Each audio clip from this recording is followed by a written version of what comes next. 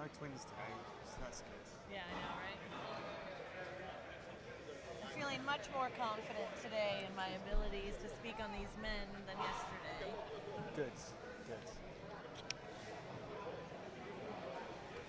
Yeah, I've been so absorbed in the under 80s for the past couple of years that, like, when I started doing the YouTube stuff, I was only going to concentrate on the under 80s because I didn't want to cast my net too wide. Right? But now I've started talking about strong women and kind of moving up to under 90 weight class. And Well, you have to do what you're comfortable with too. Like, you don't want to start your brand around something that you have no fucking idea about. And then obviously, once you get in tune with where you want to go and what direction you want to go, it's easier to kind of branch out. yeah, Hopefully next year this includes the 64 women, the U90 men and 64 women. So I'd be out there if I qualify. you'd qualify. They might not want you. I though. think if I get another top 10 at OSG, I'll just get invited at this point. But Do you think they'll do the 64s and the under 80s on the same day? no, it'll be like, So it'll be a super competition. Like yeah, like 90s and the 64s going at the same 40 time. athletes. Yeah. That's what I'm thinking, if I can remember. Rhiannon was just popping off ideas. Nothing's like set in stone. She's like, I eventually want this, and I want this, and I want this, but we'll see where it goes and how it does. Hopefully, Yeah. the mics are off.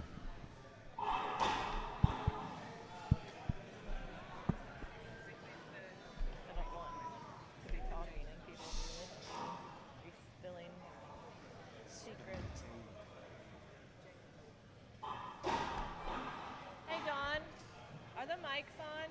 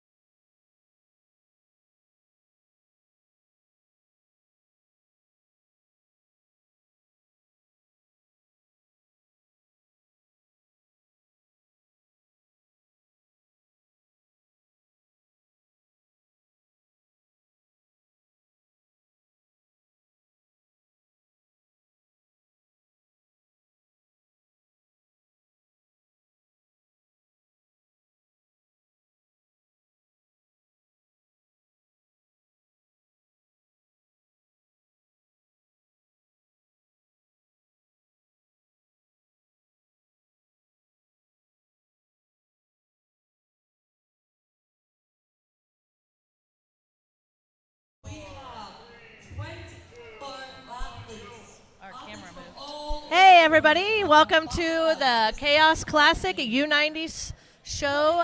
We're just finishing up warm-ups and getting things set up to get things started for the log. So thank you for tuning in. Real excited to be here today. Yeah, and if yesterday was anything to go by, Britain's strongest man under 80 kilograms, we are in for something special today. Weights are a little bit heavier. Weights are heavier. We've got athletes from across the globe. We've got the UK represented, Ireland, the US, Canada, Australia. I do hear we might actually do have one athlete at least willing to go for the log record this time too. So not somebody just hoping. He's really planning on going for that record. So I'm really excited to kick things off and get things started that way today. Yeah, we didn't see any world records yesterday, but today we've got someone going for the log world record under 90 kilograms. We have got the heaviest female deadlift ever. Hoping to see a 700-pound deadlift today. First ever women to pull 700 pounds. Fingers crossed. And again, we've got quite a crowd turned out to support the athletes. And we've got some celebrities in the crowd. We've got Donna Moore. Yeah, Donna Moore just walked in. We got Claire Mylar and can't see who else is over there. I know we've got quite a few big names from England over here today, so I'm pretty excited that I get to be here to help commentate and just, fangirl to everybody that's out in the crowd. So, yeah, it looks like the athletes are warmed up, ready for the max log, the first event. Opening lift of 120 kilos. Yesterday for the under 80s, it was 107, so quite a jump in opening weights anyway. That's a 264-pound opener. Got a little bit ahead on the kilogram to pound ratios today. Yeah, I'll be the kilo man and I'll be the pound lady. Yeah. That sounds interesting. Love it. Starting with the max log, obviously we're going to be jumping up in 10 kilos. So we're going to be increasing 10 kilo increments each round, and this event was quick yesterday. As soon as the athletes made a good lift, they were just to the back of the line, and the crew were really, really quick in upping those weights on these logs. You will see some repeat loaders and spotters, but we do have some fresh faces out here, so well prepared for a little bit of a heavier load today on the floor with those U90 competitors versus the U80 competitors. And it looks as though some modifications were made to the floor from yesterday as well. It looks like it's really well reinforced today. Yeah, we shouldn't see any mat sliding today. And we will be doing the log with pairs again, just like yesterday. And to kick things off, once we get things rolling, the first two athletes, because we have 1 minute until they'll be out on the floor, we have Benjamin McCullough and Jim Mitchell. So are you anticipating any zeros on this? I know we weren't yesterday, but we did end up with a couple of athletes failing. Do you think that will be the case here? We might see one or two. Definitely a struggle from one or two athletes. I know we have a massive deadlift prominent group here, so a lot of these men, they don't struggle with overhead, but they don't really define their strengths in the sport with their overhead. So we'll see how things kind of roll out once we get things started. Hoping people acclimated to the time change, the jet lag. Since we do have an international show here compared to yesterday, it's just everyone kind of being from around this area. So many different things that the athletes have to take into consideration for this show compared to yesterday's show. Absolutely, and we'll see a variety of log press techniques as well. We'll see split jerks, we'll see push presses. Didn't see any squat jerks yesterday. Yeah, I'm not sure about if we'll see any of those today either. All right, we're kicking things off. Here we go with our first lifters of the day.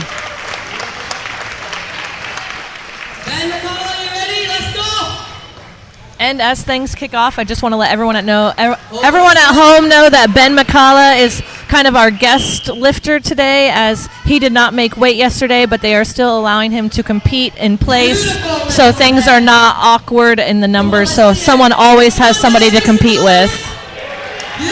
Good lift from Jim Mitchell there. 2 successful lifts. Off to a good start. Okay, so everybody's really excited about John Hack. Yeah, going to see how this log See a power lifter turned strongman. I know he's a very technical lifter, so he's been breaking all things down to make sure he's prepared for today. Easy. That was an easy lift from John Hack.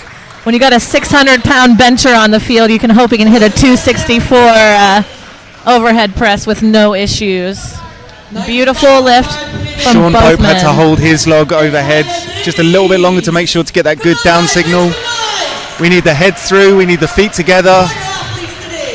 Log stable overhead. The current world's strongest U90 competitor, Tyler Davis, and then Andrew Pepio.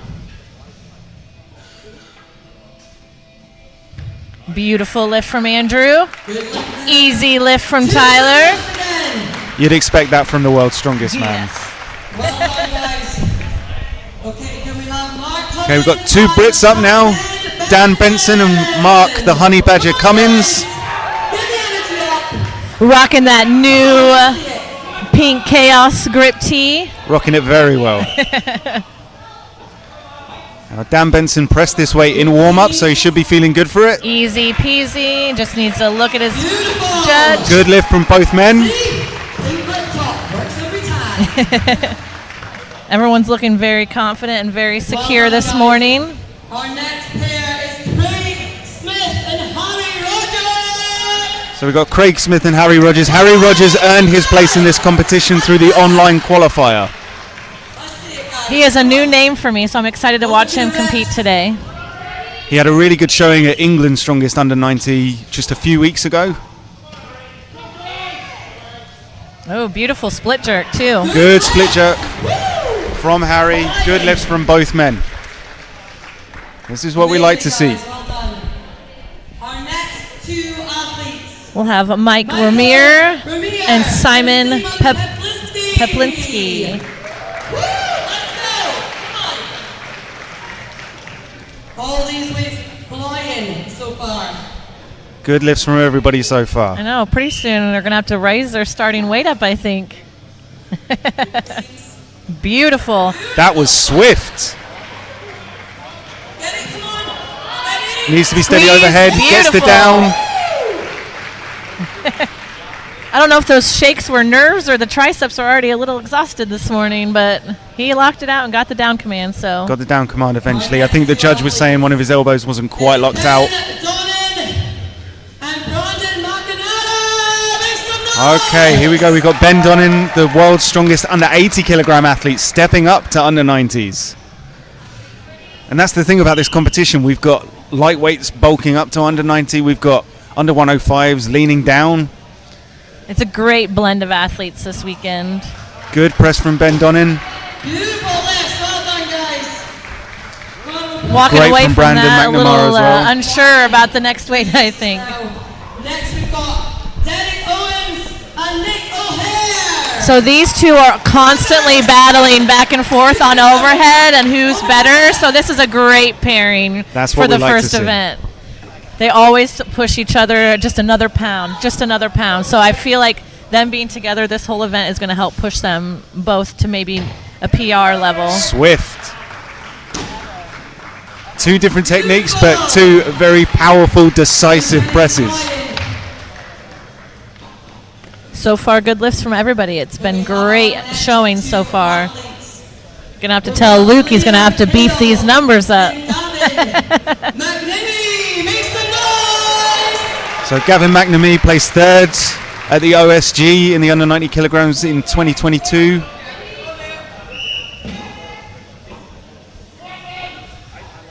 Good clean. Solid presses. Easy money for both of these men. Smashing them. Gav looked like he did like a go-go gadget arms there. Amazing. Still on 120 kilos. Next we've got Mike Dell and Josh Lancaster. Josh has one of the best split jerks in this class. His technique on overhead is pretty awesome to watch. He's been a great coach for a lot of athletes with that overhead split jerk technique. There it is, that split jerk technique. Split jerk from both men. Can hear Josh landing all the way over here. Powerful split jerk.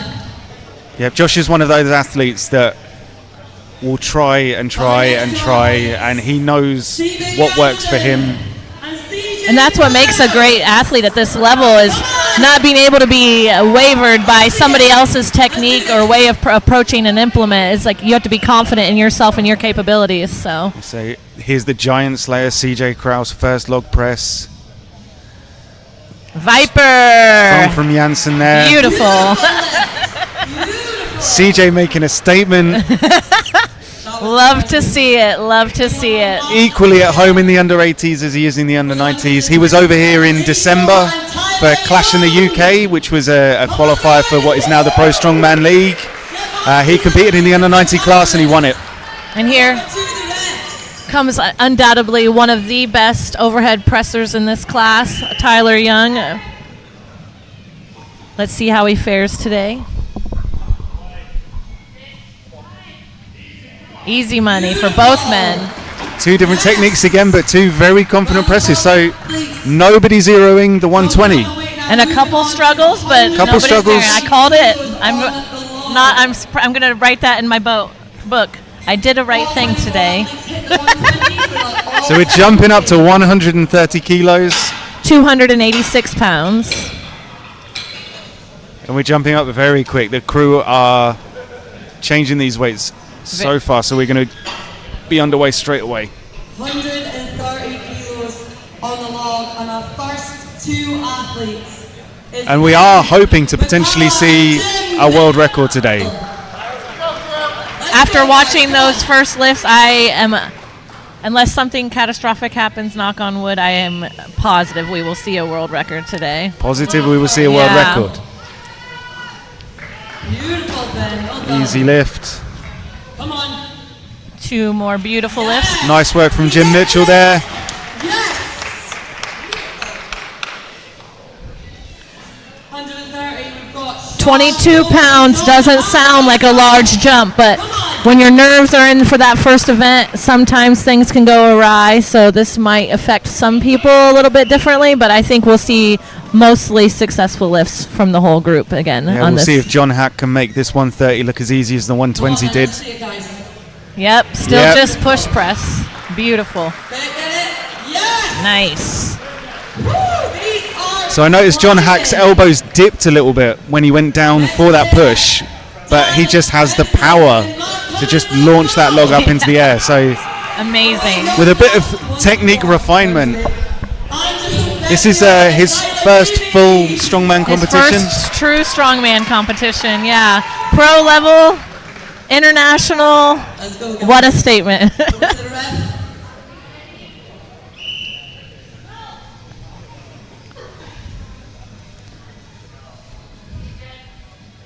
Beautiful split jerk. Beautiful. Easy push press. Yes. Lovely presses from both men.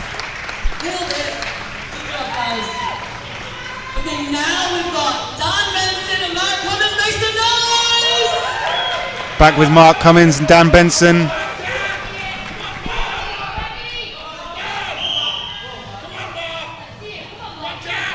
Let's go, come on. Good from Dan. Mark struggling just a bit, but okay.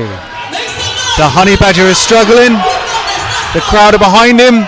We want him to get it. Oh, so just close. Missed. He's so close. Bowing out. Okay, that's our first failed rep of the competition so far. Oops. Our next pair is Craig Smith and Harry Rogers. Harry Rogers had that beautiful split jerk on the 120. We'll see how it looks on the 130. Very crispy 120, so I'm hoping that it looks just as good. Let's see it. Big pop. Excellent from Craig Smith. And beautiful. Harry Rogers. Nope. Harry didn't get the down signal. Rhiannon did tell him she's got to give him that 1 second at least at the top. So this is going to be 2 reps at 130. There he the down goes. signal. We'll see how that affects him moving forward. They were both very clean and very good lifts, but Rhiannon did warn them in rules last night that she needs to see complete control at the top before she gives that down command. Yep, this is an elite level competition. You need to pay attention to the judges. There are going to be no soft reps, no easy reps given in a competition like this. Looks like we're having some elbow issues over here with Mike. Excellent work from Poplinski. Come on, let's see it. Come on. He's not going to give it a go. Maybe a tricep.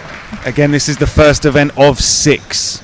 So you don't want to, if you're feeling something not right, you don't want to push too hard on the first event. It's going to be a long day. Brandon McNamara, Ben Donnan, 130 kilograms. I don't know. I love the fact that Ben has a Denver Broncos hat on. I'll have to ask him about that later. Beautiful. Solid press from Ben. Easy. Good lifts. These weights are flying. Our next pair, Derek Owens and Nick O'Hare. Derek Owens rocking the Odd Objects compression shorts with the little breathable mesh in the Netherlands. It's a very good design for a compression short, though. Solid. Come on! You got it! Yes! Good I don't lift think again from Nick's both too men. happy with how hard that was for him, but Our ninth David. he'll know what to fix on his way back out for the next attempt.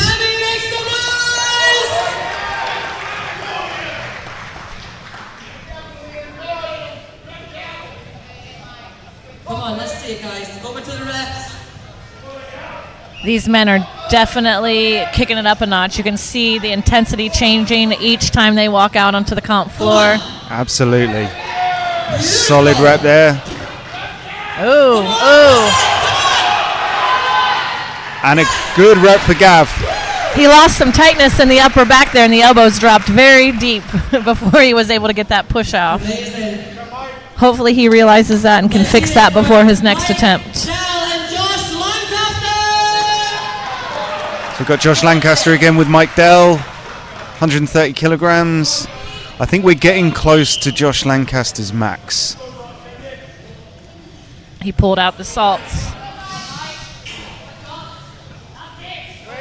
Beautiful clean. Oh, very, very. I may have spoken too soon because that doesn't look anywhere near a I max. think he's got for at Josh. least another 22 kilo in him. Or pounds.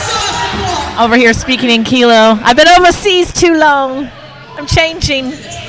Okay, so Mike Dell going in for another attempt. These athletes have 60 seconds And the to make lift an attempt. has to be called down by the end of that 60 seconds. They do not get a continuation. 60 seconds is 60 seconds. That was a tough clean. Feet together. Made him work for that rep. He got the gown. Those are points that are needed, knowing that 2 men have already failed this attempt. That gives him extra points. Okay, we'll see what CJ Krause does with this Do we weight. think we're going to see another Viper? If he can, he will. It's not the size of the dog in the fight, it's the size of the fight in the dog. There is another Viper. He has been working those so much. Beautiful. Good reps from both men. This is a So you see some athletes come out with fire and intensity and almost a look of anger on their face, whereas CJ is just so cool. He is a complete definition of an incredible athlete, but also an incredible showman. If you know CJ, you know his vibrant personality is matched with his vibrant choice of attire. Crop tops, blazers, printed everything. Nice work from both men here. Tyler Young and Lee Shaw. Now we're going up to 140 kilo, which is 308 pounds. Yeah, I think we'll see a few more athletes drop off at this weight. Definitely, I think we'll drop off at least 3 or 4 more athletes here. But everyone's looking really good. I think some of the men are surprising themselves, which is also good. Yeah, that's what you find on a competition day as well. Just the adrenaline, the atmosphere can push you beyond what you thought you were capable of initially. I know, when people tell me, they're like, oh, you'll do better on comp day. And I'm like, no, typically I am way better in the gym than I am on the comp floor. Come on, make some noise. All right. Jim Mitchell going for 140.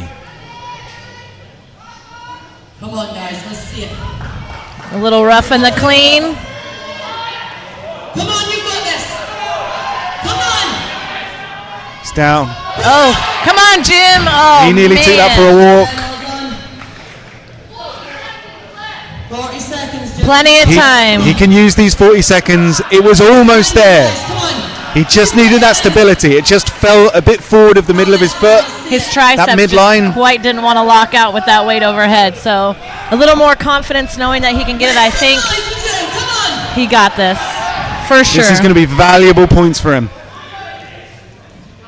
Beautiful clean. That was a much more confident clean. Absolutely.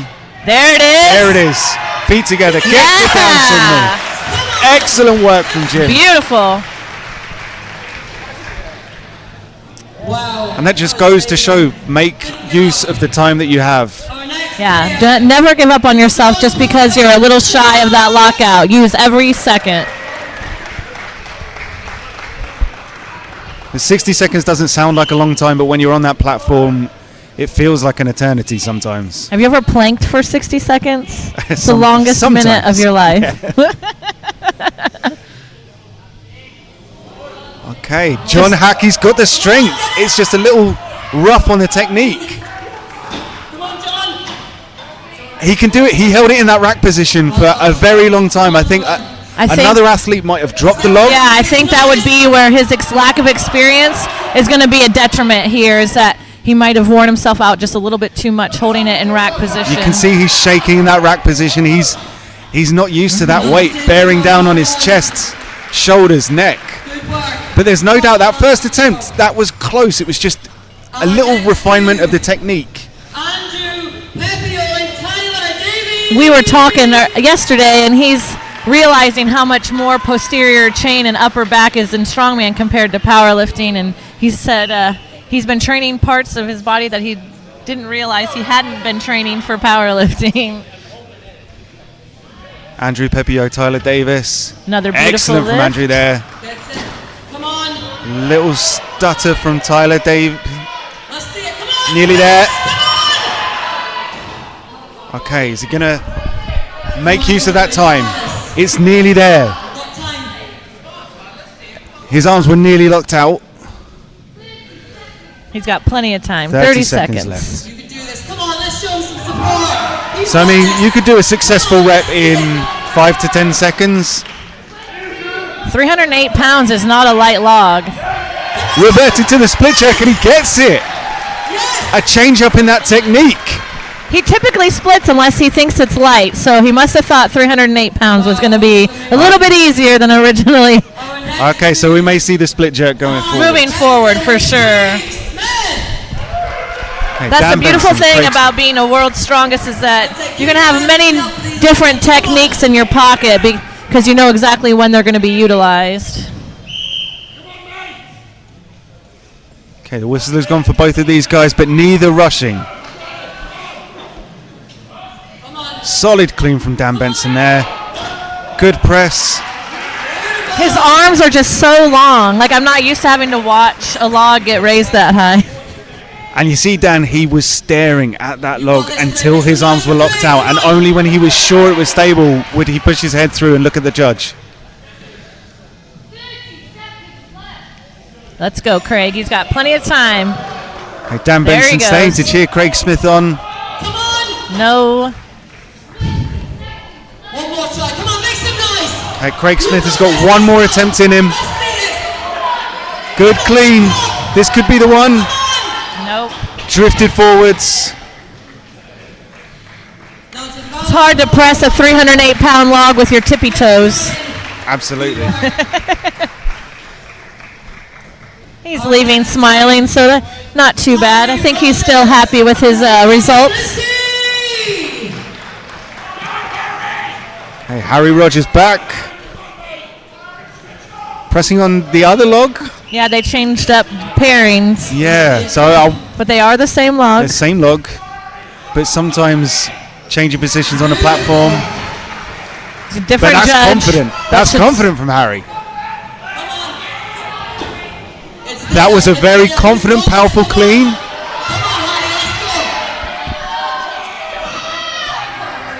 Just needs to commit to it, get under it. Nope. Not today for Harry. 30 seconds.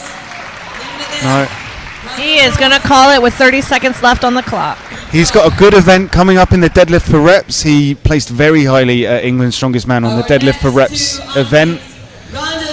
So I think he's saving himself for that. The Dawn. Such a good nickname.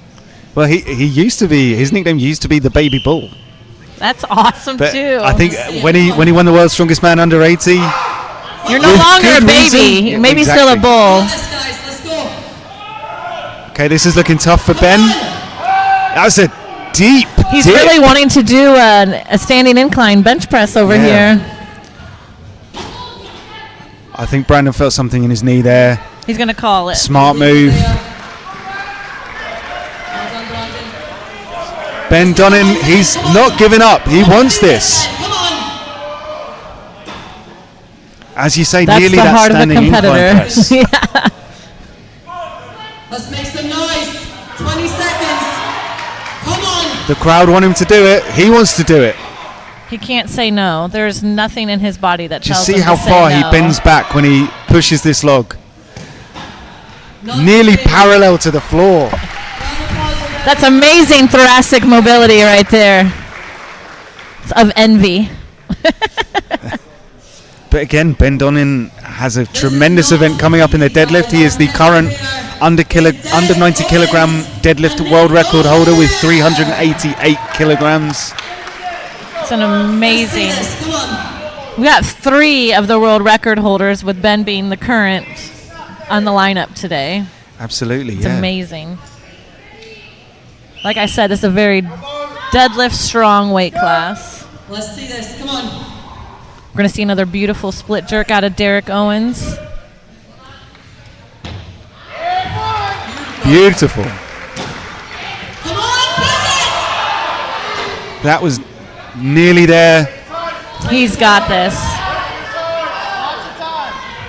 That's it. Everybody shouting, take time. Take Nick time. is our oldest competitor today. Come on, Nick. You've got this. He is a masters athlete, but he has the heart of a young competitor. I like to give him crap for how old he is, though. But he hangs tough. He does well. I love to see him get this lift. His triceps are just not today. Speaking as someone who's nearly a master's age athlete, it's inspiring to see people like him, like Tommy Lavelle. Just showing that you can still do this and perform at the elite level. Yeah, if you take care of your body, listen to your body. He is a huge advocate for recovery, mobility, and things like that. So I think it shows in his physique and his capability that we will see later on in the competition with the athleticism and the other events. Deliberate clean from Liam Hale there. Okay, Gav McNamee tapping out there. You've got time. Take a breather. It's there. Come on. Liam Hale wants it, just steps back, reset. Come on, guys. That's looking very heavy in the rack It's position very there. heavy. You can just see it. Come on, big pop. 2 attempts there. Well done. I would love to have a 308 log, though. I mean, it's hopes and dreams, hopes and dreams.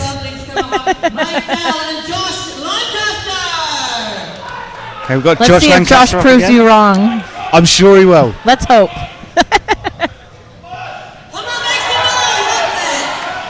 Got to hype up the crowd. Like I said, pretty full house here.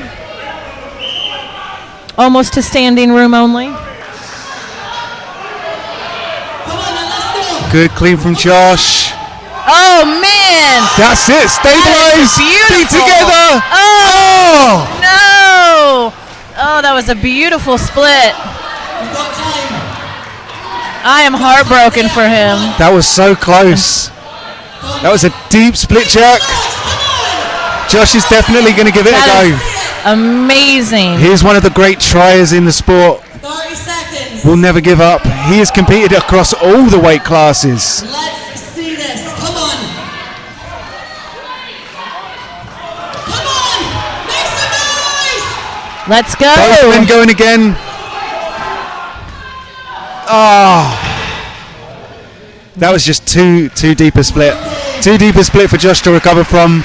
Such a shame about that no first doubt set. that he will get that within the next couple of months. We will see it on his Instagram in the next couple Absolutely. of months. A 308 or heavier successful log press.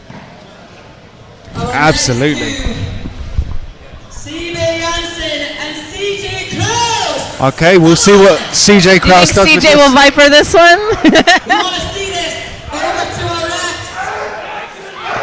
I'm going to say yes, I want to see it. I want to see a 140 Viper from CJ Kraus. Let's go. Come on. Two completely Beautiful. contrasting kind of approaches to the log. You see CB Jansen screaming, yelling. Come on. Come on, CJ. Let's go. Push it.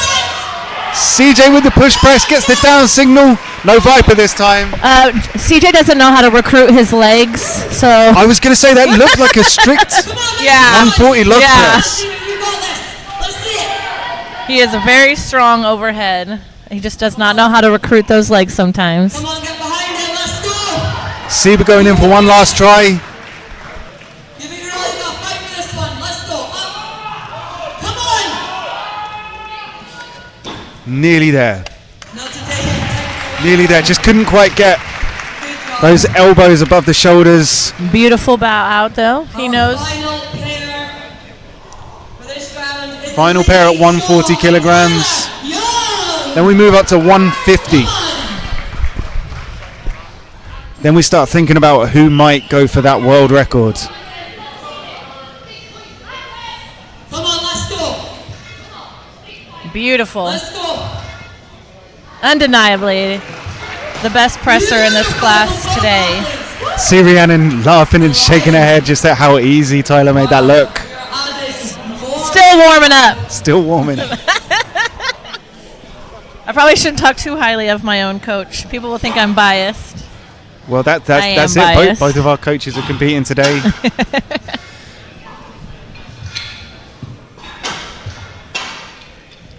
So we're just changing the weights, moving up to 150 kilos. 330 pounds. We're definitely going to see quite a few. How many we have left? 1, 2, 3, 4, 5, 6, 7, 8, 9, 10, 11. Still quite a few athletes left. I think we'll see at least 3 more fall off here, if not more. Our first two is Ben McConnell and Jim Mitchell. Come on, 150 kilos. Okay, Jim Mitchell's going to want this. He needs this. This is good points. A successful lift here will definitely set up competitors well for the next events. Make some noise, come on. Come on. Good clean. Come on, A little stumble back from Jim there. Let's It's go, in the rack Jim. for a long time. Come on, Jim. You can't breathe when you're in that position. Not today. He just wanted to feel it out for a while. 150 kilos. Yeah, this is the sort of weight Big weights. where if you don't make that first attempt, is it wise to go in for a second considering what we've got coming up? And Andrew Pepio, make some noise. Come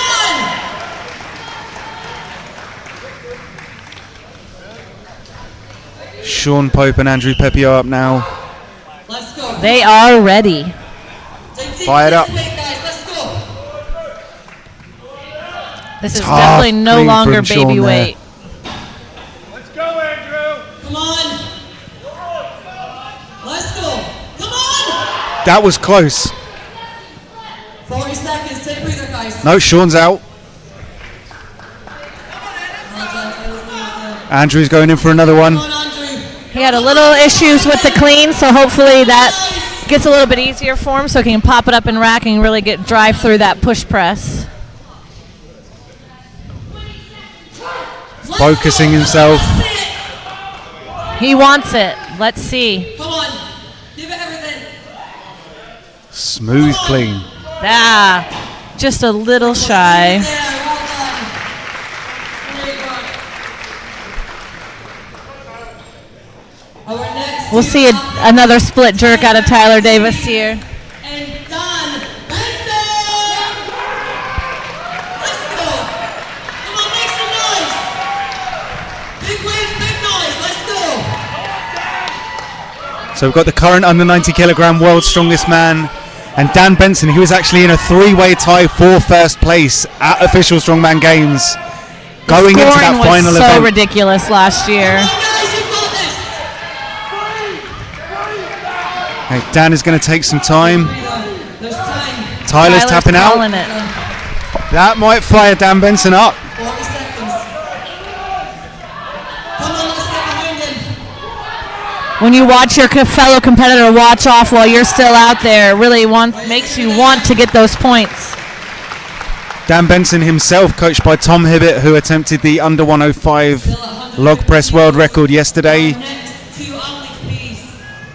We've got Stephen Pepper. Tom Hibbett also coaches Ben Donnan. Come on. Let's see what we got here. 330 is not a light log for a U90 man. Good clean. Beautiful. That looks very comfortable from Poplinski There it is. and Derek. Held it overhead Beautiful. longer than he needed to, making a statement. He has been working his technique for all of his overhead events for the last year and a half, and it is paying off today for sure. Lee Shaw and CJ Curl. Come on, guys, get behind them. Okay, we'll see if CJ remembers he has legs. Hey, we had to yell it at him and let him know, or else he'll forget. No. Let's make some big noise. Come on. Calm approaching the log. Lee Shaw stomping up to the log. Come on, fight for it, guys. Beautiful. Come on. No good from Lee Shaw on that attempt. CJ Krause, he's going to get it. Good rep. An animal. The smallest of push presses today. The strongest basically a triceps in the strict press. U90s, you think? Crazy. That was amazing. Right, come on. Come on. Okay, everybody's getting behind Lee Shaw for this attempt. Come on. We've got time, take a breather, go in again. One more time. Do we want to see it? He is going to go in for one more attempt. You got the time, might as well. You know you're getting big points if you get this log. He says not today. Well done. Tyler's the last one to go on the 150 all by himself. Our final athlete for 150 kilos, Tyler Young. Come on. Tyler Young got the spotlight. That's why he's got his shades on.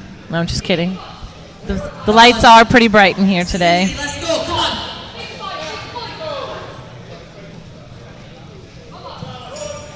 Easy from Tyler Young. Wow. We still have a few athletes in the game. So we move up to 160. And we've got 4 athletes left. 4 athletes. We're moving down to 1 log. 160 is 7 kilos shy of the current world record. So this says 352 pounds. We're moving down to a single log to slow things down for these competitors. Yeah, these sorts of weights, we need to give the athletes time to recover. Because I mean, we want to see a world record as much as they want a world record. Yeah, you don't want to speed someone through a world record attempt.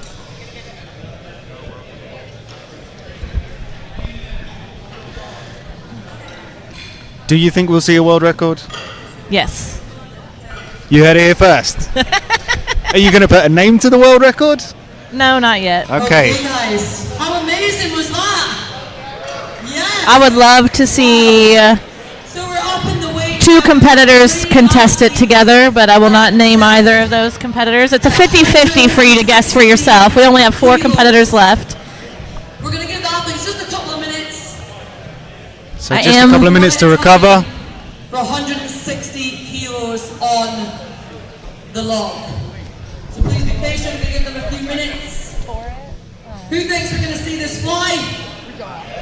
So 160 kilos, that's 3 athletes. a heavy log for open weight athletes. Just got word that Mike Ramier did end up tearing his tricep on his second attempt for the log, so I'm not sure how that will look for the rest of the event, but at least we know why he bowed out of that last attempt pretty readily while grabbing his elbow.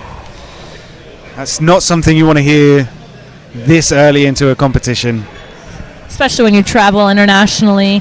This is such a great opportunity. I mean, it's awesome that he's here, and I hope he's capable of at least doing a couple more events, but we'll see how bad it is and kind of see what happens before the next event goes on. So Yeah, you have to think on an event like a sandbag carry or the yoke into sandbag, that sort of injury is gonna be a real detriment. triceps are definitely important. I mean, all muscles are important. But we shall see.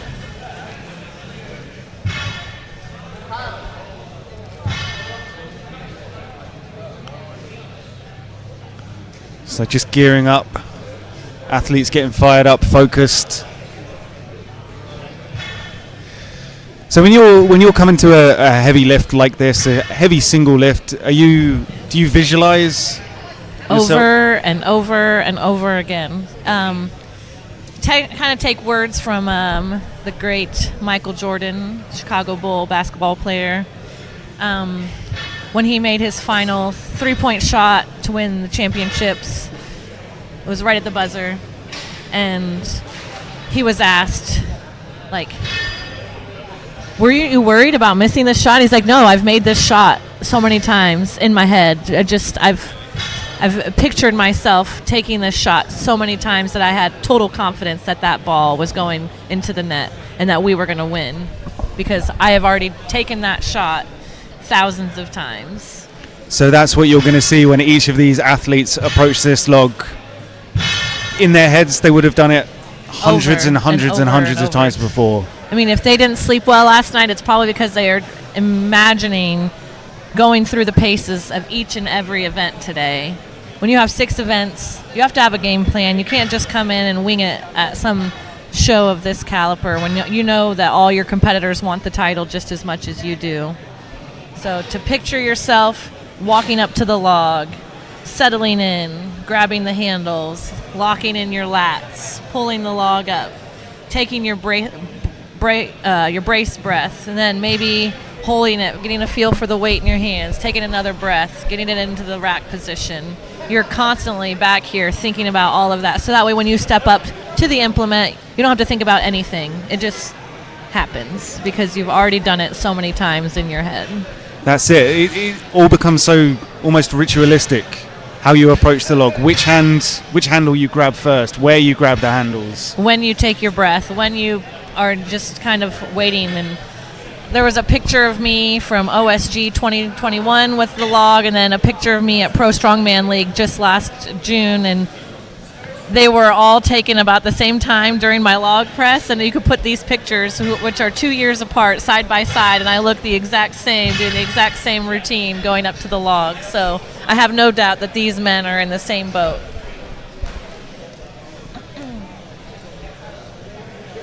So the 4 men that are coming up to do 160 kilograms, very confident in their 150s. We're about to start in a minute. We're up to 160. So we're getting ready to start calling the athletes out. 3 athletes left. 3? 3 athletes. Who do we think's looking good, guys? Out of 3 that's left. I think we have 4 athletes left, They're unless all somebody dropped. in, all of them. I'm trying to keep track, so we'll see. 160 kilos. 3 left. Let's see We'll soon find out. Do you think all four are going who to can get the lift. get this attempt? Ready, guys? I hope so. We're good. Our first Wanna see it? attempt, 160. Four-way battle for the world record. Okay. We are 7 kilos shy of the current world record right now. So all of these men are pushing towards a barrier that hasn't been broken for quite some time. Come on, Simon, you've got this. Making sure the login is exactly the right position. Come on. Good, Beautiful clean. Oh, man. No, Bowing out. well done. Poplinski not wearing any elbow sleeves. Do you wear elbow sleeves when you press? I've actually stopped wearing elbow sleeves as much. I try to save a lot of my equipment for like 85% and above. I am a little older than most in my weight class. Got to protect my joints. We want to see this, Derek. Come on. Derek Owens has looked on form so far today. I am so excited for him in this lift. Well, let's see it. Come on, Derek. Let's go. Come on, make some noise. 160 kilos on that log. Come on. Here we go. You've got this. Getting a good feel, making sure his lats are ready, everything's firing. Good, Looking clean. great. Nice and snappy underneath. So close. Man, Just overshot, just a little bit. He's leaving it there. He's leaving it there. Round of applause. Well done. damn. So the athletes Close. need to replace the log back on the cushions by themselves. So I don't know, maybe It looked like he grabbed at his lat. I think when the log fell behind him, it twisted him a little to the right, and he kind of strained that lat maybe, or at least felt something to where he just didn't want to give it another go, which is understandable. You got a whole comp ahead of you still, and he's going to have massive points just for completing the 150 log. absolutely.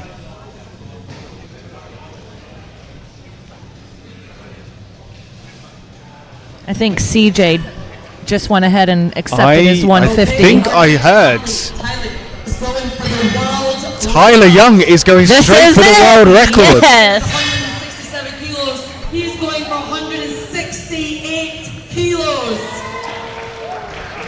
This is why I didn't drop a name. I didn't want to sound too biased. Well, he Everyone has at home, made- if you're not paying attention, you better pay attention now. To hear you He has made every press This is going for look the so world smooth He- up to this point.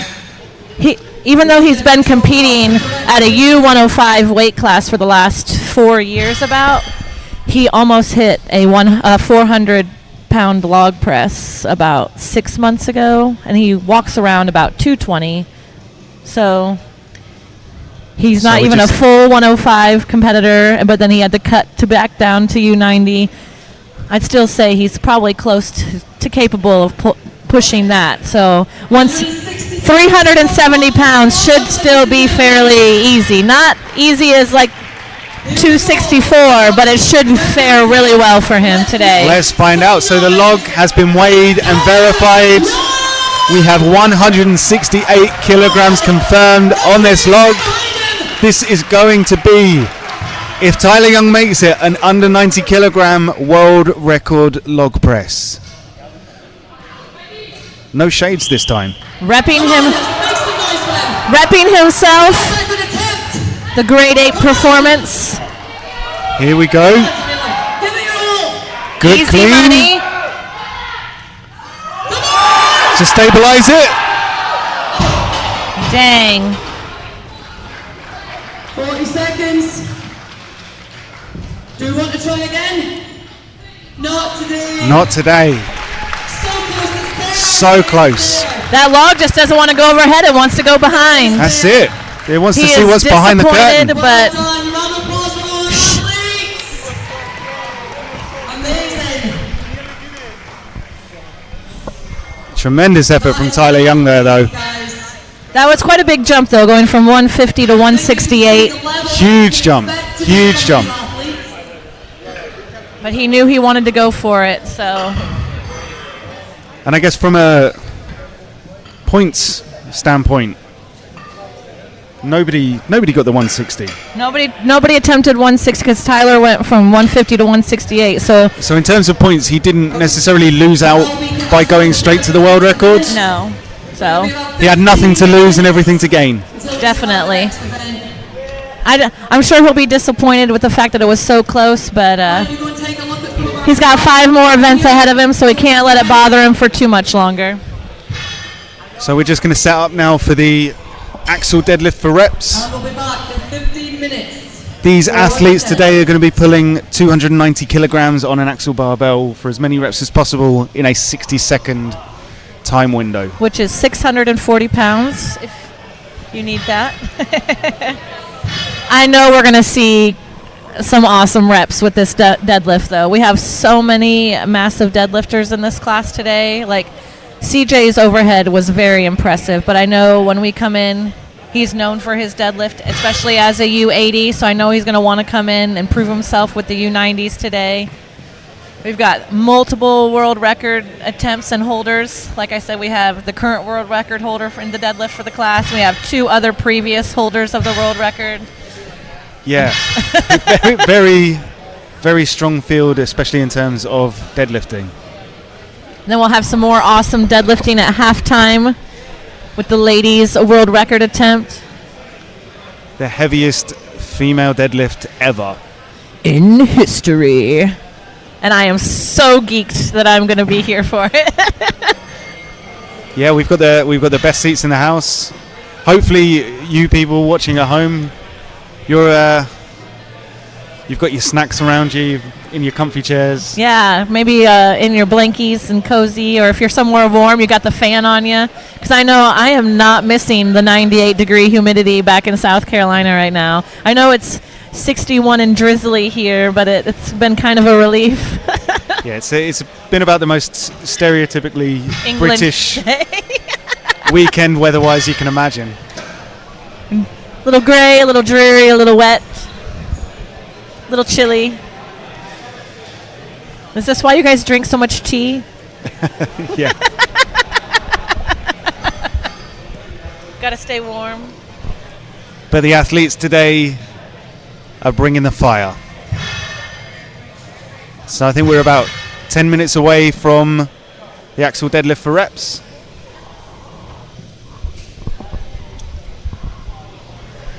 And we talked yesterday about how stiff the axle bars are. There's no give, there's no whip. You feel 100% of the weight as soon as those plates break the floor. I would love to see John Hack pull quite a few reps today, but obviously in powerlifting you don't see too many repetitions. So get 3 reps and they're all singles, spaced hours apart.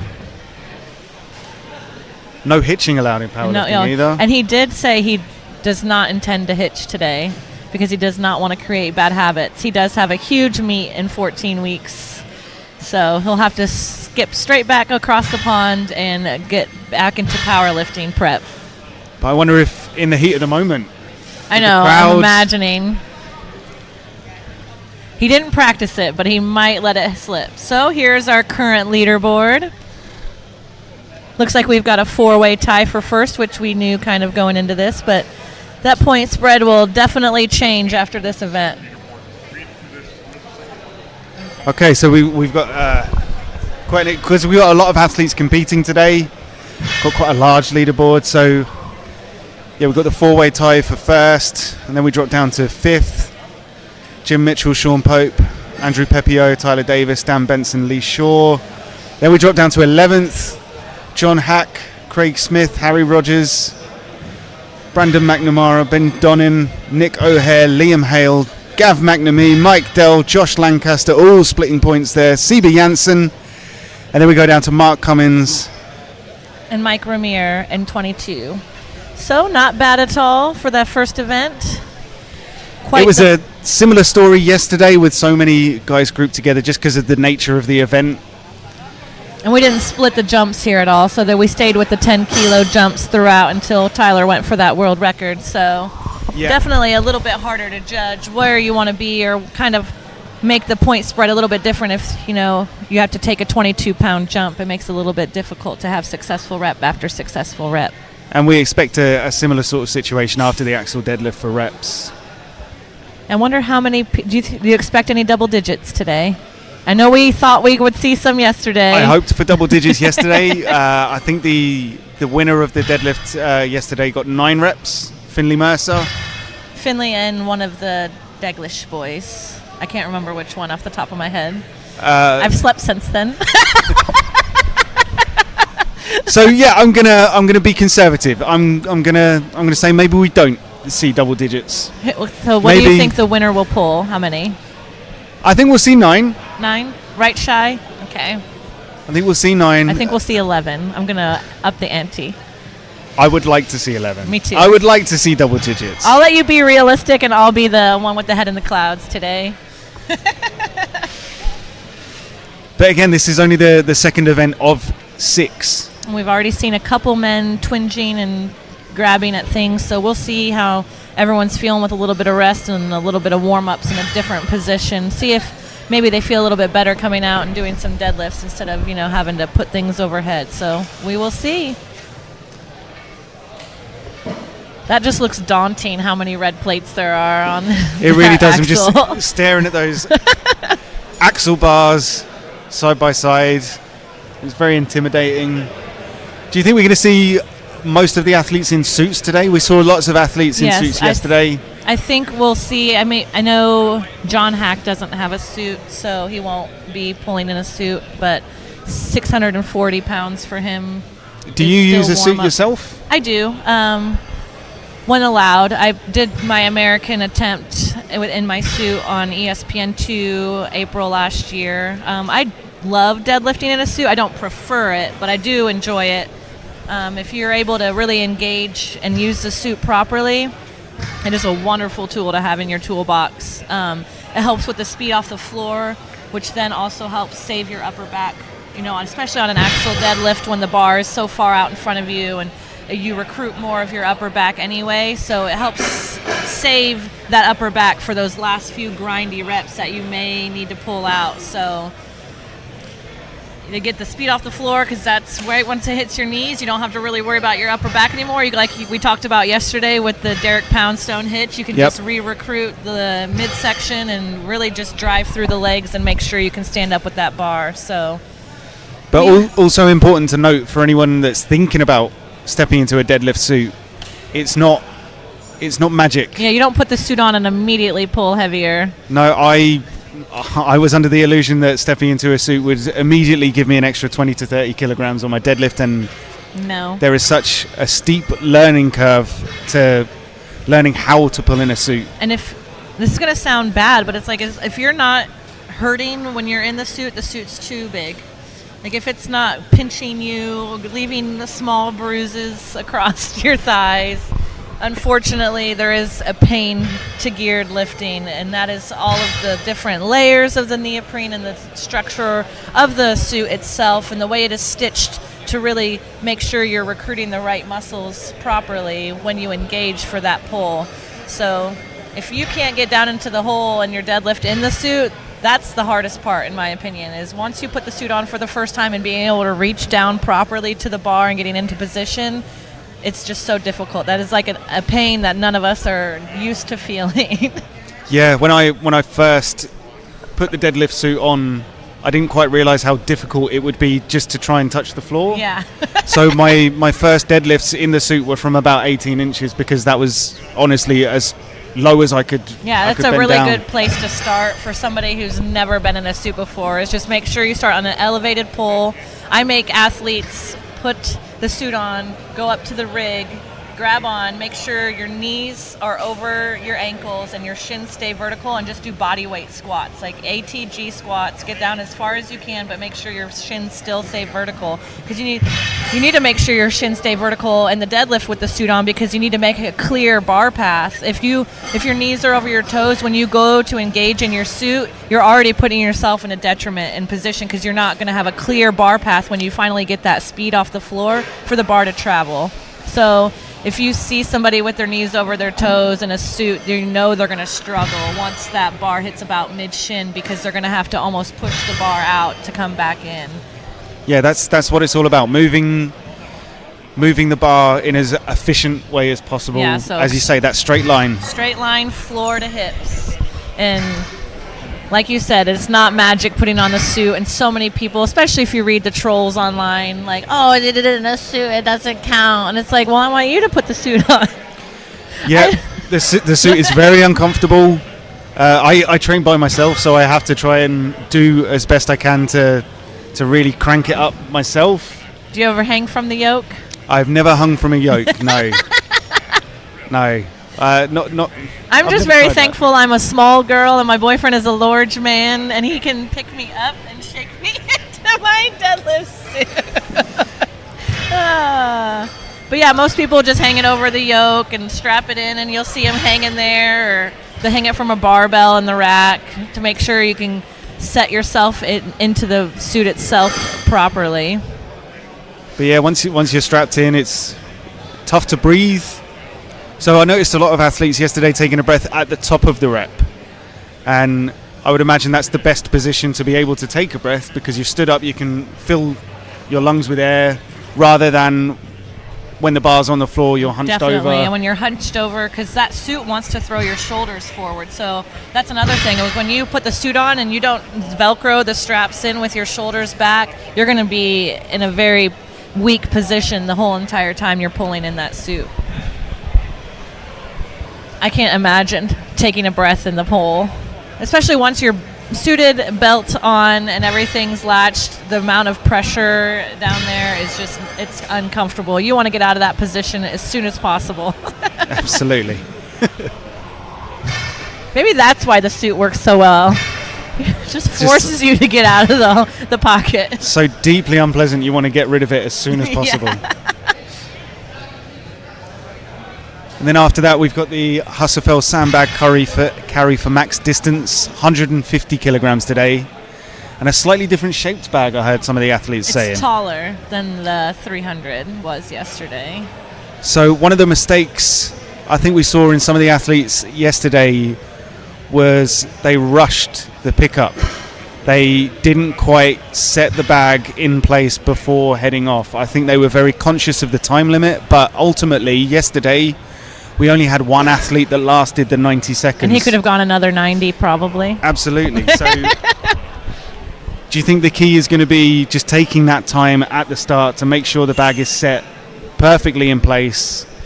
I did talk to a few of these guys yesterday, because I know, like, we're so used to, for speed, like 30 meters for as fast as possible or something like that. So this one is just max distance. So if you take the extra time at the beginning of the lift to really make sure you get that stone or that bag as high as possible, then you can walk comfortably for a very, very long time. But if you rush the pick and you try to rush your movement because you think 90 seconds isn't going to feel like forever, then you might end up screwing yourself of a few extra meters or a few extra feet because you rushed your pick and you dropped the bag. Well, that's it. I mean, that event in particular, it comes down to inches even.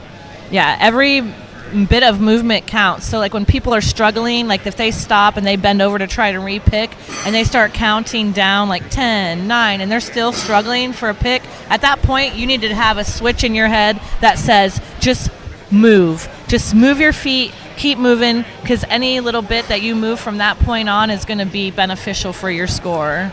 Yeah, absolutely. That was something we saw yesterday as well. A lot of athletes stopping mid-run to try and readjust the bag, and the readjustment didn't really do much. The bag sort of just landed exactly where it was, so it was just wasted energy, wasted time, and wasted inches. Yeah, it definitely comes down to you need to be able to think on your feet, because you need to know exactly how much time you've got left, what you're capable of doing with that weight in general, and then where you're at compared to your other athletes. So if you see somebody do 4 passes with the bag and you're struggling on pass 3 and you bend back down to reposition and they tell you have 30 seconds left, you could get another pass and a half in if you just stand up and just start moving. a lot of people they take for granted what an extra little bit of movement really can do for their score. This is your 5-minute warning. So we are 5 minutes away from the axle deadlift for reps. Once again, it's 290 kilograms on the bar. 640 pounds. 60-second time limit. 290 kilos. While they're doing this event, they're going to want to be focused on the judges because they don't want to put the bar down before they get a down signal. At this weight, that's going to be an expensive mistake.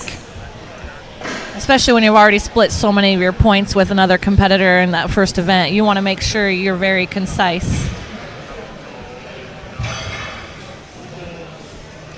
So we can see the crew transporting the sandbags ready for the event after this. It's taking 3 men just to move the bags into position. And I do want to remind everybody, I did get the bag off the floor from yesterday's event, so I didn't walk with it, but I did pick it off the floor. That so was the 120. Was it 120? 135. 135. Yeah. So 297 pounds. Don't be like me though. Warm up. Wear your equipment. Be smart. Be smart. Be safe. If you know me, you know when I walk into a strongman gym for the first time, I am immediately geeked out. I will run and I will put my hands on everything. It's, ooh, a rock. Ooh, a new bar. I got to touch it. I got to play with it. During COVID, during lockdown, I actually packed up my car and I drove to Texas. That's a 19-and-a-half-hour drive. I did it all in one leg. No stopping. No stopping. Just for like restroom breaks and things like that. But I just drove straight through and went to my friend's house because he was building a home gym, as most were during that time. And he had Atlas stones strewn about his backyard, almost like lawn decorations. And I was like, ooh, a rock. Ooh, another rock. Ooh, there's a squat rack in the corner.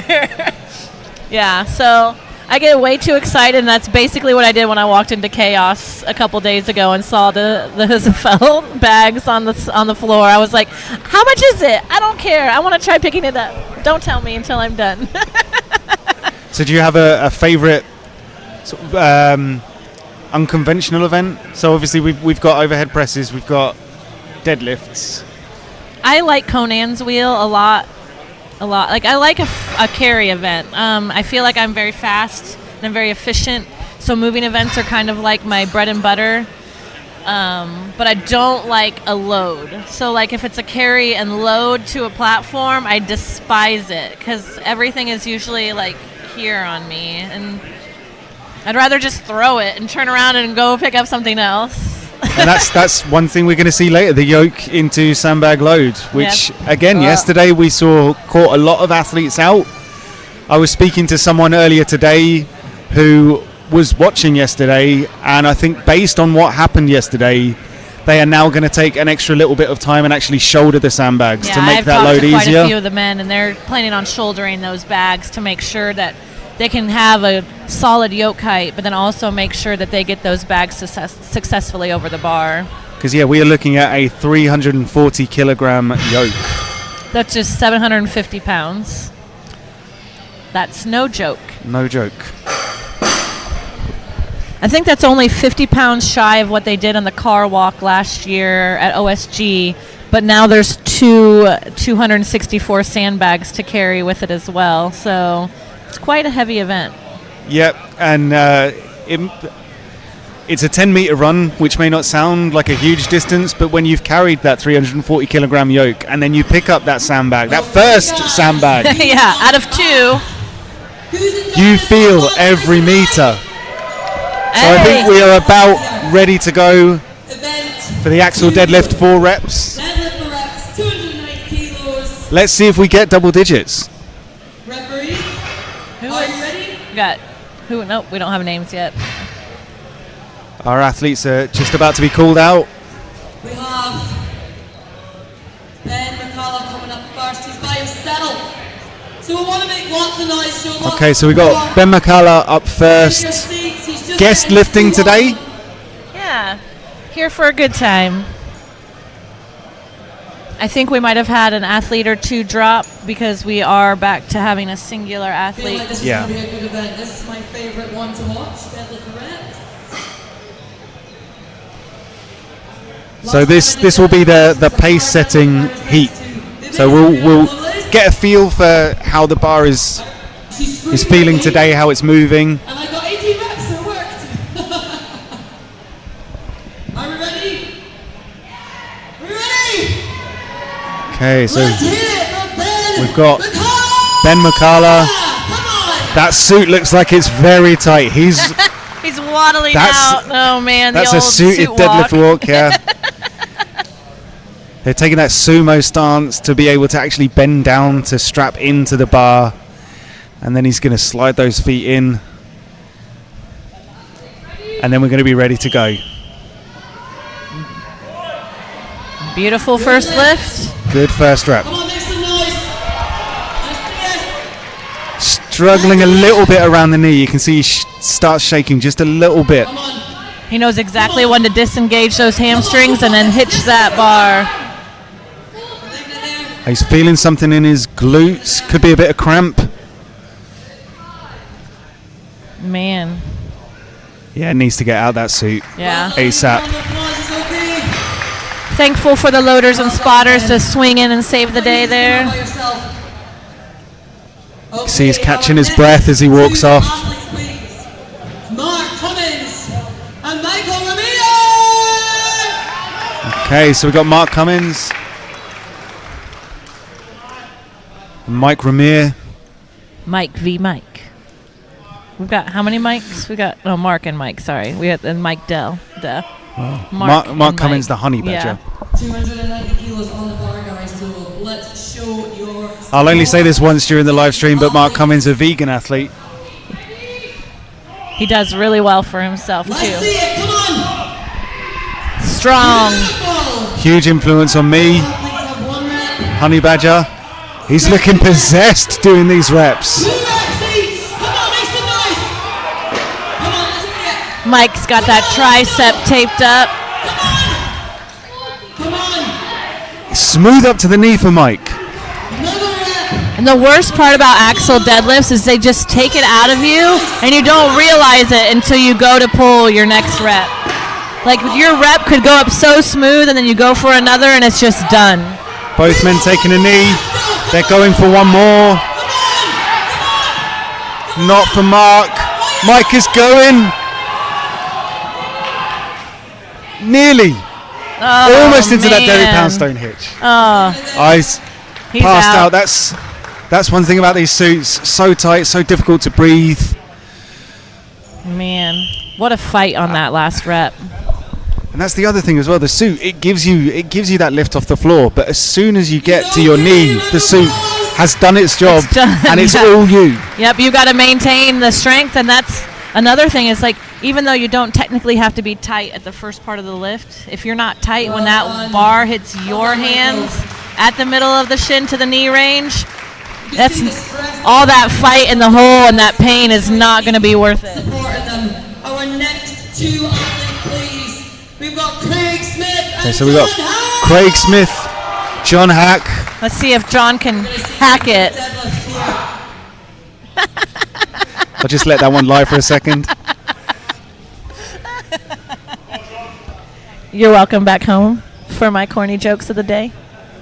I haven't started karaoke yet, so I feel like it's fair.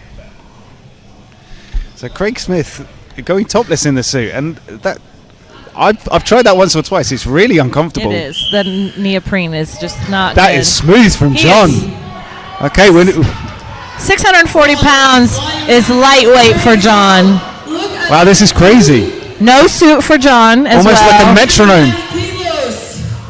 I suppose John's not used to straps either. No. Ryan. Come on, let's get behind them, guys. So he's got his hands over the bar, thumb in front of the bar. That's how I deadlift with the axle as well. Yeah, me too. Makes it feel a lot better in the hands. When you're wearing those figure 8 straps, Get behind them, come on. Okay, he said he's not going to hitch. That was close. Are we analyzing to make sure we can call him out on it? Come on. Get it up. Beautiful. 10 seconds. No, he's not going to go He for another almost rep. repped out the whole 60 seconds. Yeah, that was smooth. That was. I was just shy. Just shy. He told me he was going to get double digits, and he did it. He got double. We saw double digits. Yeah. There we are. One shy of what I called, so somebody else has to pull 11. Please, Harry Rogers and Ben Donnan. Got the current deadlift holder out here. So we got Ben Donnan, Harry Rogers. He decided to go suit but strapless. Harry Rogers, his Instagram handle is Red Panda. I said with the 4. So we've got the baby bull versus the Red Panda. It's a zoo out here, you guys. And of course, Ben Donnan, one of the best deadlifters on the planet. Different story on the axle barbell, but look at him go. Beautiful. Just look at the Good strength. from Harry as well. These deadlifts from here are flying. Come on. Ben Donnan not slowing down. Harry not quite as quick. I think John is pushing Ben towards those double digits. Absolutely. Ben does not want to be left behind on this event. Harry, those straps look like they're slipping. Figure eights Harry on an needs- axle, it's like the worst combination. That's it, because once you're strapped in, you're locked in. Ben Donnan going for one more rep. Oh, man. Come on, take a breather. We've got Dean McVie in the Got crowd 15 shouting Ben seconds. Donnan on. Got one more, right? Dean McVie, Britain's strongest man under 80 kilograms, won it yesterday, cheering me on. Ben Donnan, we want one more rep. Oh, No, man. not today. No, he's leaving it there. Well done. Beautiful reps by Ben. 4, right to the whistle though. 8 reps from Ben. Well done. It's a beautiful number there. That's definitely going to be competitive for the top 5 in this event. Next 2 athletes, going to have Nick O'Hare and Liam Hale. Nick O'Hare might not be the strongest Reps to beat, guys. single Reps to beat. rep in this class, but he is an amazing repetitions deadlifter. So we'll see if what Different he way of pulls putting that out. suit on as well. He's got those straps hanging loose in front.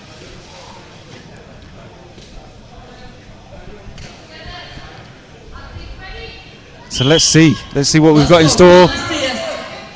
Beautiful. Solid from Nick. Liam Hale struggling. Come on, Liam. You can do it. Liam's going to take some time. He Definitely needs to get a gonna rep. See some beautiful reps from Nick here. Is flying with these reps. Easy lift here. Come on. Beautiful work from Nick. At the clash of the U90s, Nick did a beautiful job repping out the 13-inch axle there as well. Come on, Nick. He may not have the strongest 1 rep max in the group, but he definitely is beautiful repetitions. Come on, I want to see more. Checking to see how many reps he got there. He's going to go in for another. Nice. Nice rep. Love it. Amazing performance there from Nick. Telly's pleased with that. Oh, yeah, definitely. And He Nick also got 10 Yep. reps. saw that one. Another coming double digit. too. Insane.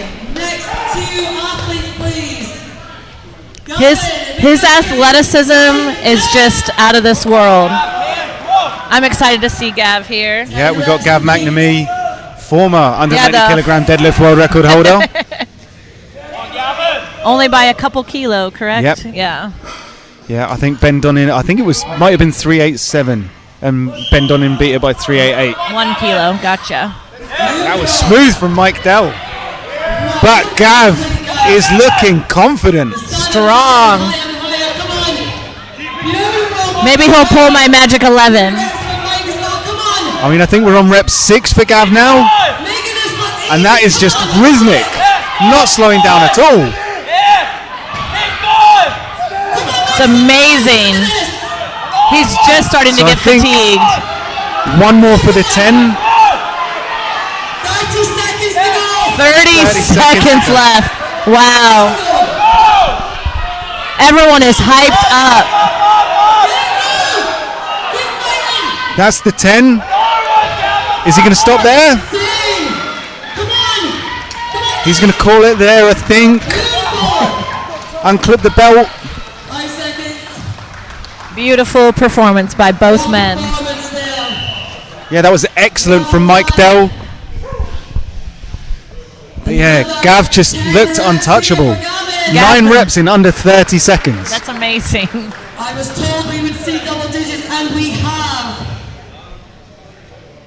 Our next two athletes, CB Janssen and Josh Lancaster.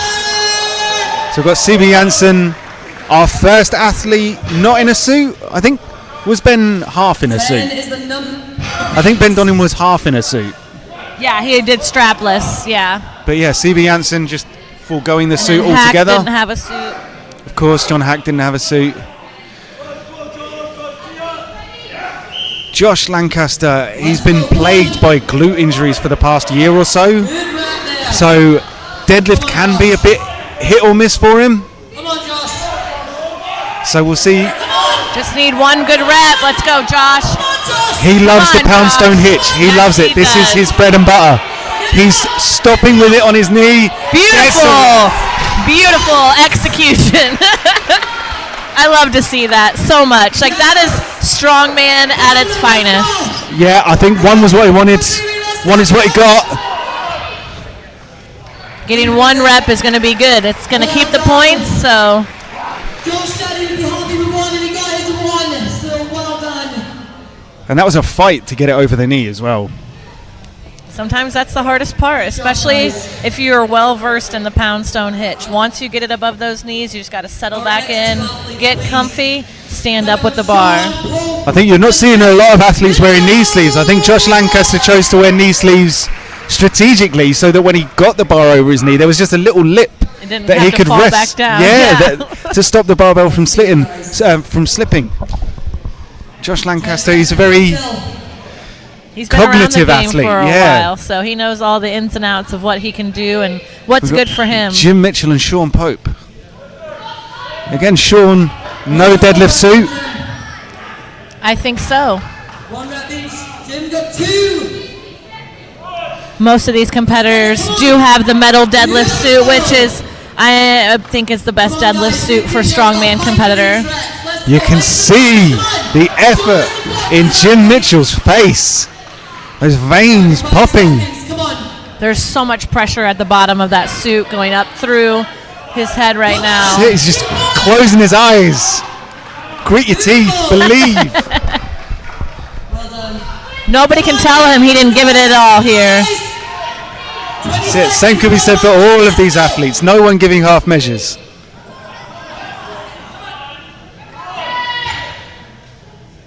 Taking the knee, leaving it. Wonderful performance by Jim.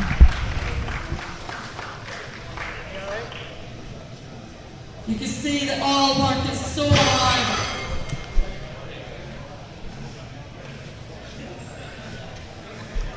The standard is high. We've still got 10 reps. Is the top number.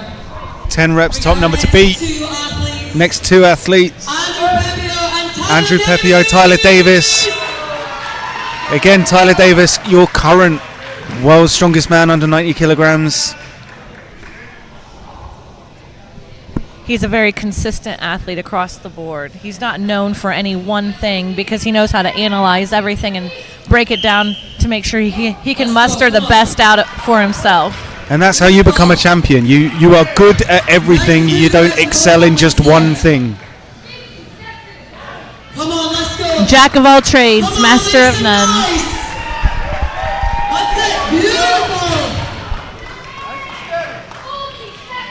Oh, that deadlift just pulled him forward. I'm not sure if he got the down signal on that I one. don't think so. He was on his toes the whole That's time. it. So I'd imagine Ree would not give him the down call on that one.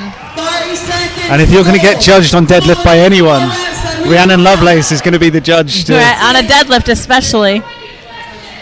20 seconds to go. Let's see one more rep. Let's see it. We're looking for one more rep from Tyler Davis. Up to the knee. Sliding it up the legs. The strap slipping. Oh no! Figure 8 That's straps so just slipped. unfortunate. And once they start to go, there's nothing you can do. Absolutely nothing. They are so great if they are working, but they are detrimental if they fail. I've seen many people pass out with figure 8s over the bar, and they just go down with the bar. Scary to watch. Okay, so we've got Dan Benson and Lee Shaw. The previous world record. Dan Benson tried 400 kilograms. He actually had 400 kilograms on a deadlift bar. He broke it off the floor, got it up to his knees. He was so close. And needless to say, he thinks this is his event. Definitely. So we could see another double digit. Smooth. The way he pulls the axle is textbook perfection. A little bit of upper back roundness to make sure you can really engage the lower half the way that you need to. 6 reps for Dan Benson already. He knows what he needs. Are we going to see that 11th rep this time? We'll see how this 9th goes. Okay, this is where Gav had to stop for a moment. Is Dan going to crack straight on? 2 more. I think he's good for this 10th. Oh, yeah. Now he might take a second. If he gets this 11th, this is going to be valuable. For the win. This will be for the lead. He's digging in. Oh, man. He's going for it. He's going for it. Let's go. He's going to get it. Let's go. Nearly there. Go. Just needs to lock out just a little bit more. He gets it down. He gets it on the whistle. Does he get given the rep? He got the last rep. He got 11 reps. That took every ounce of energy. Oh man, now he's on for the event lead. And I called it. Yay, 11 reps. Okay. Current leader with 11 reps. That was a you phenomenal can hear us getting animated behind the commentary desk there. I have tried so hard all weekend not to get too amped back here, but I could not contain myself any longer. I'm sorry if where you're watching in the world it's early in the morning. You've got the TV volume down low. It's like 6 a.m. back home. My apologies. 10 is the number to beat still. It is 6:22 a.m. as Eastern Standard Time. Hope you had your coffee already, because I'm 2 monsters in.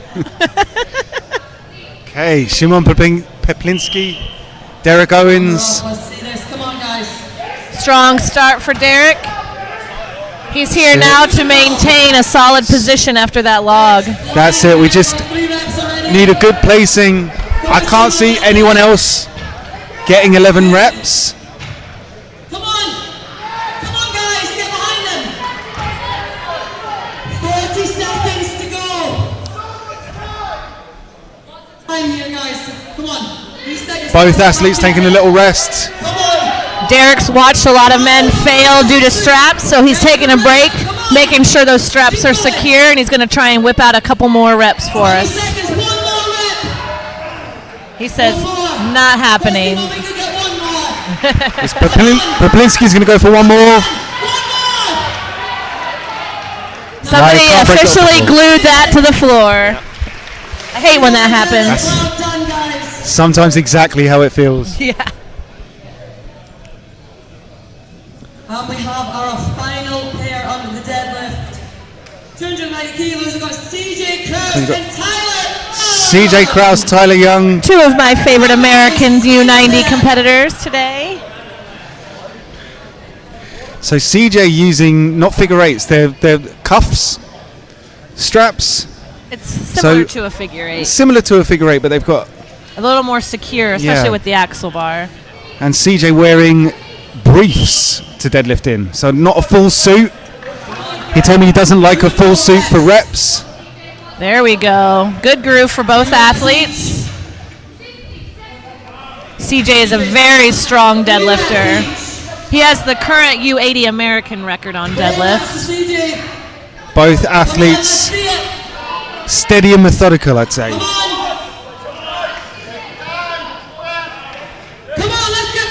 Tyler Young taking a little breather. This is the final heat. These athletes would have had an idea of what they're capable of going in. Come on, CJ, come on. And sometimes the goal is just to reach that number. Looks like one of CJ's straps is slipping on that right hand. It's going to do a readjust. Tyler is calling it there. Tyler's called it. Let's see if CJ can he's get going to go one for more. one more. No, it's not there today.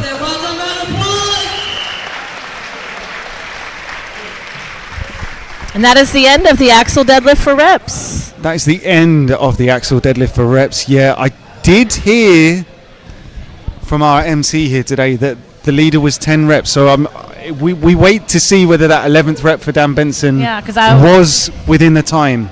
Guess we're going to have to roll back see. the footage. It will be reflected in the points. I hope they give it to him because it was right at the whistle. So we shall see. So I know Tom Hibbert, his coach. Oh, we're going to review the footage. I think they're reviewing the footage, yeah. Because that 11th rep, that is valuable. Yeah, not only would he be the only winner then, not have to split any points, that would then also give the other men less points to split between each other. So, phenomenal. Okay, we are hearing 10 reps is the winning number. But we're still reviewing the footage, so... Here's the coach reviewing the footage with Luke currently. And then we also have our athlete manager, Andrea, checking in to make sure everything's good. 20 minutes, and we'll be back. And we'll do about 20 minutes until we do the Husafel event. Rarely has one rep been so valuable, because with this number of athletes, that's a lot of points. We have... It's a 23 total athletes. A nod today. from Tom Hibbert. I don't know whether that means that it was given. Crucial athlete Nico Hare also got 10 reps, so round of applause, well done. Still conversation going on. Sorry, we're just... Luke is bobbing back and forth. I think we've got a word. Breaking news. We've got Yes. words. It looks... Benson actually got 11. Dan 11 Benson reps gets allowed for that Dan is 11th secured. The winner of this event. And that is why you take video of every event. Incredible stuff. The fight was worth it. The fight was worth it. It was a very emotional end to an event for him, but well deserved. Yeah, and he's got some good events coming up as well. He likes the farmer's carry. He told me he doesn't like sandbag loads. He doesn't like the sandbag. So he is going to be one of those that will shoulder the sandbag, that will take that extra time. And he's strong enough to definitely be able to pop that to his shoulder and comfortably carry it over the yoke. Absolutely. You can see the smile on his face. That meant a lot to him. What a good coach also to be in his corner here today and making sure that he fought for that last rep, both Absolutely. physically and with Luke, to make sure that those points count. So you don't want to work that hard and then have it thrown away because there's no evidence or somebody to help support you to make sure that that is counted for your points on the day. Yeah, because that one rep, that must have taken 10 to 15 seconds. Yeah, that last bit of the lockout was rough. Yeah. His knees were soft for a very long time. But good rep is a good rep. And I mean, that cements his place as one of the best deadlifters on the planet. Definitely. 290 kilograms, 11 reps. I can't even on an fathom. axle barbell. Yeah. All worst case scenario because there are calibrated plates on that as well. Yep. Yep. So we've got about 20 minutes before our next event, the max distance Husafel sandbag carry. 330 pounds. 150 kilograms. I beat you. Bearing down on the chest. And it is partially loaded with rubber crumb and sand, so as you walk with it, you could eventually feel the sand possibly shifting to the bottom as the rubber crumb comes to the top because of the density differences. Yep. So that'll be fun to kind of visually see happen, I think. This is going to be a fun one to watch. It's certainly not a fun one to participate in because you're not able to see where you're going. You've got judges at either end of the 10-meter run to tell you when you only need 1 foot to cross the line, to touch the line. They do a very good job. They raise their hand, they holler at you, let you know that you hit that line and you can successfully turn around and continue another pass. So. And you want to play it perfectly. You don't want to overshoot because you don't want to walk further than you need to. You don't want to undershoot. We saw some athletes having to walk backwards with the bag yesterday because they turned a bit too early. Or even if you try, some athletes will strategically stretch out. And with that heavy of a bag, you want to be careful that you don't strain or tear your adductor or anything like that. So it's all about how you practice and you show up on game day and you just execute. So for this type of event, we've got the scores. Okay, here we go. Dan Benson currently in the lead at the Kaos Strongman Classic under 90 kilogram invitational, followed by Derek Owens and CJ Kraus tied on second place. Then we move down to Tyler Young in fourth, sharing fifth place Jim Mitchell and Lee Shaw. Shimon Poplinski in seventh. And then we've got three men sharing eighth place in John Hack, Nick O'Hare and Gav McNamee. We go down to Ben Donnan, Andrew Pepio, Tyler Davis, Mike Dell. Then further down, we've got Harry Rogers, Sean Pope, Craig Smith, Josh Lancaster, CB Jansen, Mike Ramir. I'll get it right eventually. Brandon McNamara. And I believe Brandon has dropped Yes. the comp as well. So Yeah, he didn't have a fun time on the log press. Yeah, he grabbed his knee. Yeah. I haven't heard of official report on exactly what's going on, but he felt it was necessary and appropriate to drop. So health is always first, so we do not encourage people to compete injured. Absolutely. So yeah, we've got the events coming out that are really going to separate the athletes out. So we've got a few tied places as it stands right now, but with these distance events, a farmer's carry for time. And then we've got our static events out of the way, so now this is where it gets interesting to see how John Hack really comes in and see if he's been working his conditioning, see how much time he's had with these implements and moving with these different types of implements. I know his farmers was looking pretty good in training, so let's see if he can maintain that top 10 position after these moving events. I mean, what a competition, what an introduction to strongman. I know, an international pro show. International pro show, these events as well. It's a true strongman show. Like, you've got your max log, heavy deadlift, quite a few moving events with different implements, testing your grip, and then just testing your posterior chain endurance in general. Yeah, the athlete that winds up on top of the podium today will absolutely have earned that belt, that gorgeous Kaos Classic belt. I have worn it. It is beautiful. It's heavy, so well-deserved to whoever wins that today. Hopefully they wear it for the road trip back home overseas on the plane. Yeah, you'd absolutely wear it on your travels back home. Well, I guess I don't know. I guess if somebody here, I don't know how many people. I know flights aren't. Like, do you fly more frequently here? Like, I know in America, in the distances that y'all would typically travel, we would drive. So, how do you guys is train your biggest form of? I would imagine just because of the amount of kit that these guys have to transport, something like a train would probably be a bit cramped. So I'd imagine a lot of these guys have driven. I know Dan Benson is from Cambridgeshire sort of way, so that would be about 3 to 4 hours. Okay. Not a million miles away from me. But yeah, we had guys travelling up. Tommy Chivers yesterday, Britain's strongest man, under 80 kilograms, travelled up from Kent. Gotcha. I think that was a good 5-6 hour journey.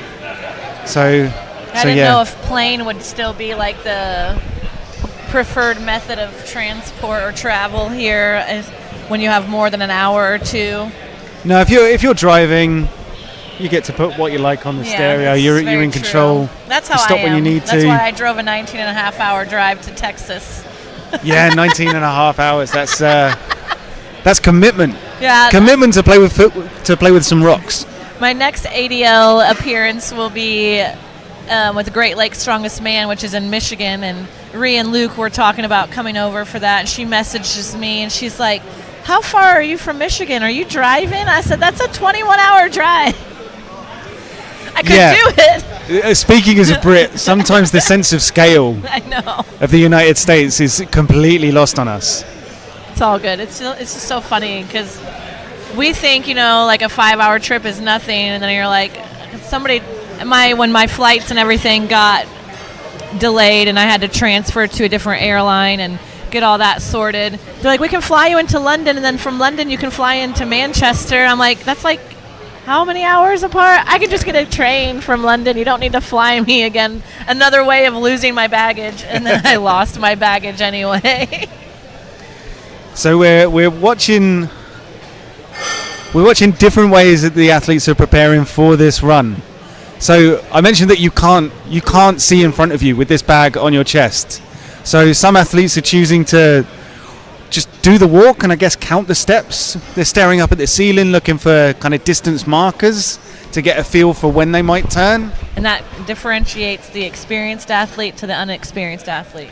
It's also getting an idea of maybe how bright it is when you're looking up and what might bother you while you're running with that Husafell. I tried that approach, counting the steps, when I had a max distance Husafell Shield carry a couple of months ago. I think I counted 19 steps, and when I started my run, I must have counted to 19 too quick.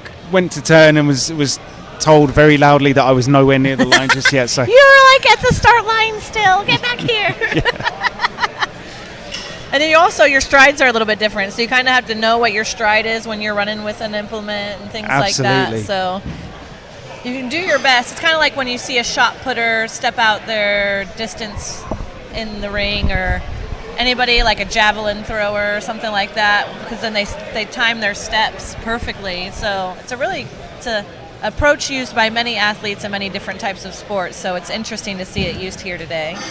So I'm also seeing some athletes warming up with the bag that was used for Britain's Strongest Man yesterday, which is 135 kilograms.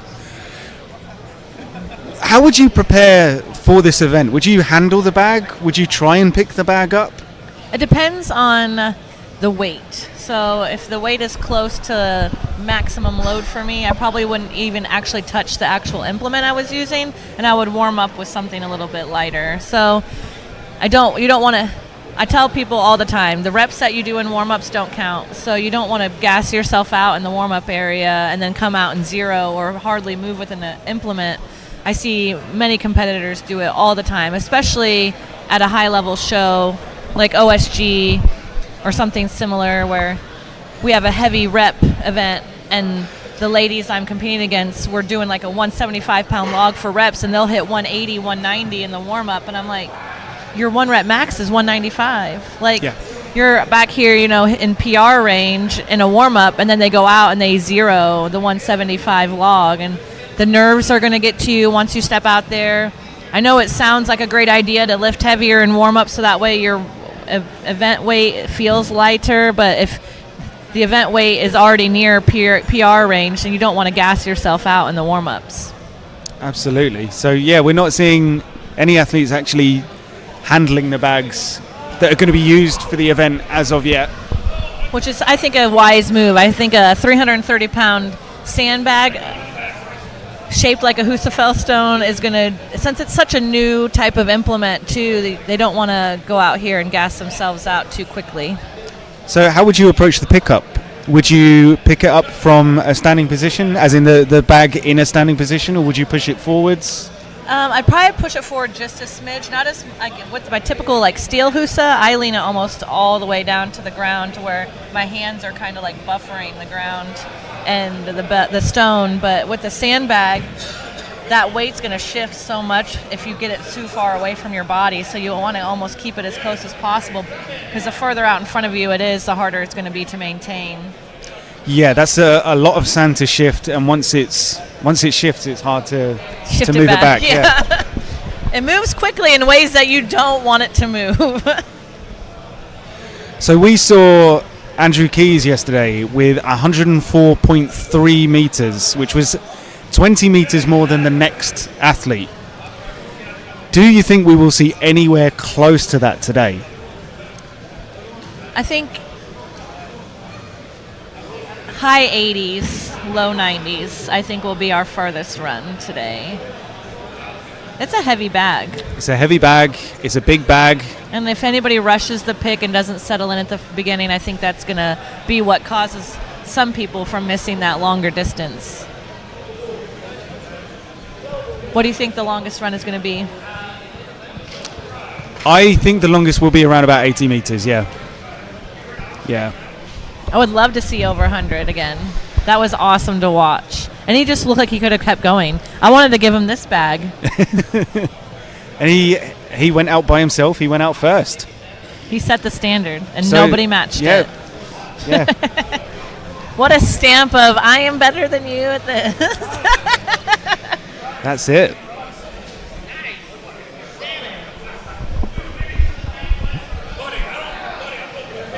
So we've got athletes just back firing here. each other up to the side of us.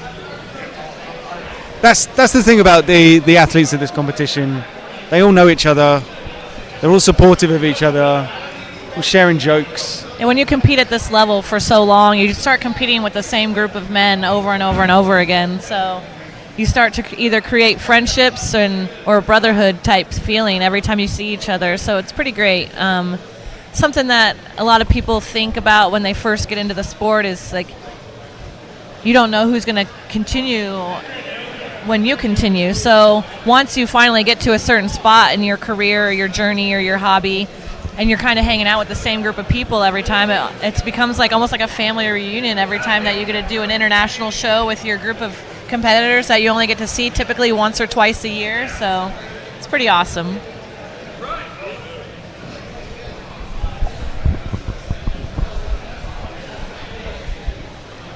I think they're all starting to get a little antsy back here.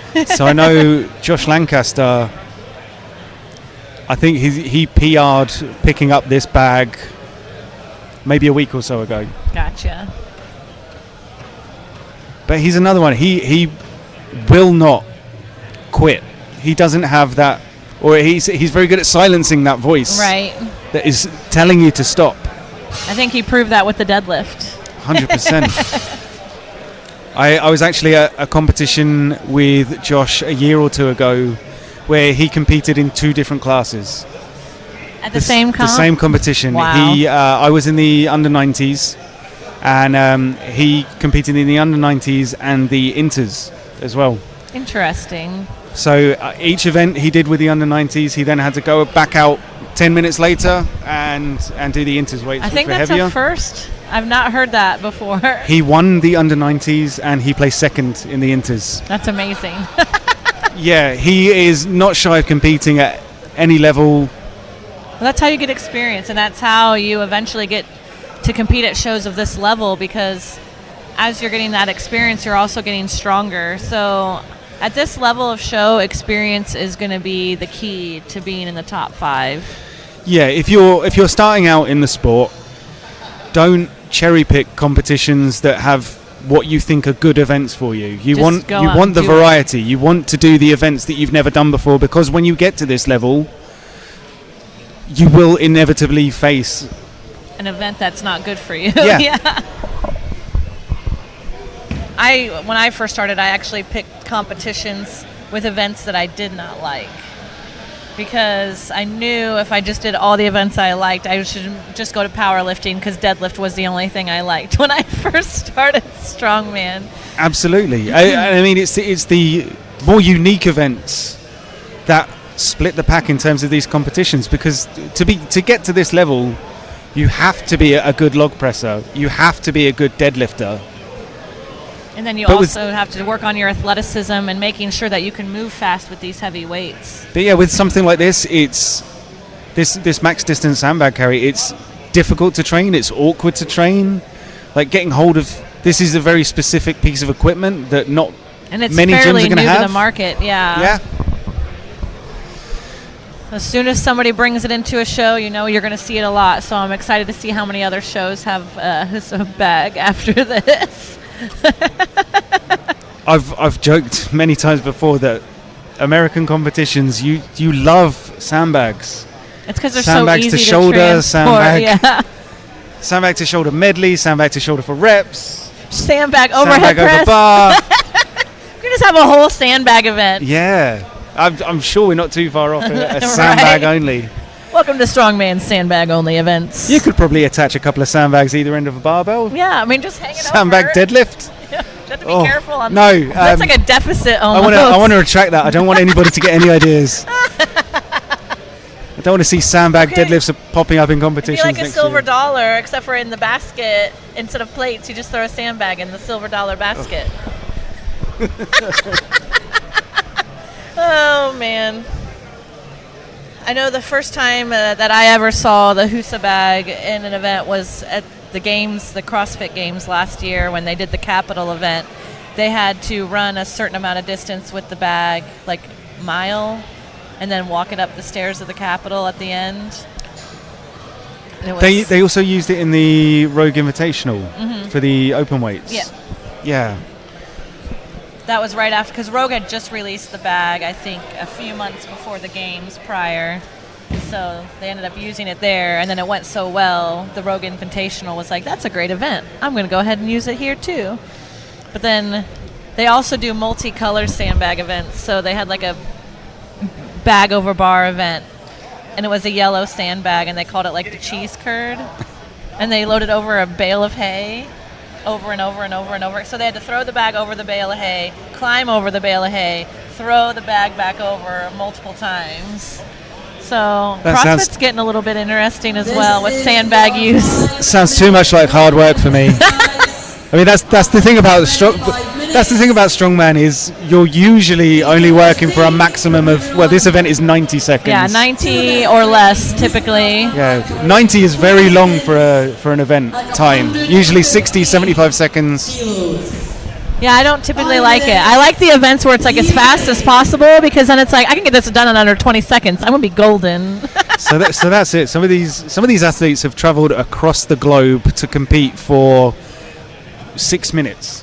Total. 6 minutes worth of competition, thereabouts. Don't tell them that. Nobody watched this. Well, I mean, they are competing for quite a sizable prize purse at last count. The prize money stood at over £8,000. So if you're atop that podium, it would be worth the journey. Yeah, well, it looks like we have £6,000 in total money to the top 5. Crazy. It's Okay, a we good are purse. seeing some athletes practice their pickups now. Would you wear a grip top for this event? No, I would not. Absolutely. Absolutely not. Because I know the amount of resettling and repositioning I would have to do, and to try and move something upwards on your chest after it's been lying on a grip top is not ideal. I actually lost a lot of distance in a max Husa because of that. So I hardly wear grip top anymore for moving events. I prefer it more for my static overhead events. Because see, I instinctively probably would have worn a grip top just because I need to grip the sandbag. So it seems like a natural choice. But yeah, you're absolutely right. To readjust a sandbag while it's rested on a grip top, It's not ideal. yeah. For max distance, if it was just like a as fast as possible event, I do want it to stick to me, so wherever it lands, and then just keep it there and then run with it. But for something max distance where you can reposition as many times as you want, as long as you don't drop it on the ground, I would not wear a grip top. I would just chalk up pretty heavily. Like take a bath, just dive in the chalk bucket, come back out, shake it off like a dog, and you'll be good. So in terms of rest, these athletes are allowed to pause to readjust the sandbag. As long as it doesn't fall back down to the ground, you can stop and kind of, sit down. I think there was a time limit. Like they can't just sit there for an extended period of time, but if they want to crouch down and reposition, they're more than welcome to. Okay, looks like we are almost ready to get underway. Please clear the platform. Oh, we're clearing the We've got platform. some athletes shaking heads after picking up the bags, and there are going to be some unhappy faces after this event. I think during it will be. During, So yeah. photographers better be ready, because I think this will be some good shots. If they can see their face. This is a tall bag compared to Very yesterday's tall bag. Okay, can we get the bags in place, please? So we're just going to get the bags in place. The athletes will, I think, be able to position the bags as they wish before they start. It looks like we've got Ben McCullough and Liam Hale up first. Okay, so we have got a head-to-head to start off. Would that help you going head-to-head in an event such as this? Yeah, it actually is what helped me at the OSG car walk last year. Seeing my competitor come up from behind, I almost didn't re-pick and keep going, but I ended up re-picking, going, and finishing the car walk for the first time. So would you be keeping an eye or an ear out in the my peripheral vision is where it's at, so I don't ever turn around and take a look behind me, but if I see someone in my peripheral, it keeps me motivated. So you just heard this is a test of physical strength and mental strength. You Most can't definitely quit. You don't want to put this bag down.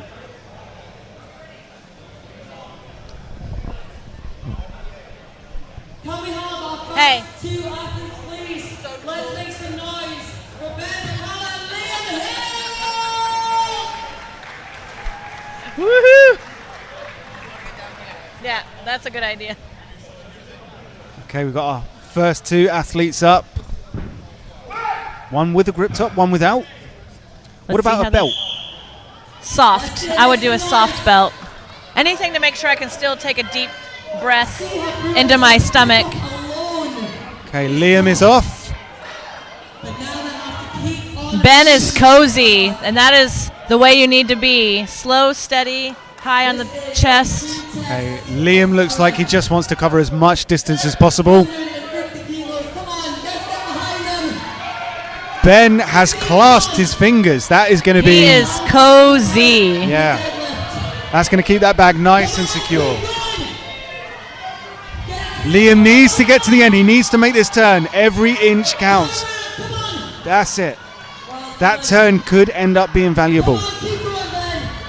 I think Ben will walk the rest of the time.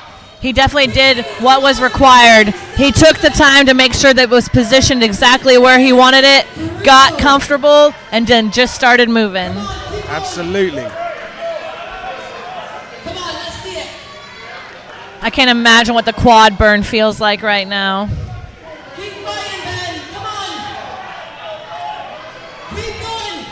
Lactic acid. He's almost build there. up. Do you think he'll make it to the line? Oh, he thinks he's closer to the line than he is, I think. Couple more steps. Let's go, Ben. There you go. Now he needs to try and make the turn. How much time is left? There's the time. Oh, Woo! That was everything he had. Everything, yeah. I love a dramatic finish. I mean, I'm sure he's exhausted too, so it's not really dramatic, but He's okay. Thumbs up.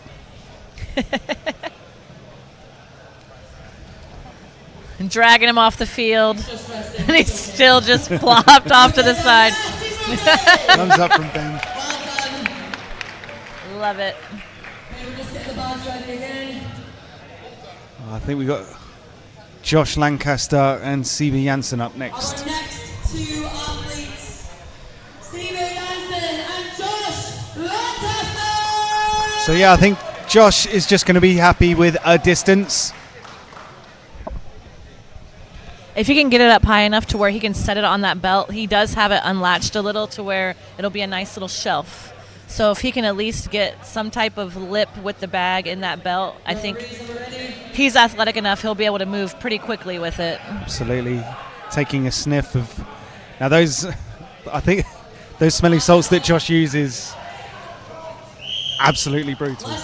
Yeah, no thanks. Rhiannon can speak to that. I think he sent Rhiannon a bottle in the post as a surprise. Oh, no. Hey, Josh is getting it into position. There you go, Josh. Okay, he's happy with That's it. exactly He's walking it. with it. CB Janssen still struggling.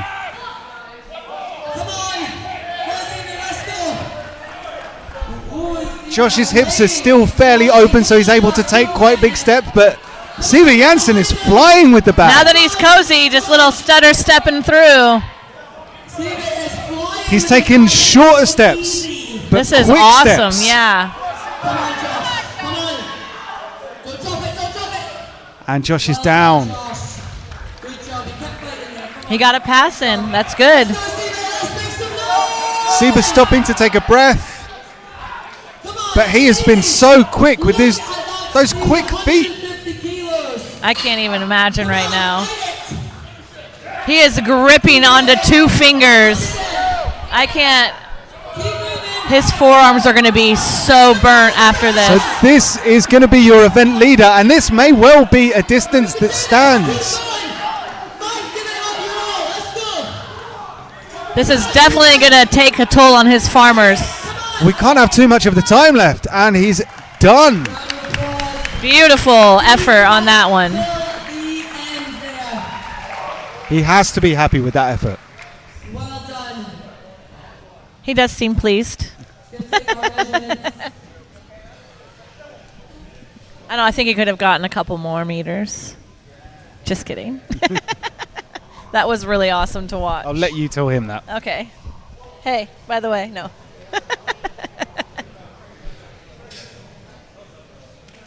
And that's what taking your time and making sure the bag is in a good position does for you. Because if you know you can move, you just get ready to move. Take that extra 10, 15 seconds at the beginning of a 90-second course, and you'll be good. After those deadlifts. To be able to power through this is amazing to watch. Yeah, absolutely, because you know you're unlikely to carry this weight for the full 90 seconds. So just taking that time to make sure that everything is set. Proper positioning is key for a max distance event. So this will be a real test for the limited edition Kaos pink grip top. Chaos versus Cerberus. Okay, we've got Sean Pope and Mark Cummins.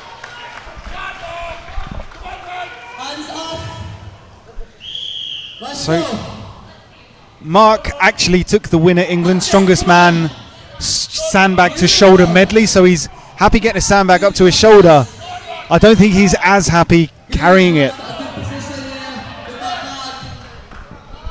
He is one of the shorter competitors in this class today, so that bag takes him from chin to almost knee. Yep. And you can see he's not able to really take bigger steps than he is right now because that bag is just drowning his hips. He's doing great though.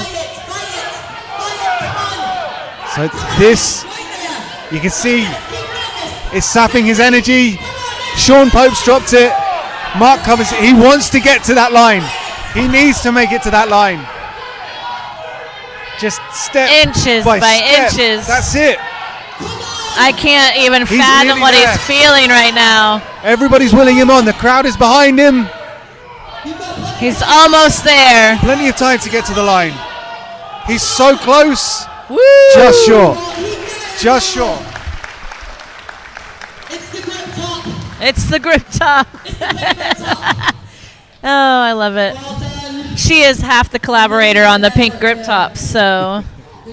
A vested interest in how well that grip top held up for during that sure. Wonderful performance by both men there. Amazing. Let's take our measurements, get set up again, ready for the next 2 athletes.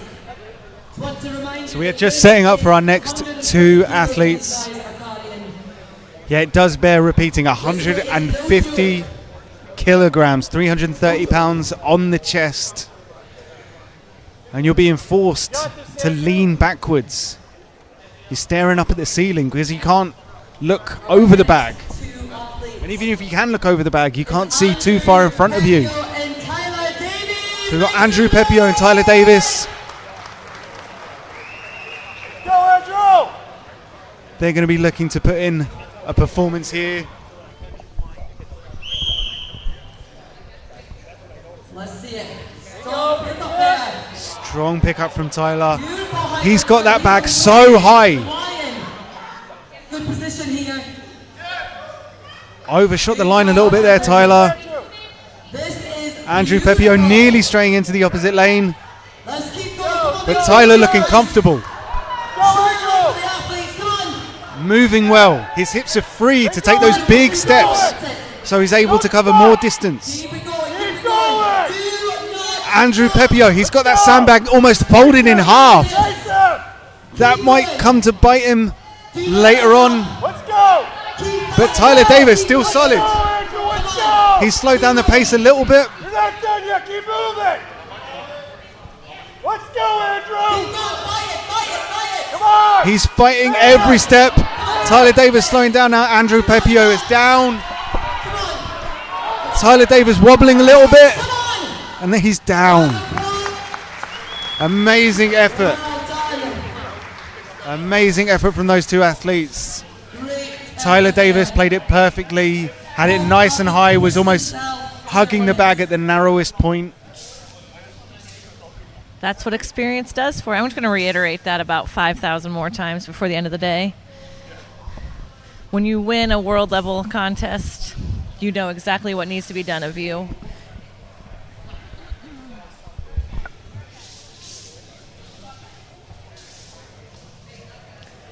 I'm thankful I'm behind the commentator table today and not out there helping load.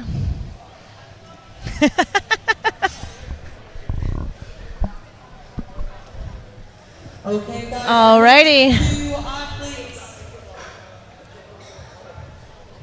Michael Ramirez and Simon Pavlensky. All right, let's see how these fellas do. We know Mike is struggling with a little bit of a tricep injury, so he's 66 meters. still feeling like he can finish this competition, so let's hope that there's no further injury here. Come on, guys. Both taking low picks. Beautiful. Getting into position, beautiful positioning by Mike here, making sure he gets it real high on the chest. And then just run with it. Let's go, guys. With a tall bag like this, a little bit of height is definitely key. You want to make sure your hips are not blocked. You're capable of really moving with that bag. Get a little bit of a reposition here. Keep moving. If you don't want to test your grip, I don't know what will with a low pick like that. He did very well with the pick.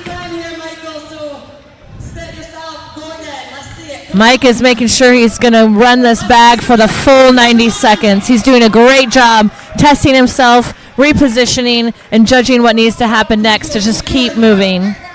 Every step counts.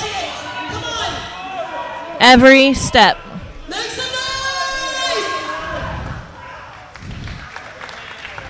Just fall to the floor like a second sandbag on top of the sandbag. I too would feel very lifeless after an event like this. Got Jim Mitchell and Tyler Young up next.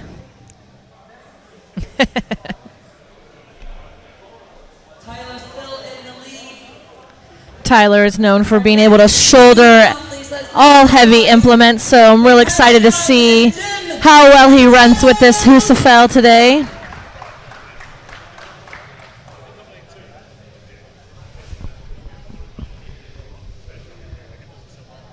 I just caught backstage Sarah Schiff and Victoria Long Warming up. psyching themselves up. Oh, yeah. Sat down listening to their headphones. Getting ready to go. That's after this event, so.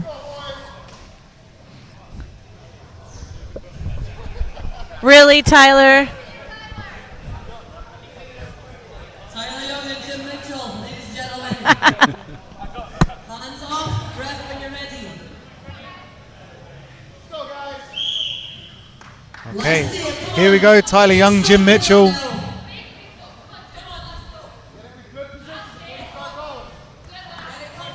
Go, Tyler. Okay, Tyler is off. He's gripping that bag very high. You can see just how tight he's hugging it though. Needs to readjust. It's rough. I am not envious of these men today.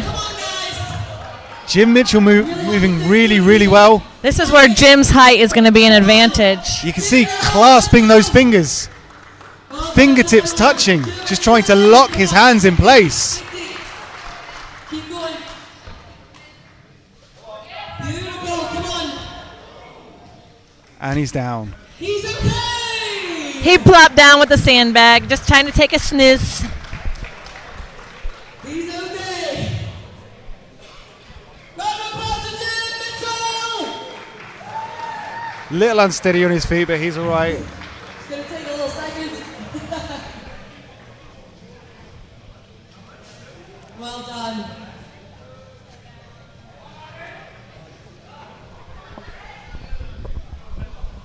You can see how hard these athletes are working. Harry Rogers and Derek This event Owens is up next. Brutal.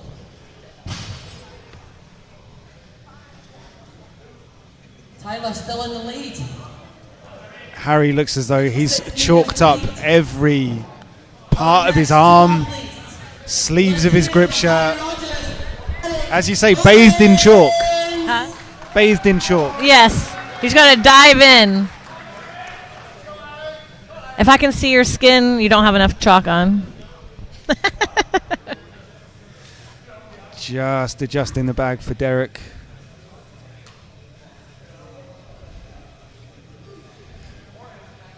Derek has been very consistent all day long. I think we're going to see another consistent event here for him. Let's go, come on. So 66 meters the distance to beat. Yes, Harry, well done. Good, Derek. There you go. That's a perfect pick right there. Derek is off. Good height of that bag, good speed. Harry moving quick with this bag. I think he might have grabbed it a little too high though. It looks like it might be slipping. Nick looks like an excited child just out here running back and forth between tape. Very quick feet, both athletes. Okay, Harry Rogers digging in. Oh my I God. think Derek, he's clutching his glute. Oh no. Hopefully it's just a bit of cramp. I think He's it might be- laughing, so I think we're I okay. think it might be something else. I Harry Rogers pushing. think he got a butt cramp.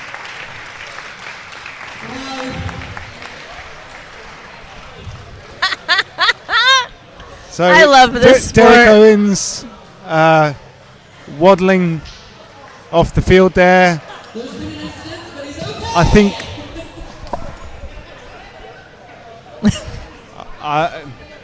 Well, wardrobe malfunction, I think. yeah, he might need some new shorts from Odd Objects. Hopefully they bought spares. And hopefully that crotch isn't too breathable.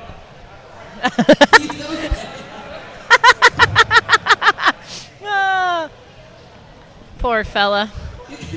Coming up, we got CJ Krause and Lee Shaw. Okay, that's bloody. You can see how hard these athletes are working. Anyway, moving on. Ain't nothing wrong. Ain't nothing To wrong. our next pair of athletes. The amount of times I've peed myself on a deadlift platform. CJ Krause. Okay, we got Lee Shaw, we got CJ Krause.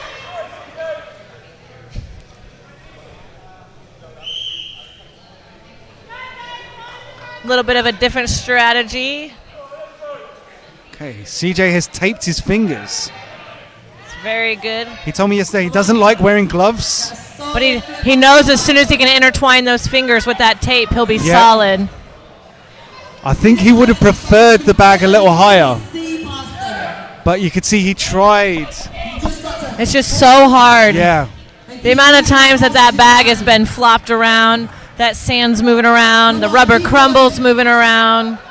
so CJ, I think, is just going to dig in inch by inch. He's not going to give up. He doesn't have the mentality to give up. He will just keep But that moving. bag is really inhibiting his movements. The amount of belly flops we're seeing today. well done, round of applause. Well, that's just it. These athletes giving absolutely everything. When you fall forward with the implement you're holding, you know that is about all that you could give. Forward momentum. And thankfully, when you're flopping forward on, it's just sand. Yeah. Oh man, imagine if it was a hard metal stone. Immediately losing the air in your lungs.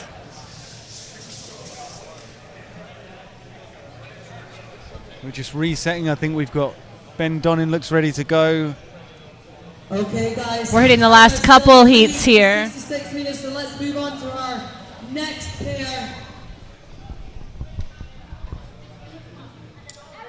Our top deadlifters are reaching their heats now. The next two athletes, Mike Dell and Ben Donnan. Mike Dell and Ben Donnan up next. Come on, give me a little bit of that. Ben Donnan, no belt, no grip shirt. That's Just about got what I chalk would on look the- like stepping out there. Mine, I mean, except for he doesn't have enough chalk on.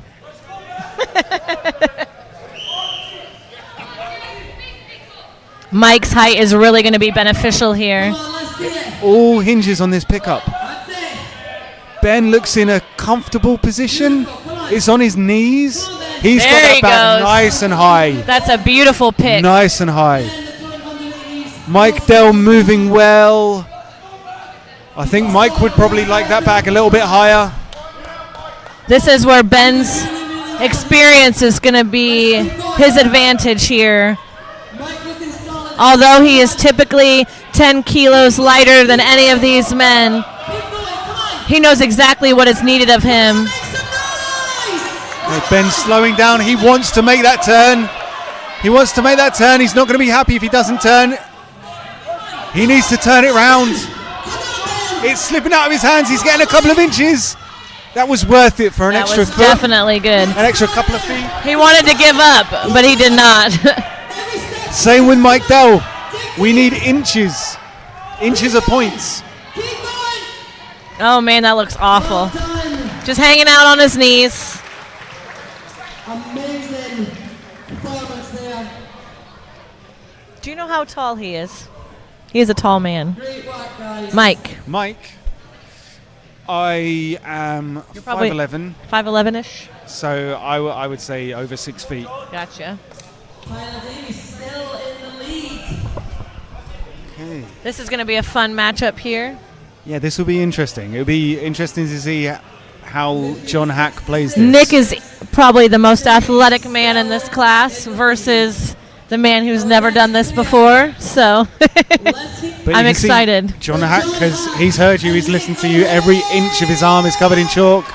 His T-shirt covered in chalk. He's exactly how I would look right now. Soft belt, covered in chalk, ready to go. He is definitely strong enough to easily pick this bag, so it's going to be all about whether he knows to get it into proper position before he starts moving. So you have to believe as well, like, just speaking to how close the athletes are as Let's see that contemporaries guys. and, Come on, and make some noise. a team. Like, John Hack must have been getting tips from every one of these guys on these events, how to play it. I'm imagining so. Nick with the down to the ground to pick from the Okay, ground. so- that was nice. Yeah. Wow. Look And at he John is go. fast. Okay, here we are. John is flying. John just wants to get this. He wants this 66 meters and he wants this 66 meters Now. quick.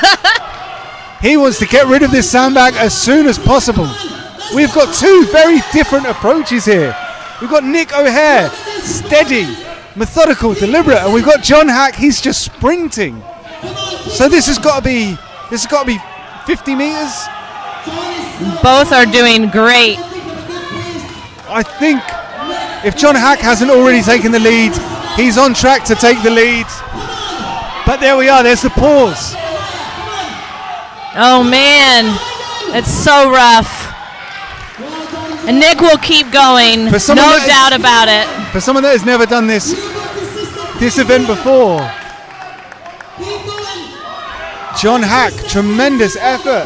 Out of the gate, just like a bolt of lightning. Nick O'Hare might be going for the full 90 seconds. I think I heard Oh, we've got I less have than no 30 doubt. seconds left. Yeah. He is so athletic and so methodical. Incredible effort from Nick O'Hare. A little bit of cramp in the leg maybe there. Just a little jelly leg, maybe. Understandable, I suppose.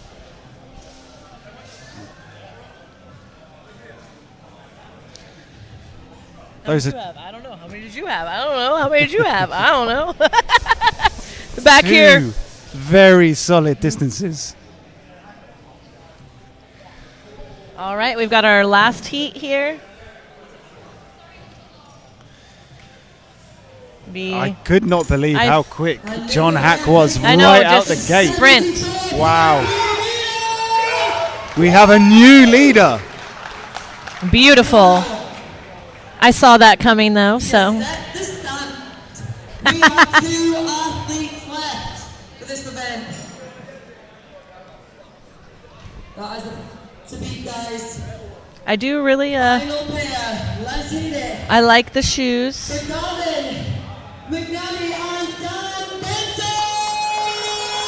He's vibing with the lime green and the black. You know, those are my colors. I love it.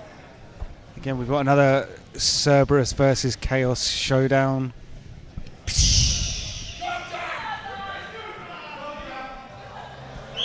All right, and they're off. Dan Benson fully chalked up. Let's see it. Come on. He likes wearing his trucker caps. And he's out. The Lion. Speed from Gavin. This is looking Dan Benson is moving well, but Gavin McNamee is flying. beautiful. Keep on it. Keep on. Come on. Come on. Gavin McNamee is no stranger to competition. He entered Ireland's Strongest Man open weights and came 6th. What the heck? That is amazing. I love that. Most of these men in this class have competed across the board pretty regularly. Dan Benson fighting. Gav's taking a breather. Not that you can take much of a breather on an event like this. Is Gav going to get any further? Dan needs to get to the end. He needs to touch that line. He needs to turn round. We know that feet, inches count. Every Gav little McNamee bit is down. counts. Dan needs to go. And that's the end of the Solid. Husa from Hell. Ugh. Amazing. I think the athletes will all be very happy that that event is done and dusted. And we're back to us. So, did a little costume change. So that's why they call you Panda. Yeah, just because I am a panda. So yeah, that was one hell of an event. That was amazing. Really exciting to watch. I think that definitely helped spread some points. I think we're going to see a more secure top 3 after that event. Absolutely. The athletes will take a breather now. Okay, and the winner. We'll wait for the winner. With 74.3 meters was Nick O'Hare. Nick O'Hare. 74.3 meters. 74.3 I was about 10 meters shy. I'm real bad at this. It was close to 80. But yeah, that just goes to show the difference in the weights and the bags. Different shaped Yeah, it bags. definitely much wasn't heavier. for lack of trying, that's for sure. That's it. Every single athlete gave everything they had on every run.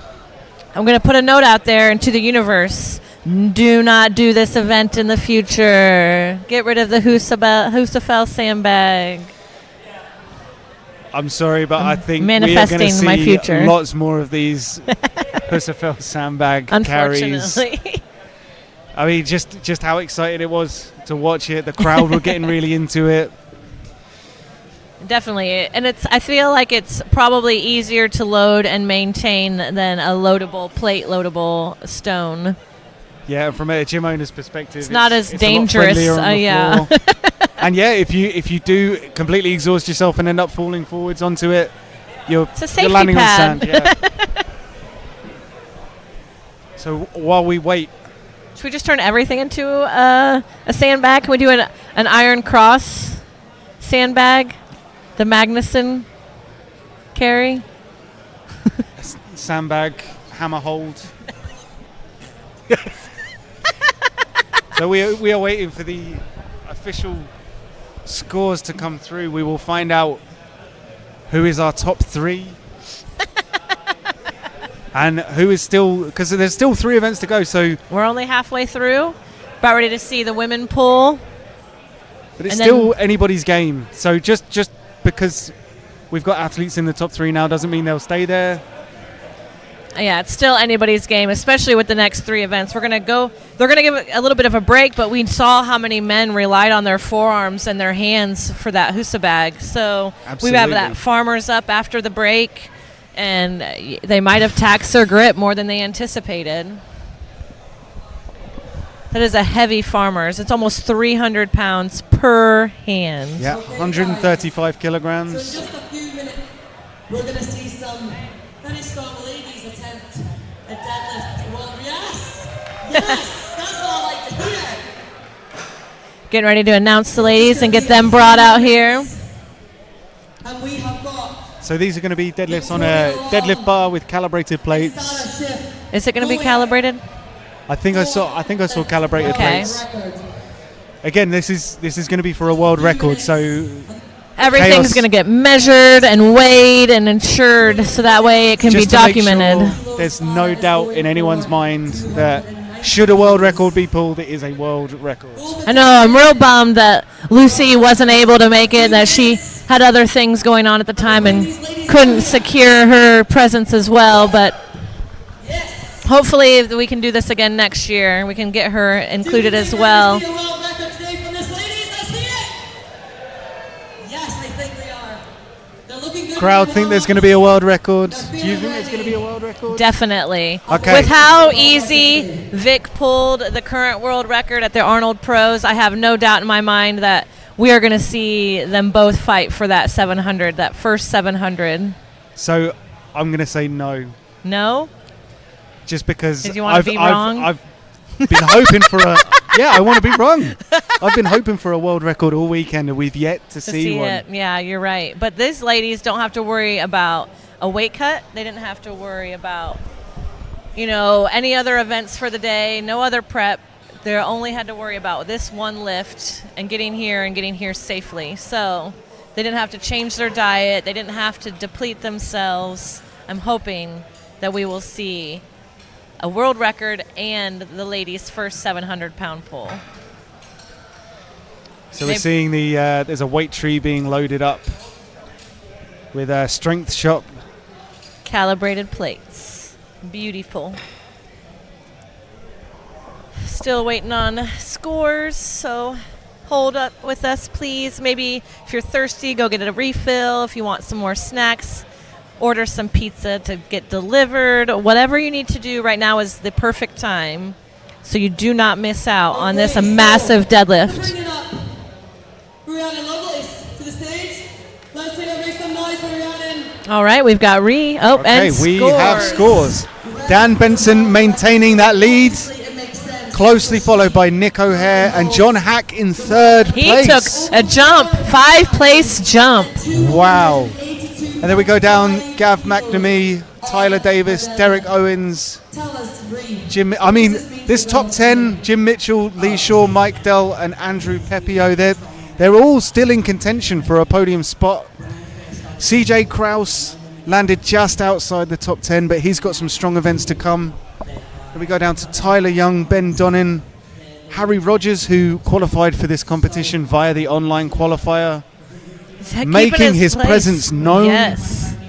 Shimon Peplinski, Sean Pope, Siba Janssen, then Mike Ramir, Mark Cummins, Josh Lancaster, and we go down to Craig Smith, Liam Hale, and Brandon, unfortunately. Is withdrawn at this time. The prep leading up to something like this must be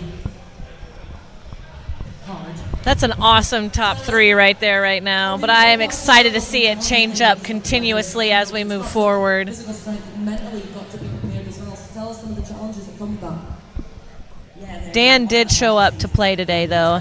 He has been very consistent, very strong with each event so far today. Nick really needed that last bit with that sandbag, so I'm really happy to see him up on that leaderboard right now. Dan Benson told me he really likes the farmers as well, so I expect to see a quick time from him.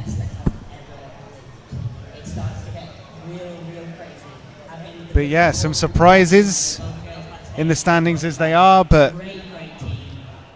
can all change. Can all change. So we've got, I'm not sure if you're able to hear it, but we've got Rhiannon just speaking to this competition. Thank you very much, and I'm sure we'll say thank you on behalf of the ladies for giving me this opportunity. So, guys, put your hands together for Rhiannon Lovelace, our record award record attempt today. So Rhiannon Lovelace is refereeing the world record attempt. We see the barbell there. Exciting, guys. This is. I mean, I thought my Rhiannon Lovelace herself, holder of multiple deadlift world records. Can't tell who I'm voting for today. I'm really excited, guys. Who's excited? I am so excited to see these. Like, yes, you over there. All right, they're taking our backdrop. Can't wait to see these ladies attempt these weights. So the first lift is going to be by Victoria, and it's 270 kilos. That's just the warm-up. All right, we will just continue commentating without seeing our lovely faces. Guys, I really want you to show your support in every lift. It doesn't matter. Just we know that Panda is supporting Victoria Long. We would not be able to have this record attempt today without the help of Strom.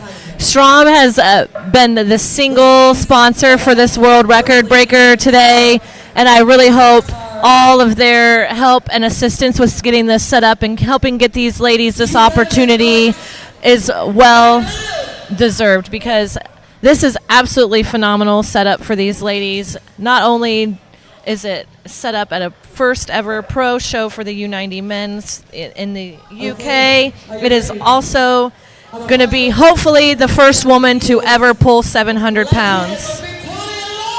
And here is Queen Victoria herself. Do you know what we're starting at?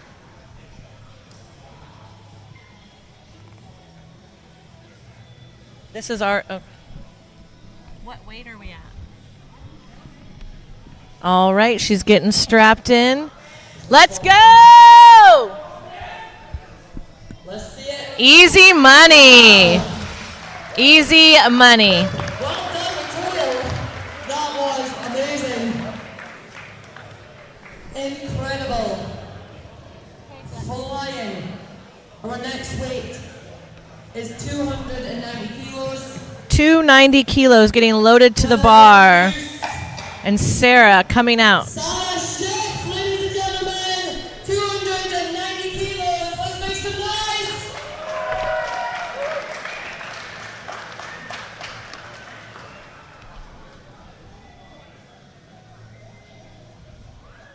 That is the equivalent of 639 pounds. Sarah Schiff. Woo! Let's go. Over to Rhiannon. I love her shirt. Be kind, lift heavy. These ladies are basically still getting warmed up. Make some noise, come on. So we expect another easy looking rep here. Definitely. I don't think we will see any struggle here at all. Oh no, maybe she looks a little off center maybe. A little off center. Come on, you got this. Come on, get behind her. Show her love. Maybe the bar was a bit forward of the middle of the foot. You can do this. She looked a little off center, a little too forward. I think she's just the nerves. She's got this. There's no time limit. When you are ready. Everyone is behind her. Everybody wants her to do this. This is 290 kilos, guys, so come on. For your love. I personally am so far off deadlifting 290 kilos. Yeah, same. If I was able to do this, I would be able to take Rhee's record. But I cannot do this, so I will not be taking Rhee's record. This is phenomenal weight. There it is. That's more like it. Again, the bar just seemed to pull her forwards. Got up to the knee She's and just, then yeah, a started to little drift out too in far front. forward. You've got this. It's going to take a minute. Okay, take a minute. It's there. She's going to reset. It's definitely there. She just...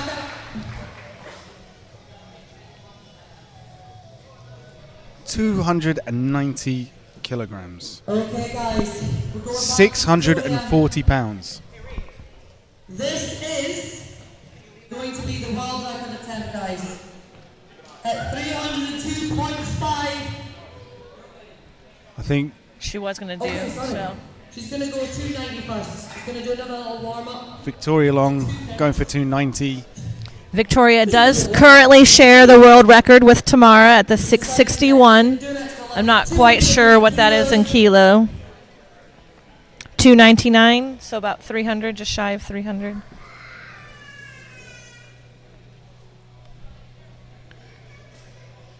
Just getting ready. Just making sure this is the weight that she does want. Yeah, we have to make sure that everything is as Victoria wants it for this tremendous pull. I think there's some deliberation about Whether or not this will be her next attempt. So they're debating going up just a little bit more. So we started on 270.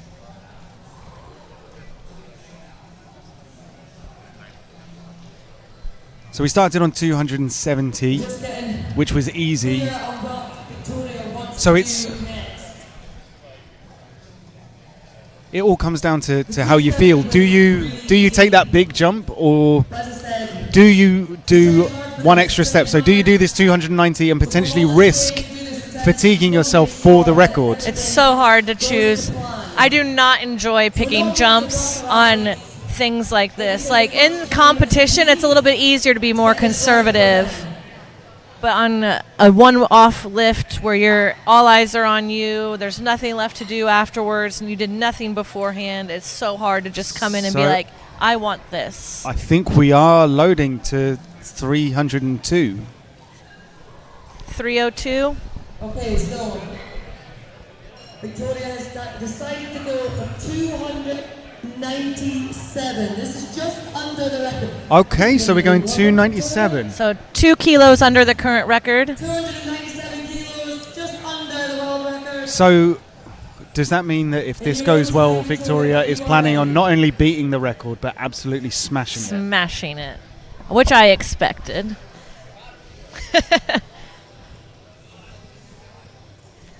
I think we will see maybe 320 out of her today. That would be incredible. She made 299 look effortless at the Arnold Pros. Okay, Victoria Long just getting chalked up. Just watching the ritual of one of the best deadlifters to ever live. Over you come. Round Lovelace, obviously, round of applause. So, chalking the back of your hand. If she's wearing straps, it'll help ensure that there's no slip. When I put my figure eights on, I chalk all the way up to mid-forearm and the back of my hand. Anywhere the strap may touch, I don't want any slip. I never used to chalk the back of my hand with figure eights until I saw Rhiannon do it in a competition. And as soon as I saw the chalk on the back of Rhiannon's hand, it made so much sense. It's the little things like that you don't think about. That's where the experience comes in. As an experienced high-level or multi-level of competition athlete, these little nuances that you may not think of in your first couple handfuls of competitions really become just a part of your game day ritual. And people might look at you like you're weird. People might judge you. People might say some weird stuff, but who cares? It's all about what you need to do for you to make sure all the stars are aligned in that event for you.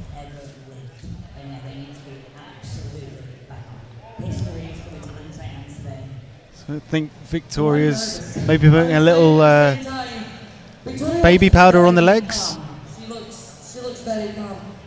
How do you feel before these? Yeah, Victoria does look very cool. Lifts, these world records? Again, this would be a visualization thing. Victoria has done this lift Over and over and over thousands and over of again. times. They didn't give her another attempt at Arnold Pro, or else the record would be higher, I have no doubt already. So she had it in her that day, and now she's been dedicating herself to this lift since then, and I have no doubt that she's got it in her today. It's just no emotion. Just so cool, so calm, collected. Using figure eights on a deadlift bar. Would you use figure eights on a deadlift bar? It's my strap of choice. I haven't used a regular deadlifting strap since the beginning of my career, so I don't like to have to wrap. I don't like to have to rely on tightness if I'm rushed to strap in, so I have smaller figure eights for a deadlift bar than what I would for my axle bar.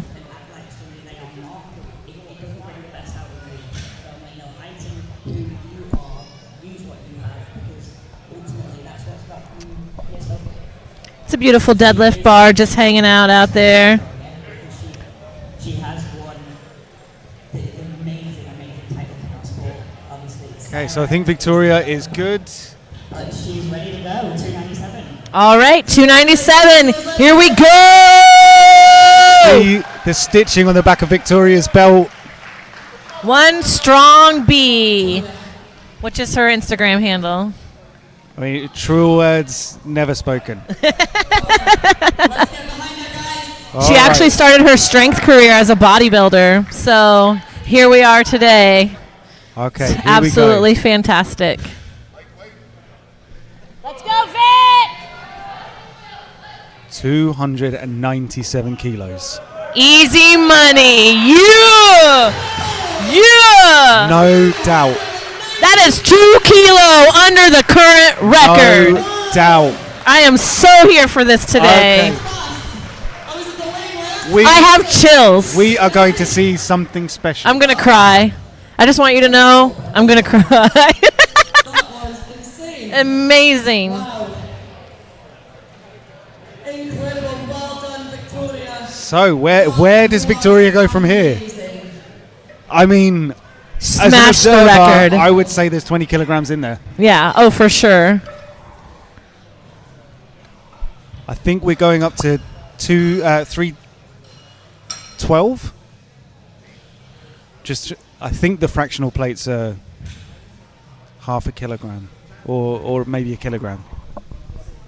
We're getting a confirmed weight here.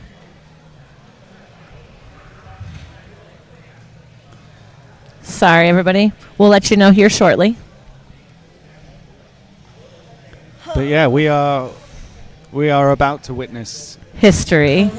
A beautiful piece of history. A couple of minutes because she's going in for the world record. She is jumping in at 302.5 kilos. Okay, so I think we've got Sarah Schiff coming back up. Yeah. She's Okay. feeling She confident. decided that in that first lift, those straps completely threw her off. She is a powerlifter, powerlifting champion, so she's ditching the straps. No straps. Strapless for Sarah. She said, these straps are what's making me not pull this weight. So she's going to come back out here strapless at over the current record and say, I got this. I'm so excited. Weight is, I can't even describe it because I've never even been close to this.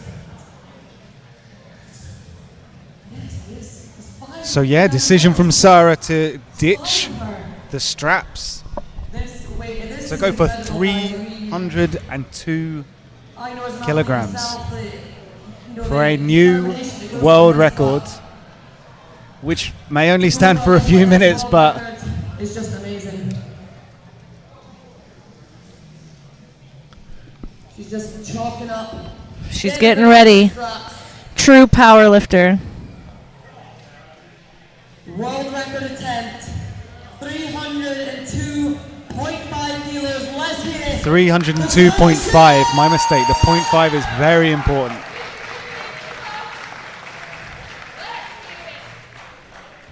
Some salts.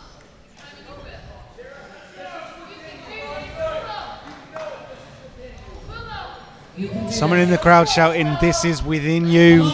We know it is. She'll be able to She keep the takes a bar grip. close. She's frustrating. Okay. Not Frustration today, in the face. unfortunately. Sarah Schiff. So frustrating. It was bold. It was It was a bold move.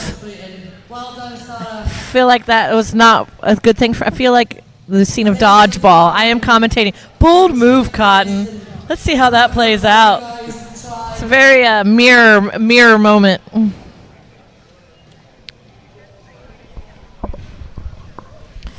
Just accepting the opportunity and wanting this opportunity and being here today is still just astronomical in her resume as an athlete and as a woman in sport. Just knowing that these opportunities are arising for us and that these women are stepping up to those opportunities, accepting those opportunities, no matter what type of hindrance may be in the way, they want to be here today. And I'm really excited to watch Victoria continue onward.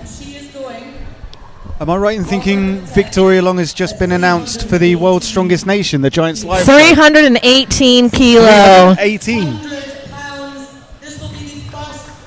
The official 700-pound deadlift. Here we go. I mean, I have no words. This is absolutely amazing. Impossible. We might get to witness the impossible today, guys. The impossible becomes possible when you believe the unbelievable. This is so you can feel the excitement and the nerves and everything in the atmosphere today. It is electric. It sounds cliche, but I it's know. true. We're going to give Victoria as long as she needs. Guys, you're going to have to. This is a big deal. So. But just going back to Victoria, am I right in thinking she recently got announced as being part of the World's Strongest Nation, the Giants Live show Correct. later in the She year? is on Team USA. And it's tremendous that Giants Live are giving the women that sort of platform as well. I love it. We want to see more of it. Watching Gabby do the Hercules hold last year was and is amazing. incredible. Right? Like, these women are paving huge paths for the future of the sport for us as women, and I'm just going to get emotional if I keep talking about it. Well, I mean, I watched that show via the live stream, the World's Strongest Nation, and afterwards, all anyone was talking about was the performance of the women in that show. And we have to be only a couple of years away from a Giants Live hosted Women's World's Strongest Woman. I would absolutely love to see that.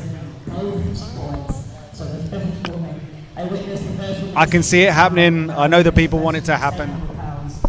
Is absolutely incredible. So when she's ready, if we could blow the roof off this place.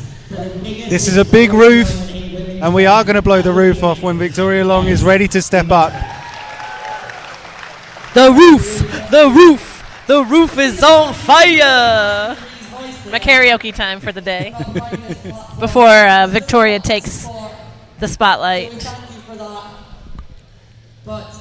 One strong B.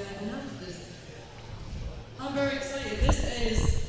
We've got I watched you on the old Instagram not long ago, and I was got a woman MC, woman commentator, first woman to pull 700 pounds here at the Chaos Strongman Classic. to witness this world record attempt. And hopefully this is an inspiration to any girls or women watching to get involved with this sport. 4 minutes. Whenever she Right, Impossible stands for I am possible. exactly. Just stay motivated.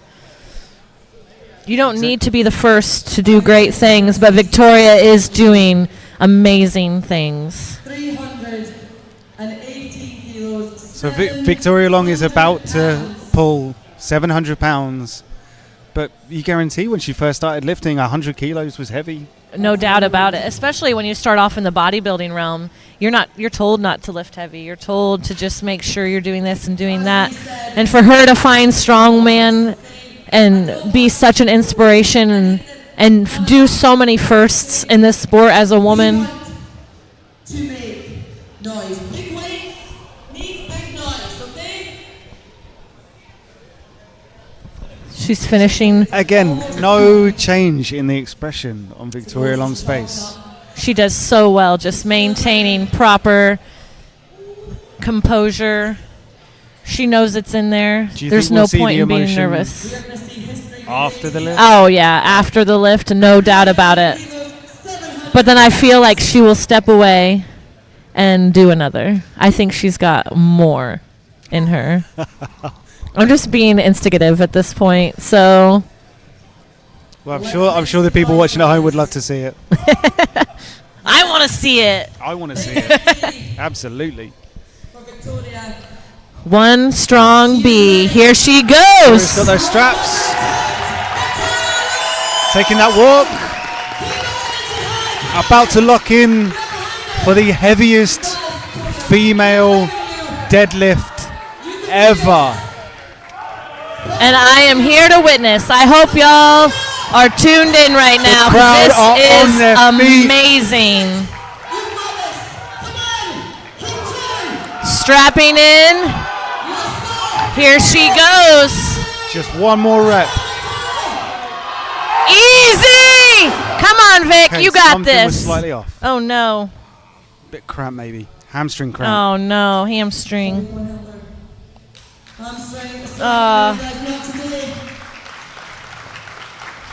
And that is not what you want to see.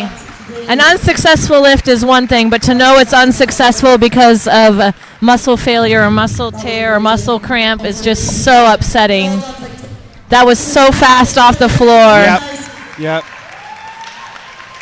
as you guys can see, I mean, we really do these records. We put our life on the line here. These are not legs, but female body is designed to. We have to work incredibly hard.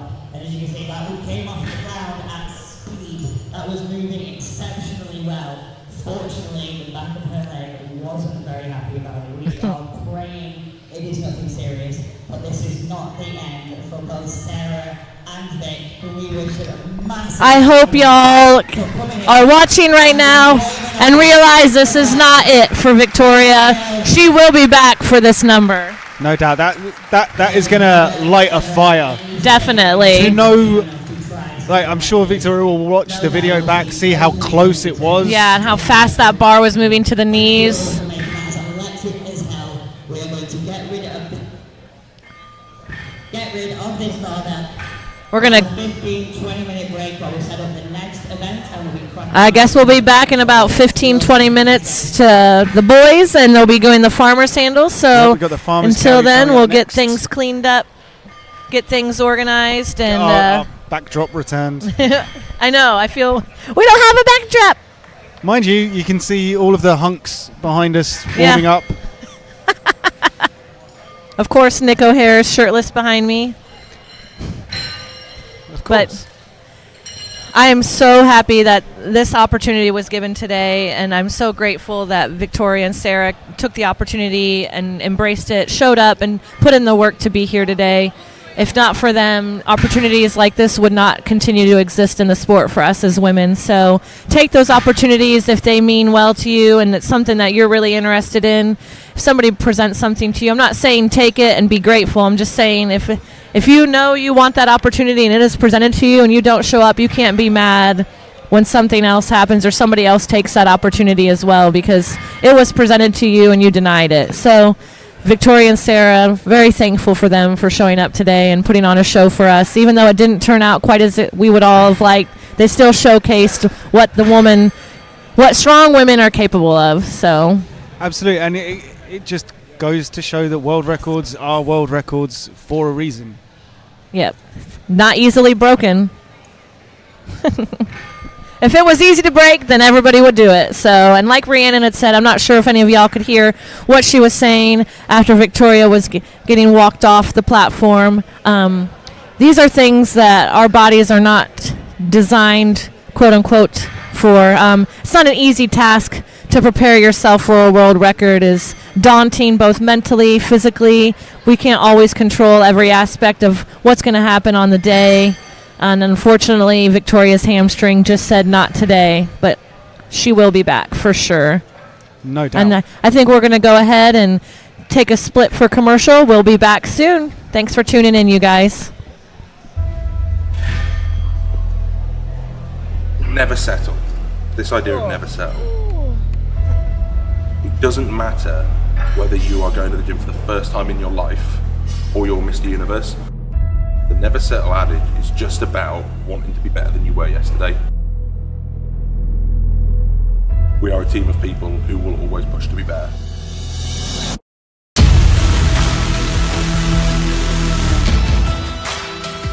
And it builds a team of people who aren't here for money or glamour. You get people who are here because they want the best tools for their training possible and because they believe in what we're trying to do.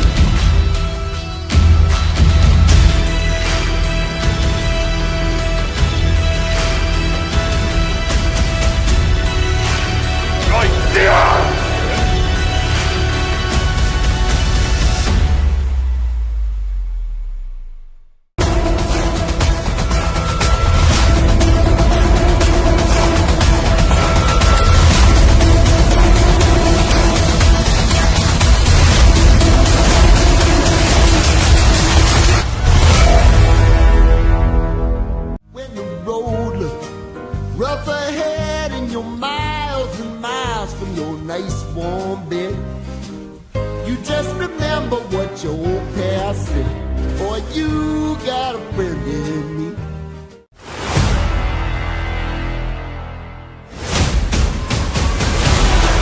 Who gon' stop me in my moment?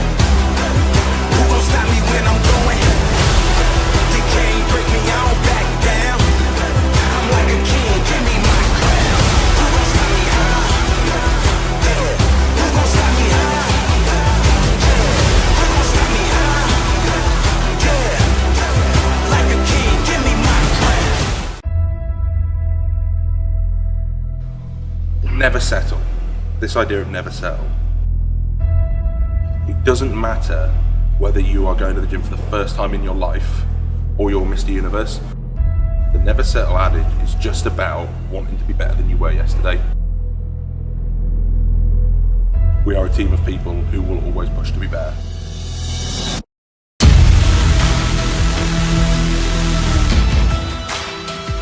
And it builds a team of people who aren't here for money or glamour. You get people who are here because they want the best tools for their training possible and because they believe in what we're trying to do.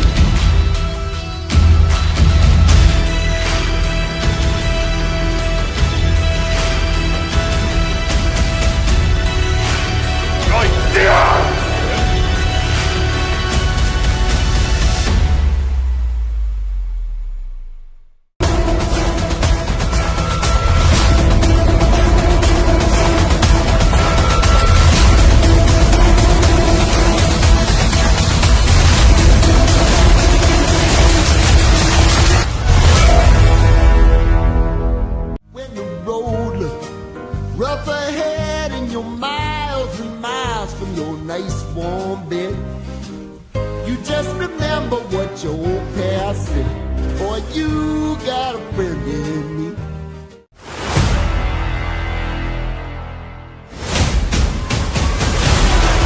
Who gon' stop me in my moment? Who gon' stop me when I'm going? You can't break me, I don't back down. I'm like a king, give me my crown. Who gon' stop me high? Yeah. Who gon' stop me high? Yeah. Who gon' stop me high? Yeah. Like a king, give me my crown. Never settle. This idea of never settle. It doesn't matter whether you are going to the gym for the first time in your life or you're Mr. Universe. The never settle adage is just about wanting to be better than you were yesterday. We are a team of people who will always push to be better.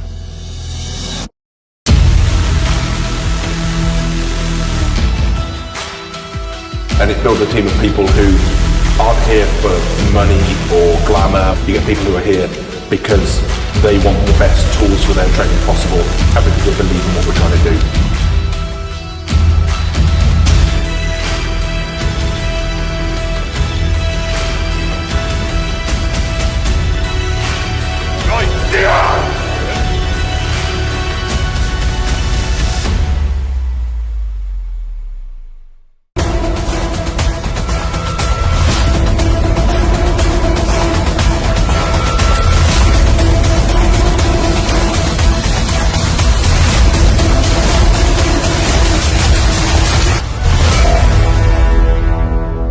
When the road looks rough ahead and you're miles and miles from your nice warm bed, you just remember what your old past said, boy, you got got a friend in me.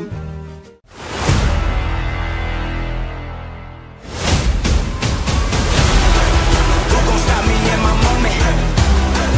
Who gon' stop me when I'm going? You can't break me, I don't back down. I'm like a king, give me my crown. Who gon' stop me high? Yeah. Who gon' stop me high? Yeah. Who gon' stop me high? Yeah. Like a king, give me my crown. Never settle. This idea of never settle. It doesn't matter whether you are going to the gym for the first time in your life or you're Mr. Universe. The never settle adage is just about wanting to be better than you were yesterday. We are a team of people who will always push to be better.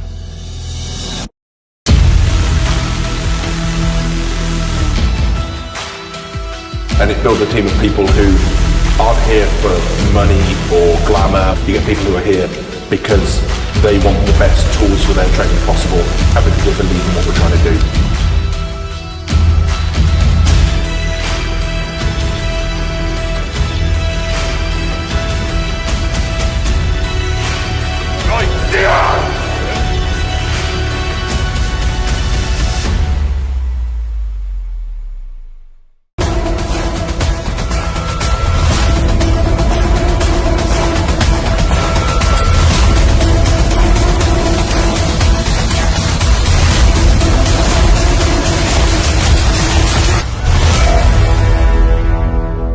When the road looks rough ahead and you're miles and miles from your nice warm bed, you just remember what your old past said. Boy, you got a friend in me.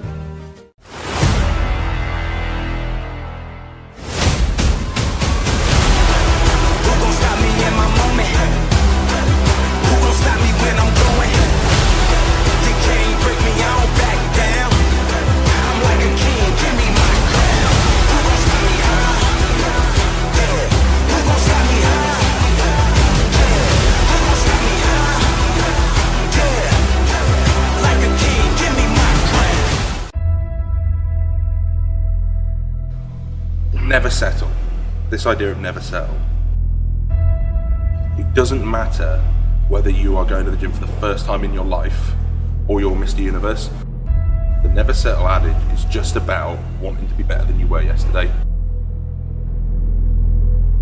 We are a team of people who will always push to be better.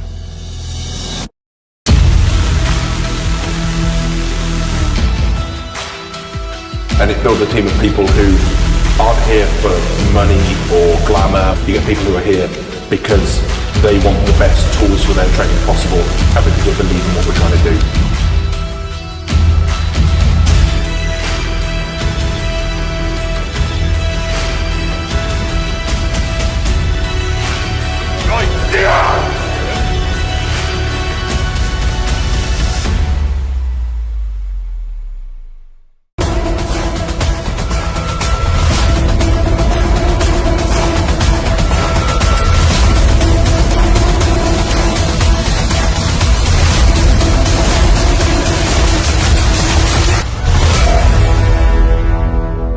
When the road looks rough ahead and you're miles and miles from your nice warm bed, you just remember what your old past said. Boy, you got a friend in me.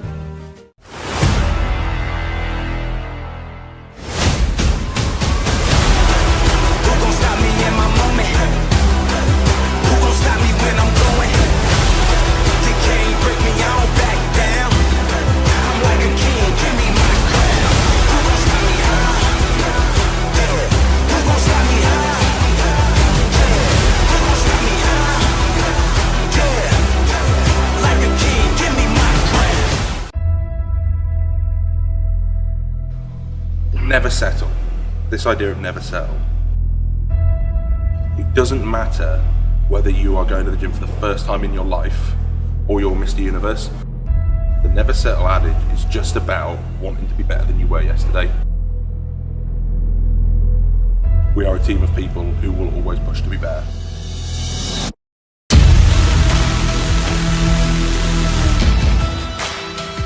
And it builds a team of people who aren't here for money or glamour. You get people who are here because they want the best tools for their training possible and because they believe in what we're trying to do.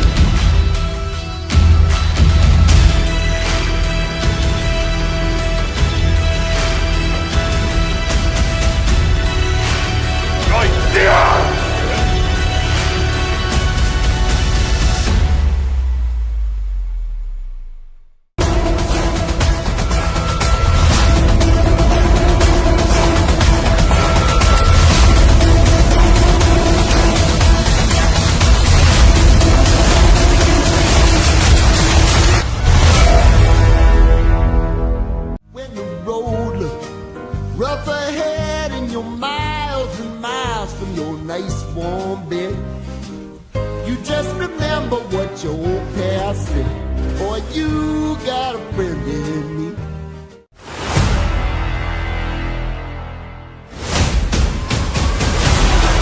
Who gon' stop me in my moment?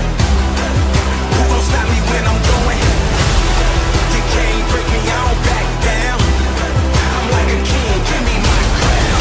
Who gon' stop me? Yeah. Who gon' stop me? Yeah. Who gon' stop me? Yeah. Like a king, give me my crown. Never settle. This idea of never settle. It doesn't matter whether you are going to the gym for the first time in your life or you're Mr. Universe. The never settle adage is just about wanting to be better than you were yesterday. We are a team of people who will always push to be better.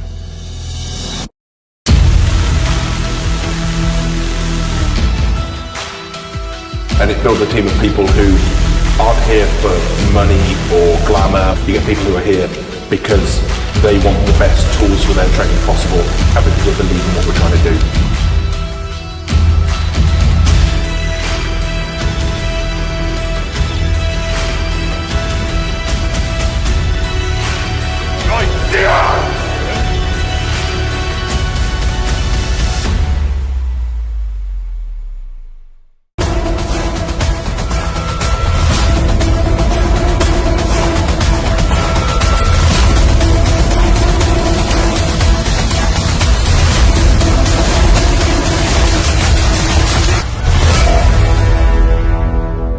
When the road looks rough ahead and you're miles and miles from your nice warm bed, you just remember what your old past said. Boy, you got a friend in me.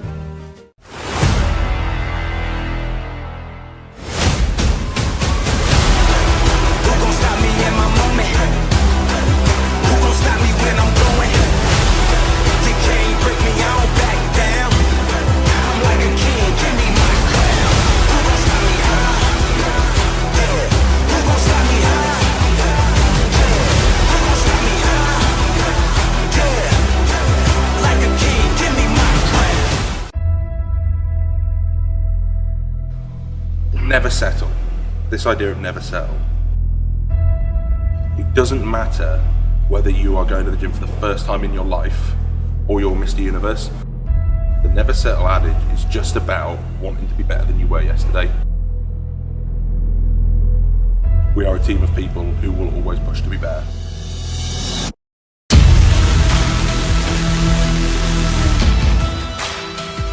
And it builds a team of people who aren't here for money or glamour. You get people who are here because they want the best tools for their training possible and because they believe in what we're trying to do.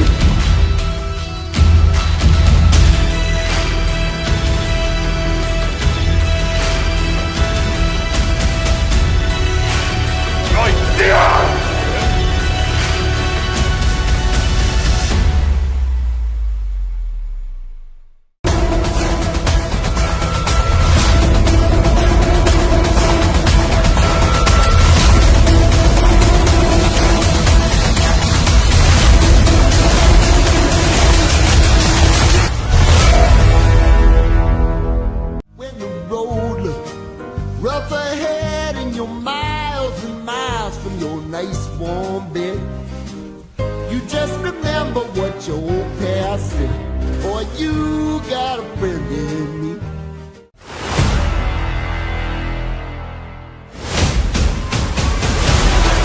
Who gon' stop me in my moment? Who gon' stop me when I'm going? You can't break me, I don't back down.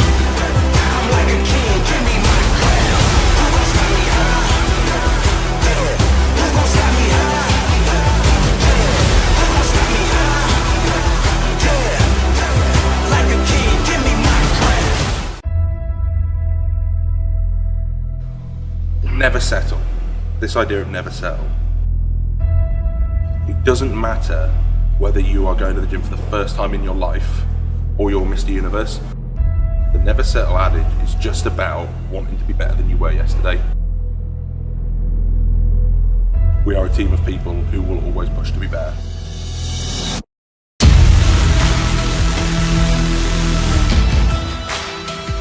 And it builds a team of people who aren't here for money or glamour. You get people who are here because they want the best tools for their training possible and because they believe in what we're trying to do.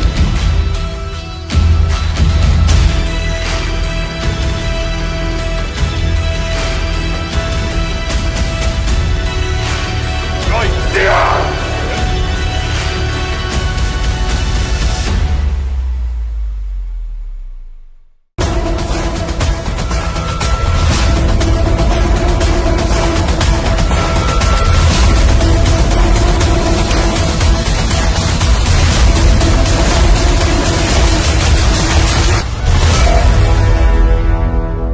When the road looks rough ahead and you're miles and miles from your nice warm bed, you just remember what your old past said, or you got a friend in me.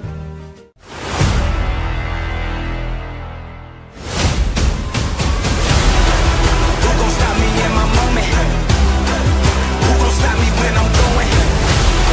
You can't break me, I don't back down. I'm like a king, give me my crown. Who gon' stop me high? Yeah. Who gon' stop me high? Yeah. Who gon' stop me high? Yeah. Like a king, give me my crown.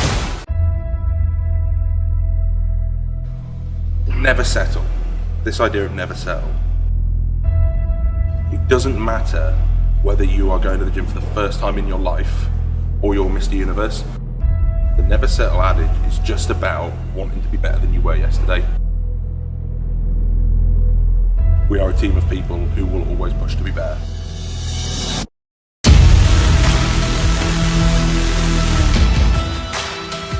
And it builds a team of people who aren't here for money or glamour. You get people who are here because they want the best tools for their training possible and because they believe in what we're trying to do.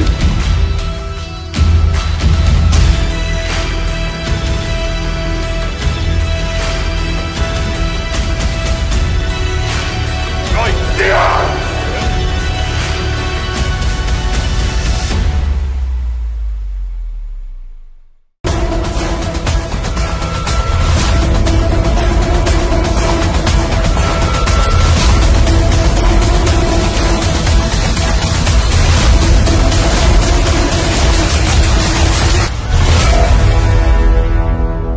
When the road looks rough ahead and you're miles and miles from your nice warm bed, you just remember what your old past said, or you got a friend in me.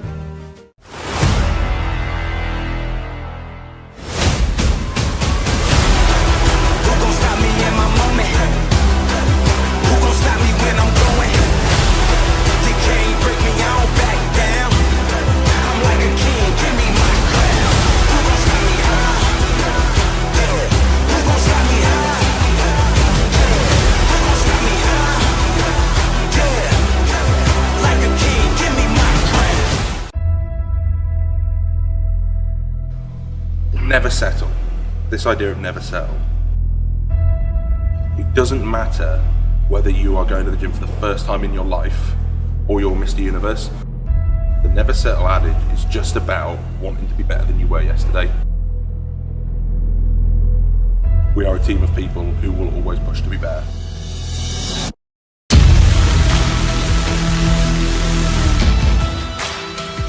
And it builds a team of people who aren't here for money or glamour. You get people who are here because they want the best tools for their training possible and because they believe in what we're trying to do.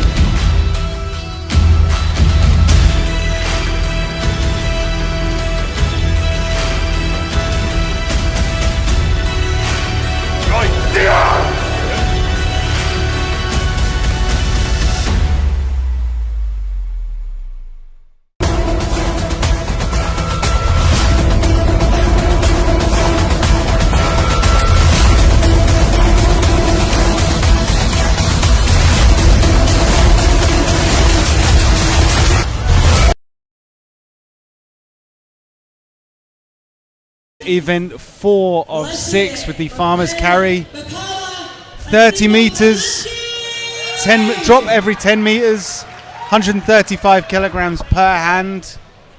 Which is almost 300 pounds per hand back home. And this is a speed event. So the back carry, that was endurance. This is all about getting that 30 meters done and dusted as quickly as you possibly can. Beautiful. No extra drops by either of these men.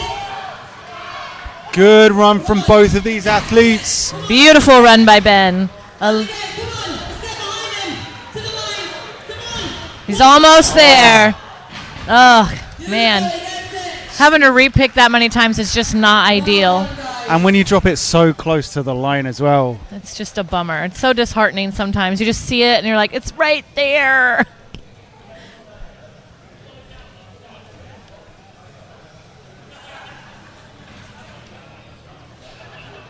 All right. Getting reset for our next two athletes. And all they have to worry about is the furthest to the front of the farmers just needs to cross the line. So whatever is the most furthest point in the front, whether that is the leg of the farmer or the plate on the farmer, that is all that needs to cross before they drop and turn to repick for the next leg of the run. Okay, so we've got CJ Krause and Josh Lancaster. Josh likes the farmers. CJ also likes the farmers, so this could be a race. Quick Beautiful start there by CJ. I am speed. CJ taking full advantage of that easy drop. Guys. Josh starting to struggle a little with the grip. Strong, quick finish, nearly dropped. Beautiful. Just a quick check that with the judges. That was difficult at the end there, but a very efficient drop. So Josh has got one more leg to go. That's it. Every step counts here. He's had some mishaps on plenty of farmers time before. to finish this up.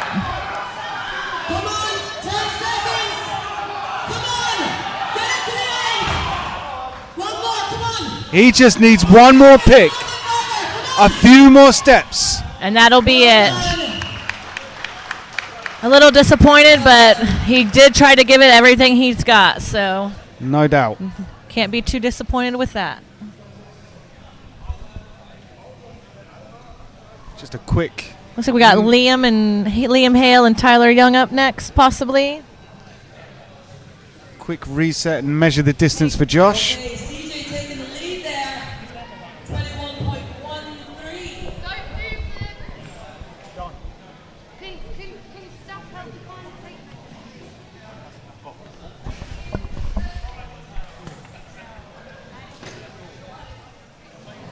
Easier to reset this event than the sandbag. You can just usually dragging isn't too efficient, but these mats make that pretty nice.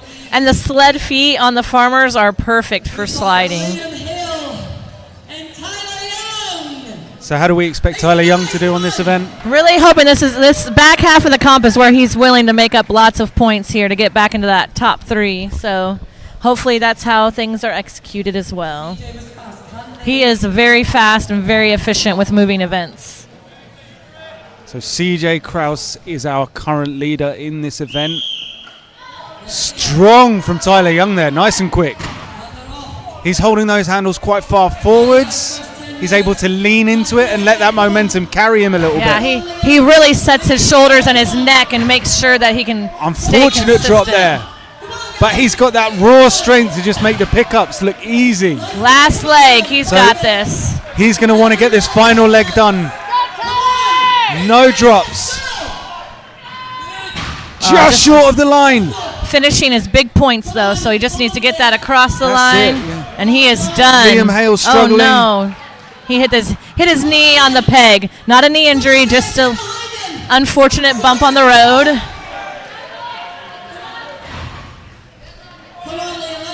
He is just there. He just needs a little bit further. 10 seconds, come on. That was his first leg. Oh, no. Get right on, let's go, come on.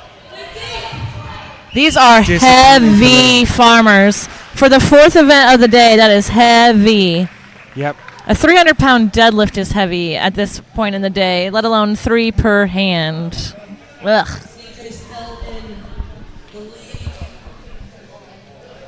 Let's see if anybody can take that lead from CJ. Mike Ramir said he did end up tearing that tricep, but he is going to try and just suck it up and continue moving forward, he says. So anything that is left on the floor with Mike Ramir is all heart. He is down here just to put on a show for all of you, so make sure you're paying attention to what he's capable of at this time. Yeah, it's a lot of tricep use in a carry event like this. He just wants to be able to pick these. Come on, Michael. Dig deep now. Still, Sean Sean Pope is moving well. Come on, Sean, let's keep moving. Nice and steady. Nothing exciting, but very consistent, and that is important. And I mean, in terms of points, just finishing this one is going to net you big points. He has a very strong grip on those handles. A lot of athletes choose to do like a thumbless grip, but he's got his whole hand around those handles. And across the line. Excellent work from Sean there. Beautiful. Come on, Michael. Michael just struggling. Every little counts, come on. So much tricep strain here, and it is officially torn, so he's just kind of Come on, can you do it? see what he's capable of the rest of this day. Yeah, these next few events, if your tricep is torn, I know, I think it might be best at this point to just Well done. Didn't get collect your other tricep is healthy and maybe Yep. just enjoy the show, but it's unfortunate. It's not an easy call to make.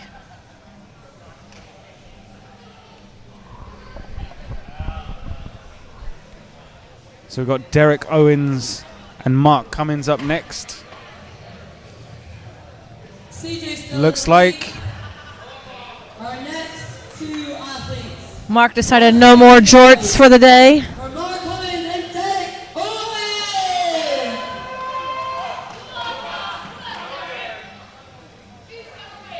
Let's see it. Derek only has one handle. No. Come on. but fresh shorts. Very consistent so far. Thank God for that. Really be a stinky situation otherwise. Yes, let's get behind them, guys. Let's cheer for them. Let's see it, guys. Nice and fast. So I think Mark should do quite well at this event.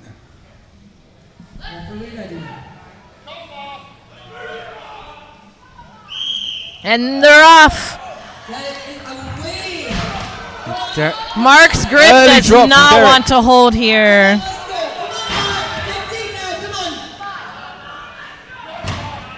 Okay, the honey badger not having a good time. Derek looking frustrated. Could it be a problem with his chalk?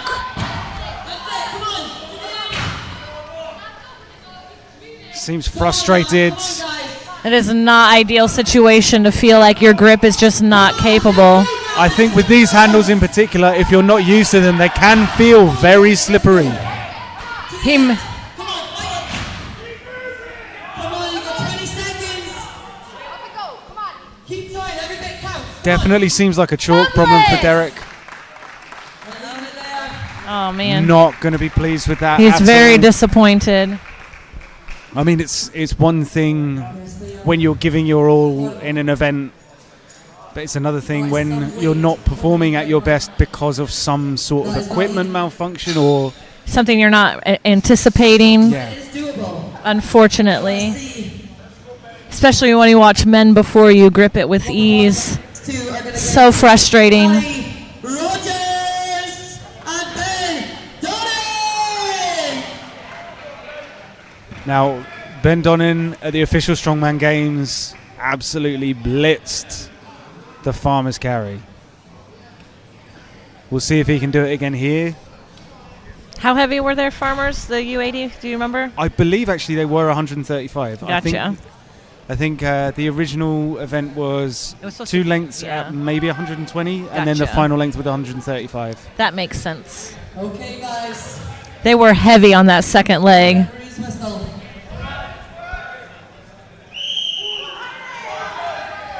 Okay, quick from Ben. You can see his forearms pumping. Making his first 10 meters. Come on, let's see it, guys. Ben moving well. Keep it going. Come on. He's gritting his teeth. Very well. Come on. Every This could be a ounce. quick time. Let's go. Get it to the end.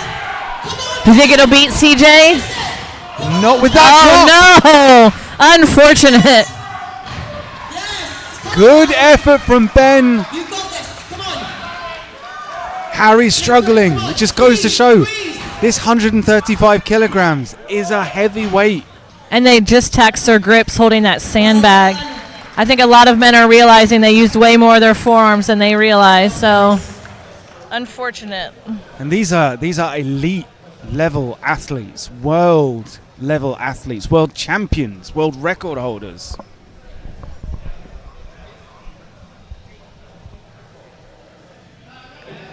All right, getting reset and measuring distances.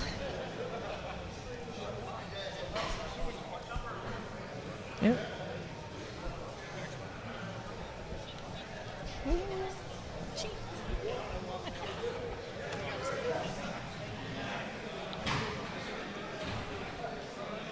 So we've got Jim Mitchell against Lee Shaw in our next heat. Okay, guys, we're moving on to our next pair. Let's heat it up for Lee Shaw and Jim Mitchell. Let's hope we see some fast times. Unbroken runs. We don't want any drops. Beautiful. Lee Shaw moving well. Squeeze those hands, come on. I need to Man, stop speaking every so- time I say. I know, you're jinxing them. How rude are you? You're manifesting the wrong things today. That's it, Jim, come on. Hey, Lee Shaw holding the handles at the back. He likes to use that forward momentum with the weight, I suppose. Hands, come on. But the front of the Less that you have handles to is pick off. digging into the mat though. Keep fighting. Let's go. Is it, or why is this? He's almost straying into the other lane. Come on, guys, let's get behind them. He just wants to hang out with Jim for a while, okay? Don't we all? Finish it. Don't we all? True, true. Fair, fair. Nearly there, These just- men are all over the place with these Yeah. handles right now. If that doesn't speak to how heavy they really are. Lee, let's see it. Come on. Jim huffing, puffing. Come on, Lee. That was effort. You can see it in his face. Time. Exhausting. I'm tired just looking at it. So this is the weight that currently I will be submitting for my official Strongman Games For your online hold? qualifier, and I feel like my grip is fairly solid. Once I locked it out, it wasn't going anywhere. But just the picks, Yeah, just getting it off the especially ground. when you're dropping and you have to re-pick. Yeah, it's not ideal to have to drop. The perfect run is only dropping at the line. The less times you have to bend over and re-pick these farmers, the better. Absolutely. But it is pretty sore on the hands. And the last event of today with the power stairs is another gripped intensive event. So these athletes, their hands and their forearms are going to be wrecked come the end of the day. And Dan Benson. Okay, now Our current don't want to leader, jinx it again, but Dan Benson himself told me that he likes a farmers. So we got Dan Benson against Andrew Pepio.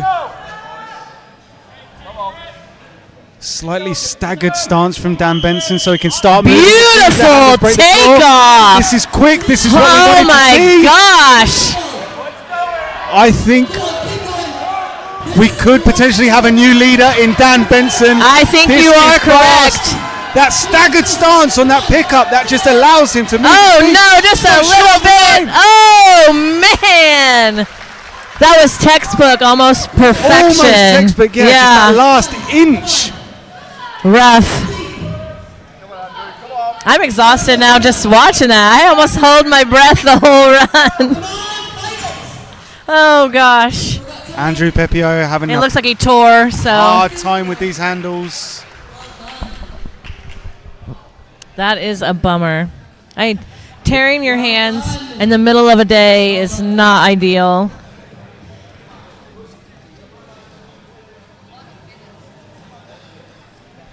So I think from the look on Dan Benson's face, he just Missed the lead. Just missed the lead. And Dan takes the lead there. Oh, nope. I beg your pardon. We have been corrected. That was, 17 seconds, was it? yeah. So the quickest run yesterday for the under 80 men, that was 16.3, I think. So with Can he be knocked off by our next 10 kilograms heavier. Fast AF, boy. Okay, CB Janssen was quick with that sandbag. Let's see how quick he is with his farmer's handles. He sounds ready. I love his ritual before he does anything. He's got that dog in him. Some of these guys are very vocal. I love it. Oh, Quick! Wow. beautiful. This is a very quick run from CB Janssen. If he does this without a drop, I think he may take the lead. I think you are correct. He's got to keep that speed up. He's got to keep it up. Slowing down a bit, but Oh is he in no! there? That last Can he little recover? bit. Did he just shrug the end and throw them over the line? I think so. A move of sheer frustration. Amazing.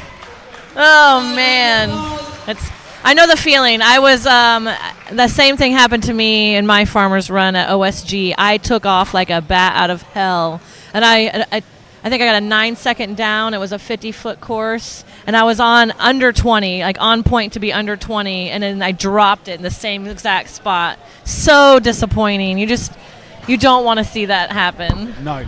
Because it dropped me down to like 3rd, 4th place in the event. But still, Dan's still the leader, but Seba couldn't have been too far behind. I know, I'm excited to see the points.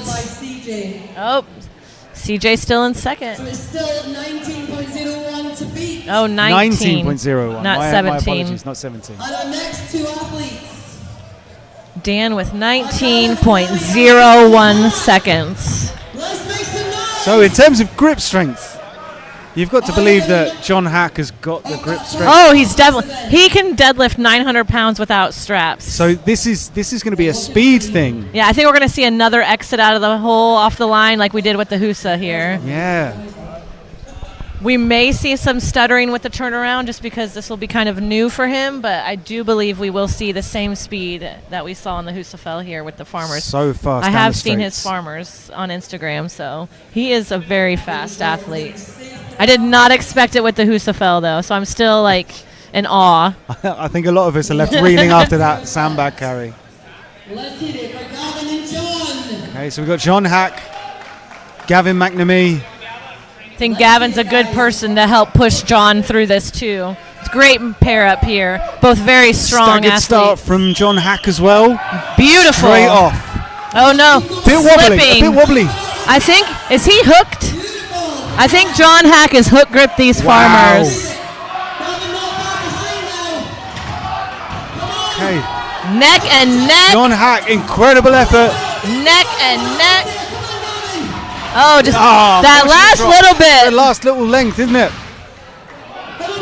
Not quite there. He's not quite there. And Gavin. Quick recovery Gavin's there gonna by be disappointed with John. this. He needs to finish this. Just a couple of feet more.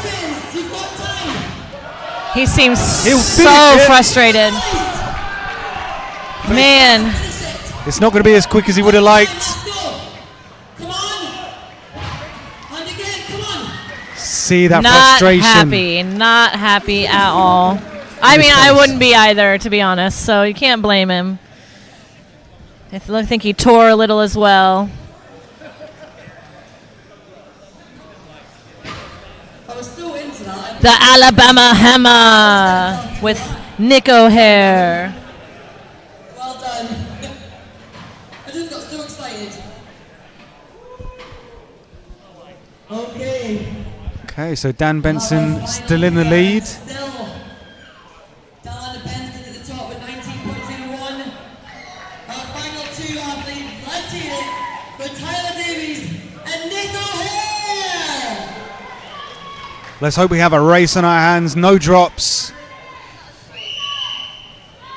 Straight out the gate for Tyler. So quick, just stomping down that walkway. Tyler, let's go, keep going.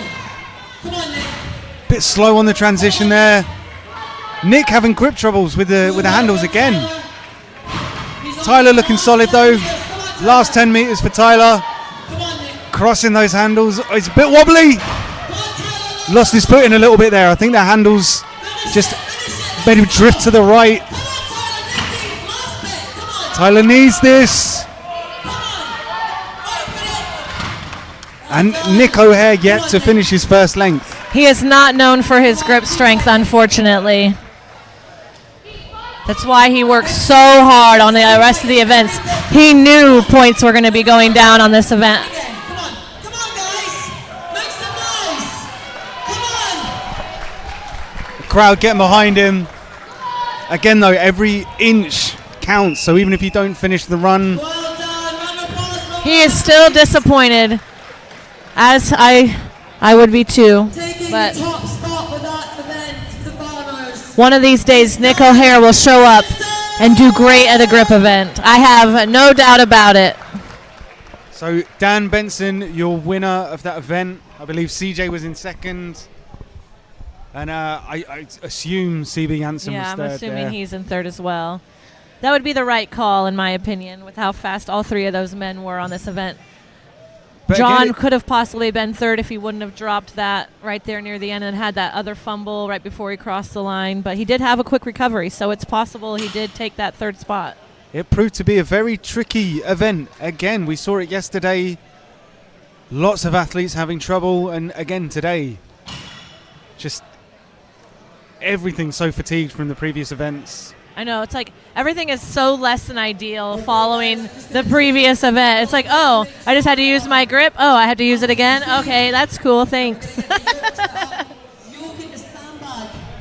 So we've got that Next, so we're going to be 340 kilo yoke fifth event. into two 120 kilogram sandbags. So back home, that is a 750 yoke with 264-ish pound sandbags. I think we're doing some maintenance on the competition floor as well. I think we had some of those drops kicked up some of the mats.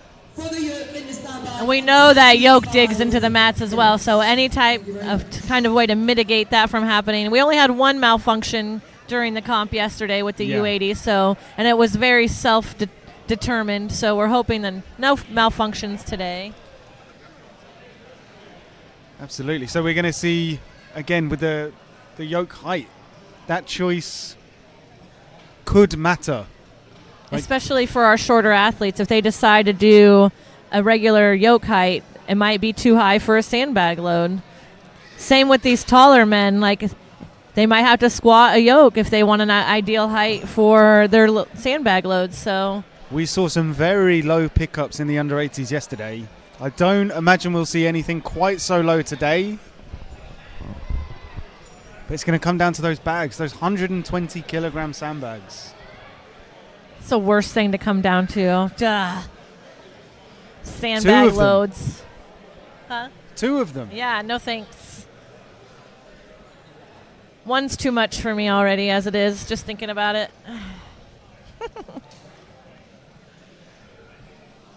So yeah, we've got the crew on the competition floor just screwing the mats down. They did a really good job securing the sides and things like that last night. So now it's just making sure any little bit that might fold up, they're just securing it down before this event.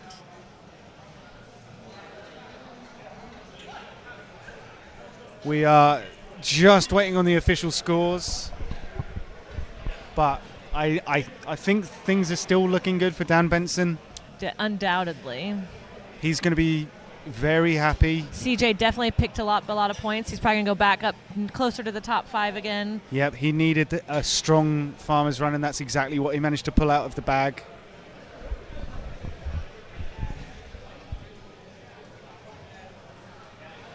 But yeah, we have got almost a full house today in terms of crowds. Lots of supporters. We've got some lightweight strongman celebs as well. Andy Smiles is sat over there. He qualified for Britain's Strongest Man under 80 kilograms. He came 4th at England's Strongest Man under 80, but decided that England's Strongest Man under 80 was going to be his last under 80 competition. Gotcha. So moving up a weight class. Yeah, decided to forego yesterday's competition, and he's been competing as an under 90 and doing very well. Yeah, maybe we'll see him here next time. Perhaps we will. That would be phenomenal. We've got Dean McVie wandering around as well. Yesterday's champion. Yesterday's champion's got to show off, the goods. He was saying that trophy weighs about 12 kilos. Yeah, it's massive. Huge. It's very well built as well.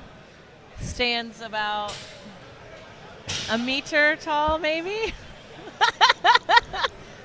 Too high. That wouldn't fit in my baggage. So I'm glad I'm not competing, but I definitely wouldn't have won anyway. So it's fine. I believe the U80 men would have destroyed me. So.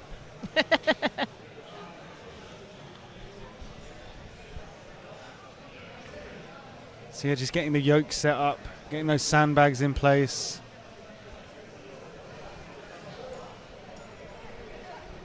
Probably see quite a few more grip tops in this event. I would definitely, even though there's a sandbag carry, I would definitely wear the grip top in this event just because of securing the yoke would be more important than possibly not gripping a sandbag properly, because you always can take a second, make sure and re-grip there at the end before you load, if you need to sit back down before you extend over the yoke. But if you can't get the yoke down to the end, then you're not even getting an opportunity with the sandbags to begin with. So finishing the yoke, top priority.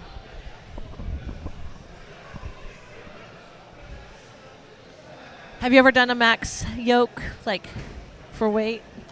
So I compete as an under 80 kilogram strongman. I was at England's Strongest Man, finished just outside the qualification for Britain's Strongest Man. And we're got our leaderboard as soon as we start talking. We'll come back to that.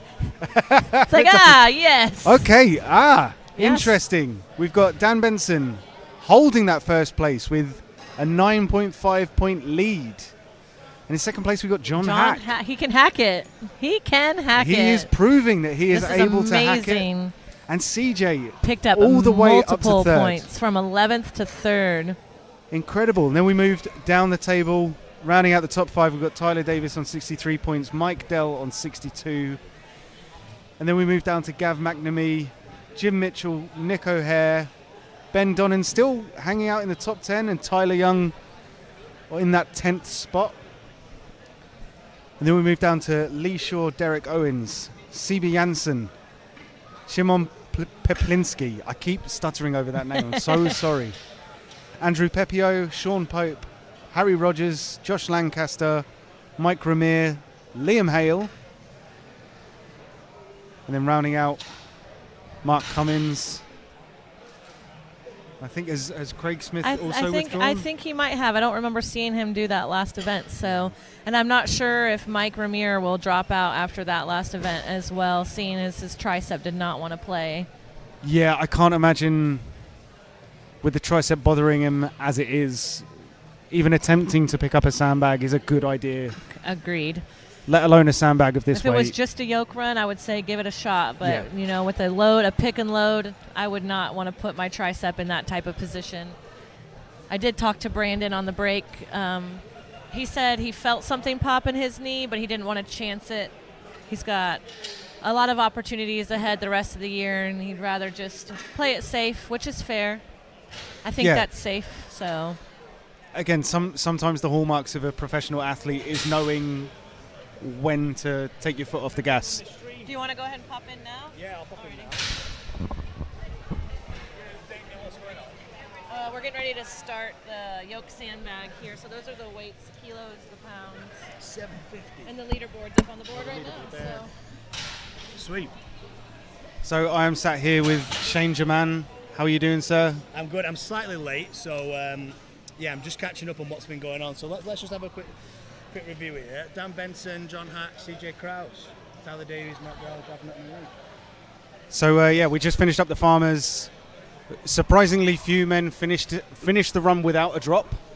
Yeah, I just saw Gav then go out near the end. That was quite surprising. I'm assuming it's the build-up of the axle deadlifts and the sandbag carry. You sometimes forget how much it smokes your forearms when you do those events, especially for reps and distance. What kind of distance were we talking? Update me. I've missed all the events. What happened on this bag then? The bag carry. The bag carry. The winning distance was 74 meters. 74 meters. Who took and that was Nick O'Hare. Nick O'Hare, right. Nick O'Hare, who had a terrible time on the Farmers, so it was kind of... Yeah, so the points are kind of jumbling around everywhere. Yes. It's very up and down at the minute, as you'd expect from the distance events and speed events like the Farmers. So the Farmers was 30 meters, 135 kilograms each hand. This is a 340 kilogram yoke. Run back, pick up a 120 kilogram sandbag, carry it 10 meters, load it over the yoke, and then run back for a second sandbag. So if you were doing this event, where would you set the bar for the yoke?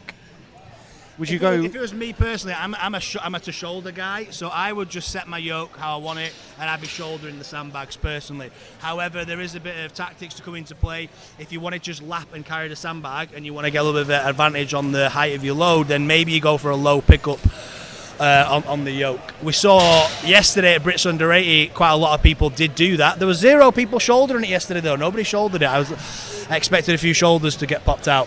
But when you get to this stage in a competition and you've already been doing the Farmers, the deadlifts and the front carries, obviously your posterior chain's a little smoked already. So yeah, maybe that's the reason why things have felt a bit heavier than training. But in training, I had seen a lot of guys practicing sandbag to shoulder. So I don't know, maybe we'll see some to shoulders today and higher yoke picks. We'll have to see. Yeah, I think yesterday, the fact that we didn't see anyone shouldering the bag, shouldering already in the warm-ups, see? Yeah, I think that caught a lot of the guys out. So they carried the bag the 10 meters. They couldn't quite get that triple extension to get it over the bar. Yeah, so because you've just done deli for reps, you've just done Farmers carry, you've just done Husfeld bag carry, your hamstrings, glutes, lower back. Yeah, they're screaming at you. So sometimes it's better to take that extra 5 seconds at this end to shoulder the bag so that you don't have to carry, resit, and lap and get the extension at the other end. But again, that just comes down to how you decided to train and how you've decided to approach the event. And certain people are going to have different strengths. Like some people can shoulder sandbags, fairly effortlessly. So that for them, it's a good tactic to just set the yoke nice and high, fast pick, and then get the bag to shoulder instead of wasting that energy at the end. Because a lot of guys, especially that second bag yesterday, I was quite shocked that a lot of guys did miss that second bag. Yeah. Whereas in training, I guarantee you that they were loading both the bags every time in the training sessions. Do you think that was just sort of residual effects of the previous events? Yeah, for sure. It was weird because when I looked at the competition on paper, it kind of came across as I don't know, not that brutal a show, but when you actually watch and you realise the order of events and the speed and everything that happens, then yeah, it's pretty savage, to be honest with you. But it's just posterior chain central, which does favour people that are kind of that way inclined as an athlete, like your Gav McNamee's, people like that. Because I'm assuming, was Gav a bit lower on the log and then he's been climbing through the ranks? Is that how he's gone through the competition? I believe so, yeah. Yeah. So yeah, Gav topped out at 130 kilograms on the log. Yeah, but even Gav, I don't think I've ever seen Gav drop Farmers, to be honest with you. So the fact that he's dropping Farmers, that just shows that he's suffering a bit from the previous events for sure. Yeah, I think we had I think Derek Owens had a problem with his chalk. Like, he barely made one length. But I've heard people comment on those particular farmers' handles as well, that the handles are really smooth, quite slippy. Yeah, maybe, but people finish them, didn't they? So you just gotta get big grip, haven't you? It's just the thing with grip strength is people always underestimate performing with your grip after the previous events, and also after most of these lads are cutting weight. You know what I mean? That they've gone for a little bit of a weight cut. You know, grip's one of those that can definitely get affected by a weight cut as well. So, you know, sometimes as an athlete you look for little excuses like the handles are smooth and this is a bit different, but really, you know, it just comes down to you've done a lot of events, you're fatigued, you've done a weight cut, things are a little bit different than a training session. So would you expect most of the athletes to finish this event, finish this run? What, the yoke sandbag? Yeah. After yesterday, because I expected everyone to finish it yesterday as well, but I think I underestimated the cumulative fatigue of the event, so it wouldn't surprise me if not everybody finished. But you know, if you're looking at the top 10, I'd be expecting all the top 10 to be finishing this run, and then it obviously just come down to speed as to who gets there the fastest. I think that tactics are definitely going to come into play here. You're going to see some people with the lower yoke picks, some people shouldering, etc. It'll be interesting to see what works out as kind of the best strategy. Oh, sorry, Derek's Derek's definitely going to shoulder it, but then he didn't actually do it. Maybe that's his hand bothering him from because he said something happened to his hand on the farmers. Maybe that's the same thing. He doesn't seem happy with. Yeah, he's grabbing, looking at his hand. Yeah.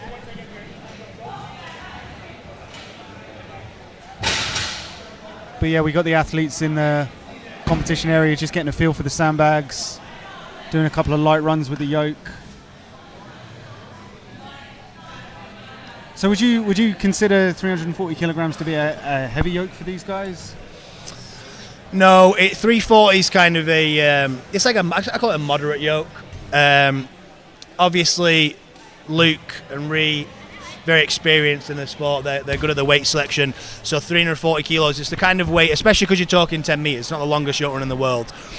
It gives them the chance to turn it into a speed-focused event where it's like, how fast can you do the yoke, how fast you transition to the sandbag, and then obviously how fast are you with the sandbags. So I say it's a moderate load for them. That's why they could definitely sacrifice a bit of height on the pick if they wanted to. But obviously all these athletes are going to have strengths and weaknesses. Some people this might be a super heavy yoke for. But you're definitely going to see some people sprinting with that thing for sure. These strength shop sandbags do look nice though. They're nice and compact. They look like decent sandbags for sure. Yeah, I like the fastening around the sides rather than over the top. Yeah, they look cool. They're holding the shape real well. Yeah, there's a lot of guys. That's Nick. Is that Nick O'Hare? Yes. Yeah, he is massive, isn't he? Yeah. There are a lot of big boys competing today. Yeah, Jesus, looks like he's a 105er. And he's like minus 2% body fat. So is there anyone you're favouring for kind of the overall to stand on the podium? Because well, now I've seen top three, I can. Dan Benson seems like he's got a bit of a lead. I'll tell you what though, John Hack surprised me. I'll be perfectly honest with you. I didn't expect John Hack to be up there, to be honest with you. I think the events have played out a little bit differently to what I expected. Like the farmers, I expected that to be more of like who finished fastest. Yeah. That's why I thought that John, he has amazing grip, but he didn't look that fast in his training. So I expected him to finish the farmers, but maybe not in the greatest time ever. Yeah. But obviously it's played out a little differently, and I guess finishing them with minimal drops was big points. And maybe I underestimated him on his bag carry. What did he get on his bag carry? I think he placed within the top 3 or 4. Top 3 or 4, wow, yeah. So it's easy to underestimate these powerlifters sometimes. I always think, you give them 20 seconds of effort and they're probably going to gas. Muscles are going to fill with blood and they're going to struggle to move. But he's obviously, he's a bit of a freak, isn't he? So it doesn't, it's not so surprising. That might be what he expected to happen. So when he picked it up, he just shot out of the gates. Right, okay. I don't think any other athlete moved quite as quick with the bag as he did. So I don't know whether he had it in the back of his mind that, he might gas out after 20, 30 seconds. So get as much distance as possible, yeah. No, that's sweet. There's a lot of guys shouldering for sure in the warm-ups, isn't there? So I think we're going to see a different approach to yesterday's comp with how they approach the bags. So we've got Ben Donin, the under 80 kilogram world's strongest man. He's sitting at about 9th at the minute. He competed in a 105 competition 7 days ago. Yeah. Do you think that was a wise move? Probably not, but when you're Ben Donin, you get what you want, can't you? Yeah, he was. I think he was in Czech Republic, wasn't he, doing the competition with the mad medleys in. So it wasn't even, the events were nothing like this. So it was a completely different type of competition, and it's hard to say when you do stuff like multiple comps in a row. You're just rolling a dice, really, aren't you? So sometimes you can get away with it and it helps your performance, and other times, maybe you pick up a little bit of a niggle or you don't recover properly or whatever. But you got to remember, he's an under 80 kilo guy, and he's used to cutting weight as well. So for him, he's kind of just rocking up to these competitions, not having to worry too much about his weight, and just being able to kind of treat it as, maybe he's just treating this as extra experience, and making him push his training on, because obviously where he's at in the world, maybe doing local competitions in France, maybe the weights are too light for him, maybe it's not really, it's hard to get up for and progress, whereas if he challenges himself in the 105 comps and the 90 comps, maybe his main focus is still the under 80 scene, but for his general progression as an athlete, it's good to just jump into these big shows and push himself. Well, yeah, he's got Europe's Strongest Man coming up very soon, as have you. Oh, yeah. That's a touchy subject, okay. So I'll be honest with you. No, I don't want to end up chatting about my issues on here, but basically, I got gammy knee. I thought I was going to be fine, but the more I peak, the stronger I get, the more my knee just keeps not playing ball. So I'm having a bit of a nightmare, I'll be honest with you. Well, me and Panda, we've been talking all day about true athletes sort of being smart enough to know when to take the foot off the gas, when it's time to potentially. We've had a couple of people pull out of the competition today. Yeah. It's a tough call as well, because for me, I've been trying to make my under 90 comeback for about 2 years, and it just never goes to plan. But the thing is, I'm not disheartened, and that's the main thing, because in the past when things have happened, I get disheartened, I spit my dummy out, eat a lot of food, get fat, and just stop training. But I'm still dieting down, I'm still wanting to come back. I just feel like basically my patella dislocates and comes out of place, and I have to pop it back in. So it's pretty dangerous. If I were to if it was to happen when I was yoking, for example, something bad's going to happen. Yeah. So I'm going to either look into a surgery or something else to fix it permanently before I decide to push, because I'm just going to end up doing myself something serious. And at the end of the day, it's just a hobby, really, innit, strongman? It doesn't pay the bills. if I'm stuck in bed for 6 months, I'm going to have some big regrets that I didn't push my training back 6 weeks, and I tried to push through. So I think we're fairly close to liftoff. Harry Rogers has impressed me today. He's a pretty new athlete up and coming in the under 90 scene. I've seen a little bit of him. He's a very explosive, dynamic athlete. Seems pretty well rounded as well. What's he been like today so far? Solid. I think he is sitting just outside the top 10. Yeah. But as you say, when you're a new athlete and you come into a competition with this sort of level of experience and strength, just to be able to hang with people like this is a huge feather in your cap. Yeah, I mean, I don't think he's done the international scene yet, so I think this is his first time mixing it with the kind of international level athletes.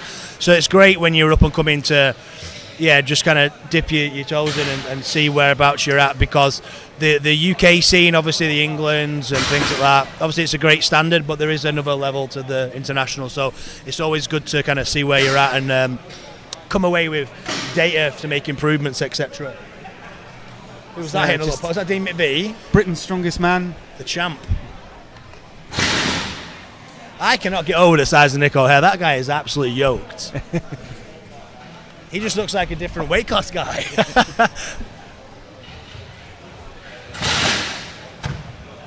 Dan Benson shouldering as well.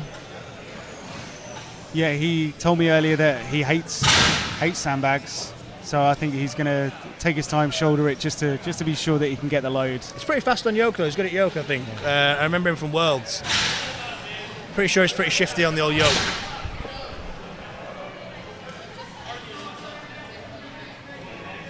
What are you thinking about the power stairs to finish off? Like, because a lot of these guys don't seem to post up their power stairs training.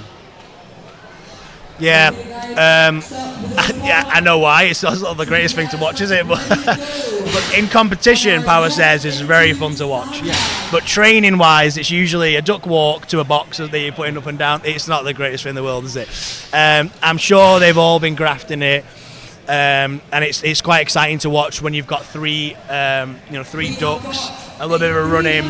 And yesterday, it was really fun when the athletes were close and you could see them getting up the stairs together. It was really fun. I think that the power stairs is one of those where the fatigue by the end of the competition is so high that it's going a bit different for them at the end of the comp than in training, for sure. But to be honest, that's where it's going to be settled more than likely. I imagine this comp. I mean, Dan's got a 9-point lead actually, so maybe not. But usually these comps will come down to like the power stairs or the final event. So yeah. It's big things at stake. And also when you're watching your opposition opposite you going up the steps, it always makes everyone speed up a little bit if they get a little bit in front, and that's why it's fun to watch, because you can end up needing to get a bit rushy. If you see him getting ahead and you know you need to beat him, you're going to have to just start sprinting. Yeah, the setup yesterday was very cool to watch, like having the athletes face to face, head on, so they could see what each other were doing. Looks like we're getting started now.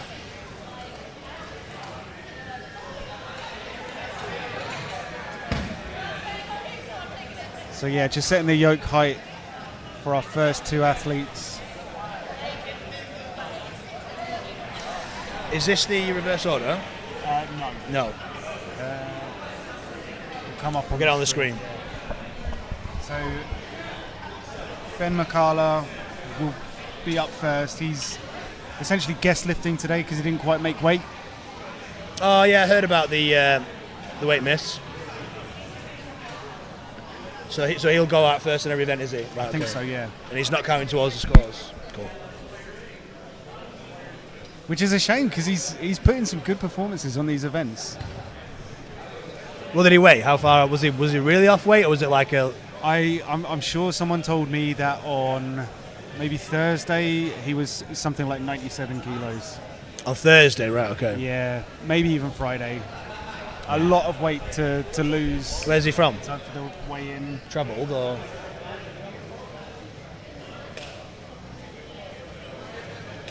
I believe he's from Slovakia. Okay, so he has travelled. Yeah. Give him benefit of doubt. Maybe say it's the plane journey.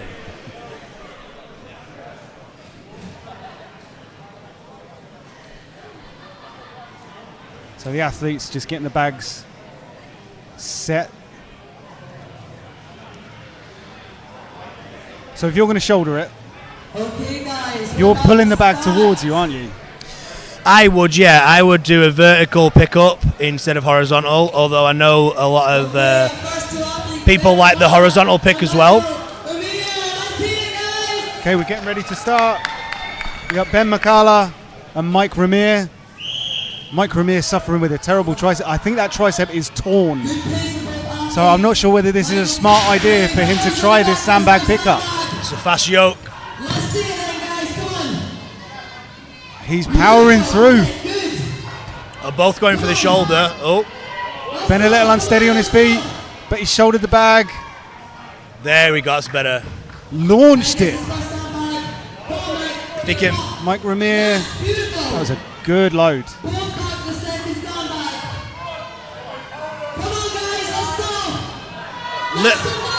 Little bit messy, but very powerful. Very powerful. You see, this is the benefit. This is the benefit to the shoulder. Is once you've done the graft, you're straight home. You know what I mean? So yeah, we got. Unfortunately here, Mike Ramir struggling. By the time you get here, you are just smoked. Big triple extension. If that bag falls, that's going to be... Oh. Come on, you can do this. There's 120 kilograms worth of sand. Well done. And that's time. See, you also saw there, though, the kind of bad side of trying to shoulder. His first attempt, he was trying to shoulder, and because he missed the shoulder so many times, he's just sapped so much energy that he's had to just go with the... Basically, he's had to go to plan B and just carry it in. And like we say, after the farmers, after already carrying the Husa bags, it's so difficult to have that much work capacity to be able to load it at that last end. Absolutely. Okay, so I think we've got Mark Cummins and Andrew Pepio. Mark had a rough time on the farmers. Well, I'm not sure what Mark's like at the yoke, but I'm pretty certain that he's pretty efficient at his sandbag to shoulder. I have a feeling, I might be remembering the wrong person here, but I'm 90% certain he won the sandbag to shoulder event at England's Strongest Man. Yep, under 90 a couple of weeks ago. One of only 2 to finish it. Yeah, so I am remembering correctly. Yeah. So maybe here we're going to see some nice fluid efficient shoulders after this yoke. Yeah, because I think that final bag in that medley was something like 140. Yeah. Let's make some noise, guys. So yeah, if he gets a nice quick yoke, the bag shouldn't be too much of an issue. So they're moving well. Drop Perfect from run. Andrew. So yeah, he's picking up the pace now. Let's see what he goes for here. Mark is on his first sandbag. Come on then, let's see it. Up to Yeah, the shoulder, perfect one shoulders. movement, good. He's supporting the bag, Oh. making sure it doesn't go backwards. Good load from Mark. Mark is on his second sandbag. He just needs to do that again. Mark is flying. This is going to be a good time. Come on, get moving it, let's go. There we go. That's This it. is good from Mark. Yeah, that bag looks solid where it is on his shoulder. Not going anywhere. And he's done. He'll be happy with that. Andrew Pepio having a bad time with this event. Yeah, not sure if you saw, but he chucked the first one over his shoulder. He just put a bit too much extension into it. And like we said on the last run, when you're going for these sandbag to shoulders, it's such an explosive movement, using so much energy. You need to get it on that first extension. Unfortunately, he gave it too much power and it went over his shoulder. So yeah.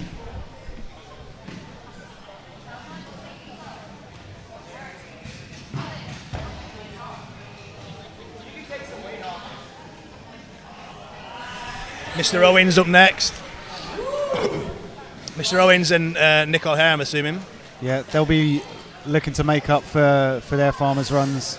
Yeah, we've been coaching Derek, and Derek's yoke, Derek's sandbags are very fast. He says he wants a nice, stable, consistent yoke run, and then he's going to really motor with these sandbags.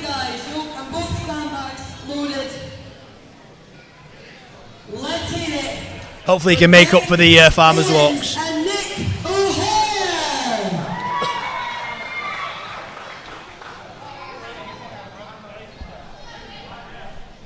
Hold on the power. Come on, Derek. Let's go. Nice, quick yoke. Sprint back, get those sandbags. Are we going to see a shoulder from Owens? For sure. I hate watching my athletes compete as well. It makes me a bit too nervous. Come on, Derek! Almost neck and neck onto their first sandbag. Come on. Little fumble on the sandbag there. Nick is away. Keep going, come on. Keep going. There Nick we go. is in the lead. Derek can make this up, hopefully. Loading, we're going onto the Quick run back. Nick is taking the lead so far. Come on. Keep it up. Come on, let's go. Go on, Nick. Come on, Derek. And Nick O'Hare takes the win in this heat. But Derek Come on, is going to Derek. finish it. Oh, God. There we are. Well done. I tell you what, Derek makes me nervous. Definitely made me nervous there. Good speed, good technique. He threw his earplugs Yeah, out. his earplugs. Yeah. I wonder what he was throwing out. Right. Oh, yeah. There's something about watching your athletes compete that it's just it's like more nerve-wracking than doing it yourself sometimes.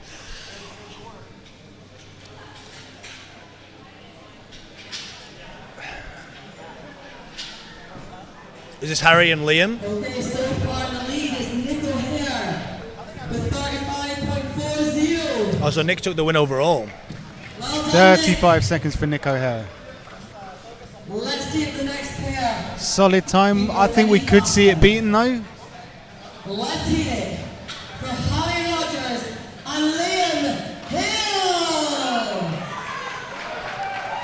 I think Harry had a little bit of a nightmare on the sandbag to shoulder at England's, but I don't think that was like a common trend in his training or anything. So he'll probably be looking to make up for that in this event.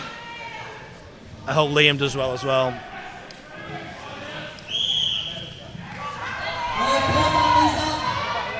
Okay, we want a Good yoke run by Harry. Good yoke run by Harry. Over the line. Come on, Liam, keep fighting it. Almost there, to the end. Come on. No drops for Liam though.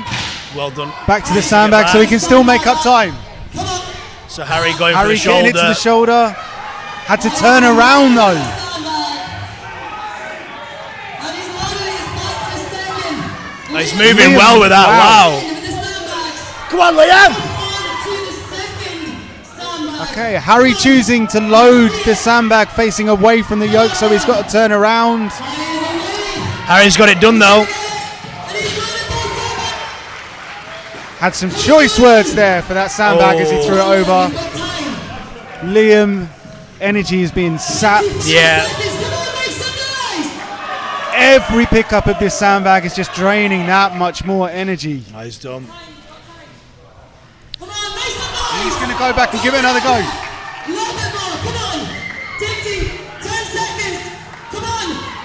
He's going to try and go for a distance. Could still be worth points. Do you get? Is it done on distance? I think if you don't Done on distance. Right, okay. Amazing, great work. I might be mistaken actually. I don't think they're Yeah, I was going to measuring that say, sandbag. sometimes the commentators are great for motivation, but other times they're just making you do a few extra reps for no reason. But yeah, I didn't think it was done on distance there. So sometimes as an athlete, you got to know when to stop picking things up and save it for the next event. Because yeah, if he took that another 6 meters, if you're getting no more points, then what's the point? Yeah. Yeah.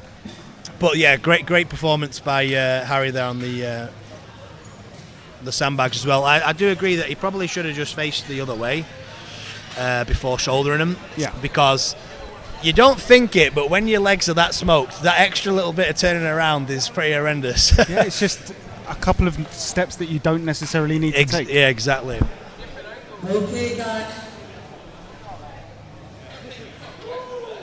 Can they not nick off the top spot? Let's hit it for Lee Shaw and Josh Lancaster. I'm Mr. looking forward to Lancaster. seeing what Josh is going to do. Well, Josh is going to absolutely smoke this yoke, I guarantee it. Yep. And then the sandbags, he's been umming and ahhing whether to shoulder them or not. So we'll see what he decides in the It's moment. a very high bar on that yoke. And then away. Josh is flying. Yeah, see, Josh is flying on the yoke. Yep.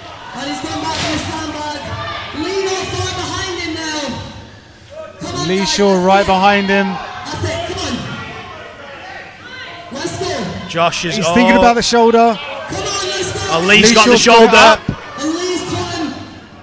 He's loaded his first sandbag. Oh, Lee's motoring Josh now. is still struggling, but it's Oh, nearly there. Jesus. I thought, oh my God.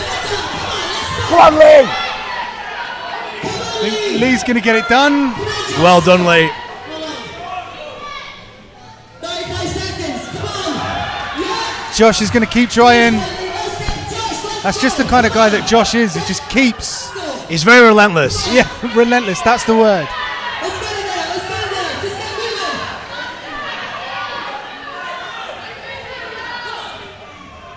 He's changed his tactic now. He's just walking it in. Oh, I feel a bit bad for Josh there. He basically did 99.9% of the shoulder and then lost it. Yeah. But like we said, if you put all the energy into the shoulder and miss it, it's tough to pick back up and get a. Yeah. And that's it. Once that sand in that bag starts to shift, there's no correcting it.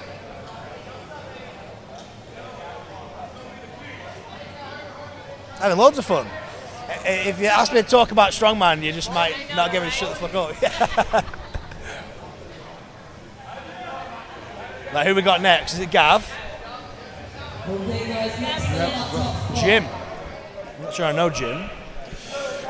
Well, if I had to throw a prediction out, I would predict Gav to win this event overall. Okay, so he's looking for a time of under 35 seconds to take that However, lead. I would also have predicted him to win the Farmers, so we'll see. But Gav's yoke is just insane, and his posterior chain, he should be able to just absolutely manhandle these sandbags. So yeah, we'll see what happens. He's got his gloves on as well. He's got his power gloves on, so he's ready. Are you a fan of gloves for an event like this? I mean, personally, I don't think they should be allowed, to be honest with you. That's my opinion on it, so no. I think that chalk, have a bit of chalk, son. But, having said that, it does seem to be in the rules nowadays that you can wear your gloves, so, yeah, if you want to, I don't know what type of gloves they are, I don't know, but, yeah. I'm just a chalk guy. Having said that, I have like the world's worst grip, so I probably should wear the gloves.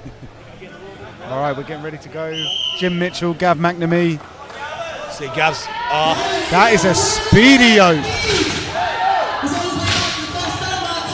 Very fast from Gav. Back to the bag. Nice pick. So Gav Not hasn't to the gone for the shoulder. shoulder, but that's what I mean. He's so powerful that he doesn't is matter. Confident. Yeah. Jim Mitchell doing the same. Yeah, he's very fast as well. I See if think Gav's got the gas tank. This could be good enough for the win. If he gets it over he's first missed it. time. Little stumble. Jim Mitchell from behind. Wow. Gav's still struggling. Wow. Frustration in the face of Gav McNamee. That's big, that's huge.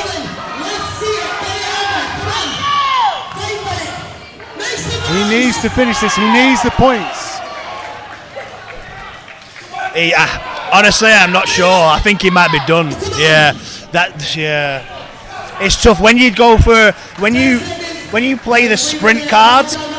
If it doesn't play out, you've just smoked yourself, and it's going to be near enough impossible. Especially because he did 99% of the event. Well, this is why, like I said, the tactics come into play. If he'd have spent the extra couple of seconds shouldering it, there's no worries at this end. Absolutely. But obviously,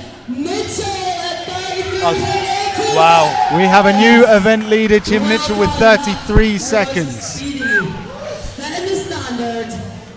That's going to take some beating, I think. Yeah, I think my predictions might be jinxes, to be honest with you. 8.82 is the time to beat.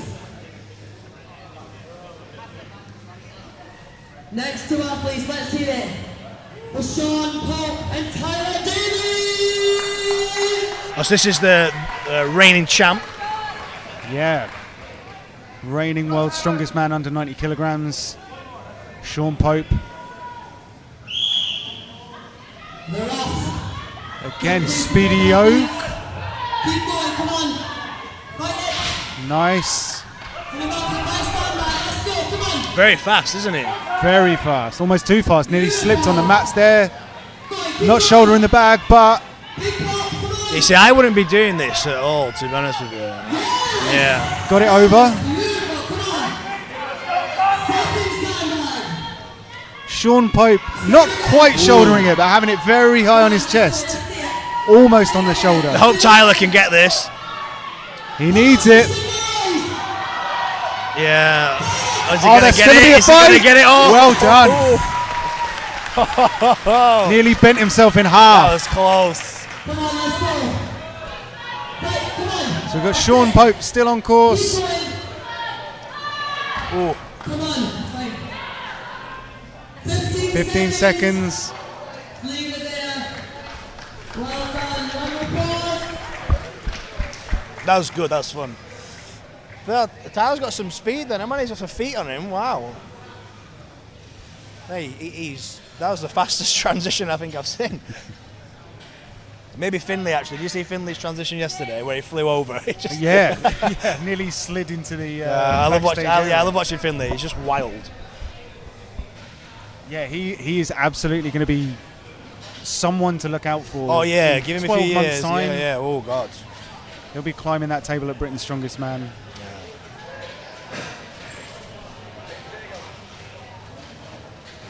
Who we got next is Tyler Young.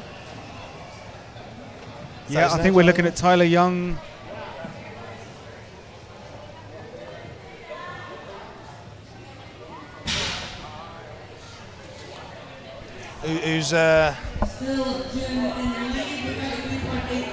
Who's Tyler up with? Simon Peplinski. Simon Peplinski. Don't think I know him. That's strange. I usually know every under 90. I keep an eye on the scene, but I don't actually know him. Let's see how he goes. I'm not sure. I don't know too much about Tyler Young either. Not sure how he is on yoke and sandbag. I know he's a bit of a log monster, so yeah. So I think he's looking to make up some points in these last 3 events. So he had a good showing on the Farmers. He'll be looking for similar here. Peplinski first to put the yoke down, back to that sandbag. Good pick from Tyler, straight up to the shoulder. Both men to the shoulder. We've got a race. Tyler Young's shoulder was sexy. Look at this extension. Oh, has he got it? It's a bit looser on the second one, but it's the second sandbag. This is going to be a good time for Tyler. There we go. That was good.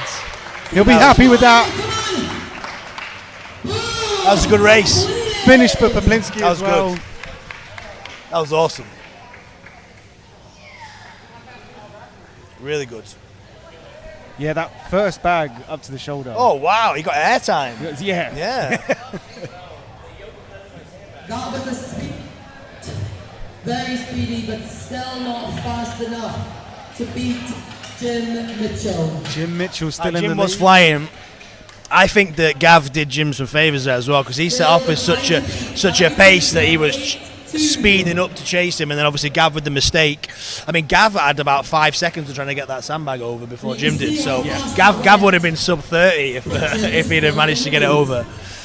It just shows you how much like potential he's got, Gav, when if everything like went his way on these kind of moving events. He's just wild. Okay, so we've got Ben Donnan.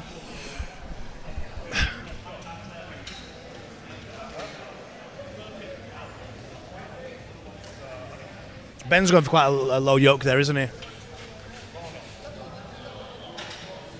He's strong on yoke though, so can afford to have the bar a little lower. I'm assuming he's probably not shouldering because he chose the low pick, but we'll see. Mike Dell and Ben Donnan. Mike Dell, Ben Donnan.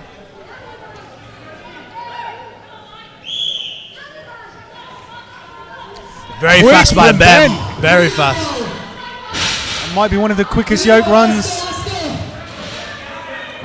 to the sandbag. Mike moving fast. This is 120 kilos. He's walking quick with that sandbag. Over. Ben is a monster. Now to the second bag. Mike Dell not too far behind. But this run from Ben Donnan is so quick. It's a little pause. Can he get it? Over. Yes. Both bags landed on top of each other. Can Mike finish? Oh, there we go. Easy. And Mike Well done. finishes as well. There's 2 good runs. Very good. Ben might have got close to mid 30s there on the time.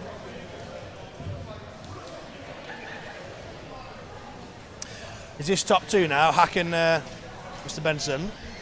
We have got CJ Kraus to go first. CJ Kraus and CB Janssen. Oh, okay. So it's reverse order from last event.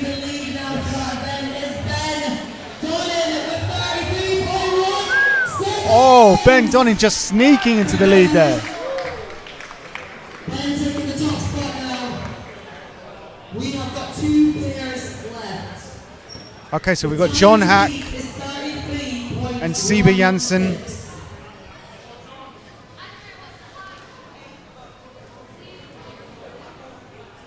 So for someone that's doing his first strongman competition, John Hack is really making a statement.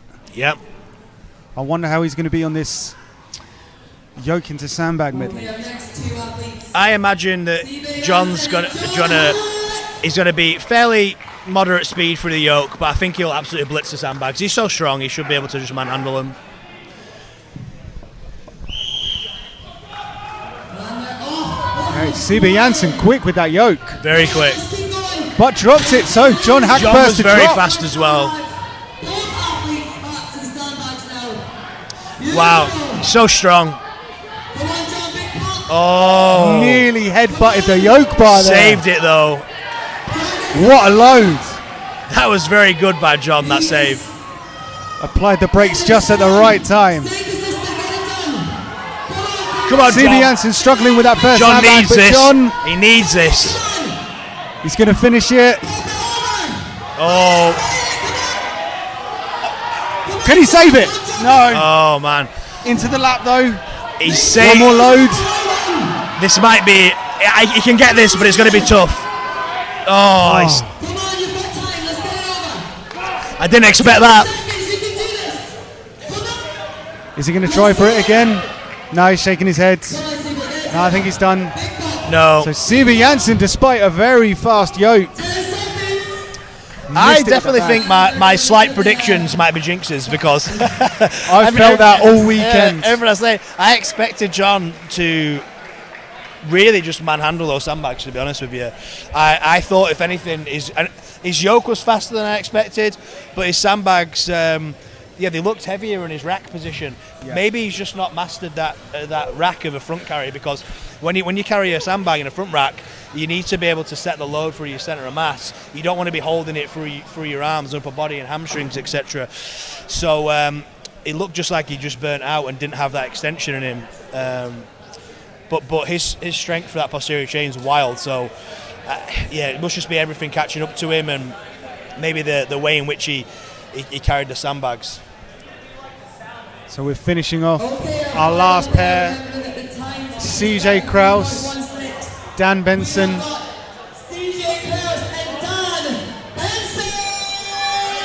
Dan Benson's going to know now, I just have to finish these two sandbags, and he's pretty much securing himself the top spot, really. So we expect to see Dan Benson taking his time on these sandbags, not rushing.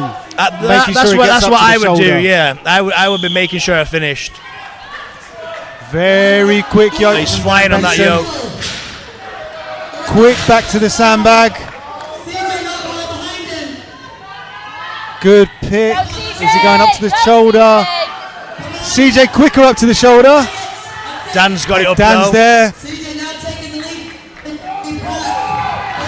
But still this second bag to go. CJ struggling a little bit. Let's go! But it's up to his shoulder. CJ might take this. But Dan Benson, it's up to his shoulder. He just needs to finish it. Yeah! And he's done. Well done.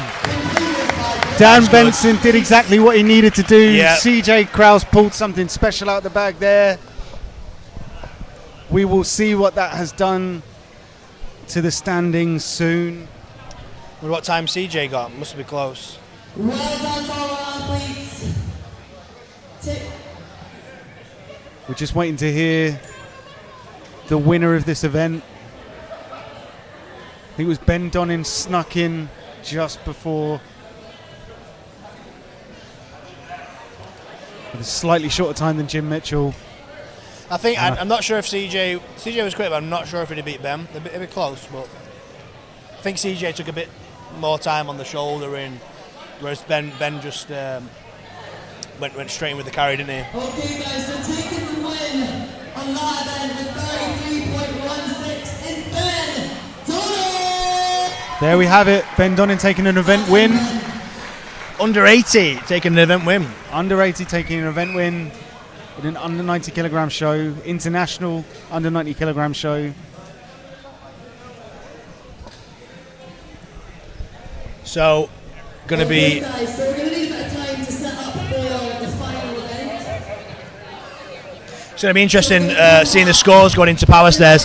I think Dan Benson might have secured it, to be honest with you, especially because of being 9 points ahead of John Hack. Yep. But then John's obviously going to have dropped quite a lot of points there. But that might open up a bit of competition for second place. So yeah, it'll be cool to see the scores. Yeah, the podium is all to play for, definitely. See you soon. So yeah, that was a pretty exciting event to watch. Yeah, it was good. That was very good. It's Good a bit of performances. it was a little bit unexpected, some of the results. But this is the nature of strongman is, when you're going full speed and you're trying to shave off every second you can make tiny little mistakes. And, people that would usually have done this in training 10 times and never missed that second bag. I'm sure I've seen John Hack do this medley online like every other week or something on his Instagram. And he looks like he just throws the sandbags over the yoke, no problem.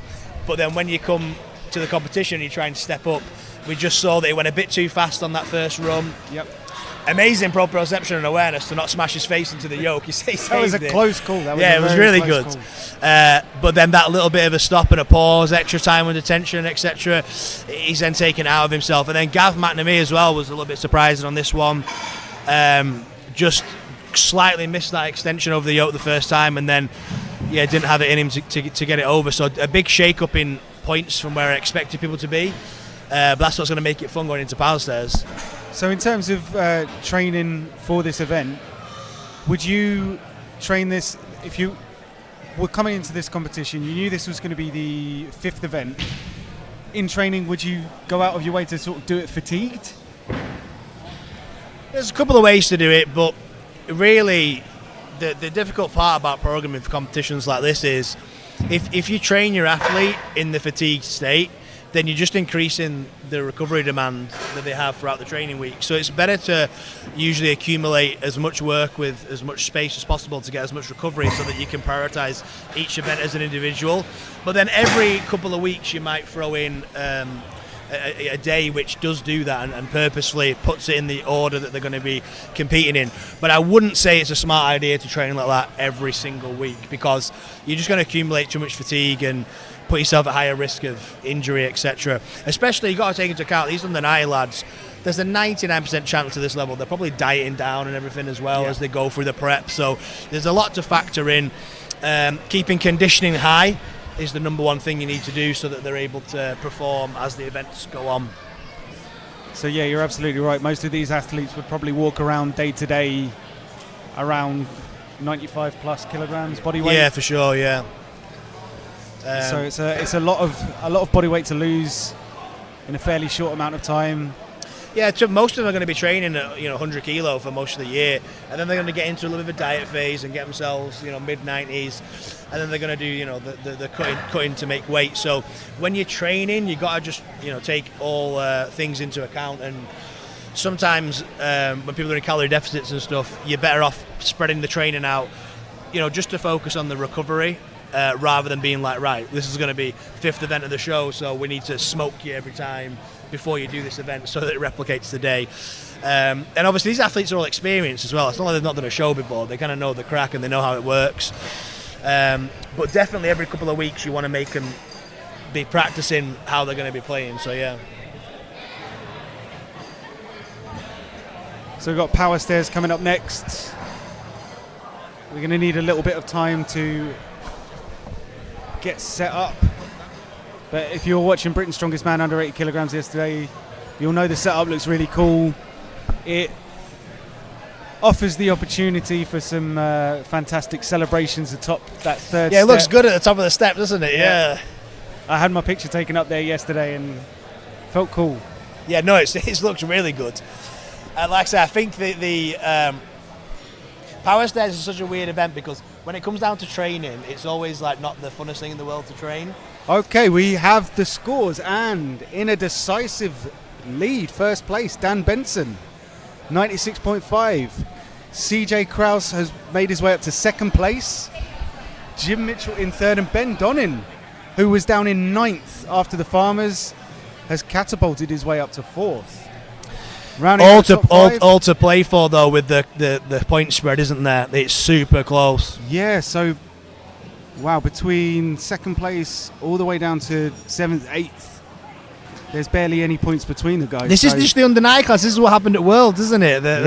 Coming into the final event, it was close. Obviously, a little bit different here because Dan Benson has pretty much secured himself the win here, unless something wild happens. Well, I won't. I made some predictions going into this competition.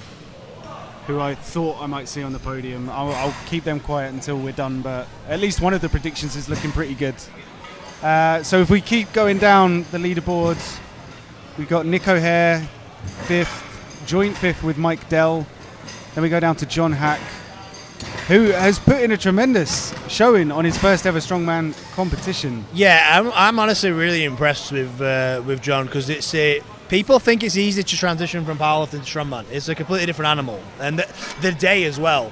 If this is his first strongman competition? I think it's his first full strongman competition. Yeah. So training for it's different, but the competition itself is completely different. When you go to the final event deadlift or in powerlifting, you're not that tired, but coming into the 5th event like that's yoke into sandbag, it's a completely different animal. So I'm really impressed with John. He's doing fantastic.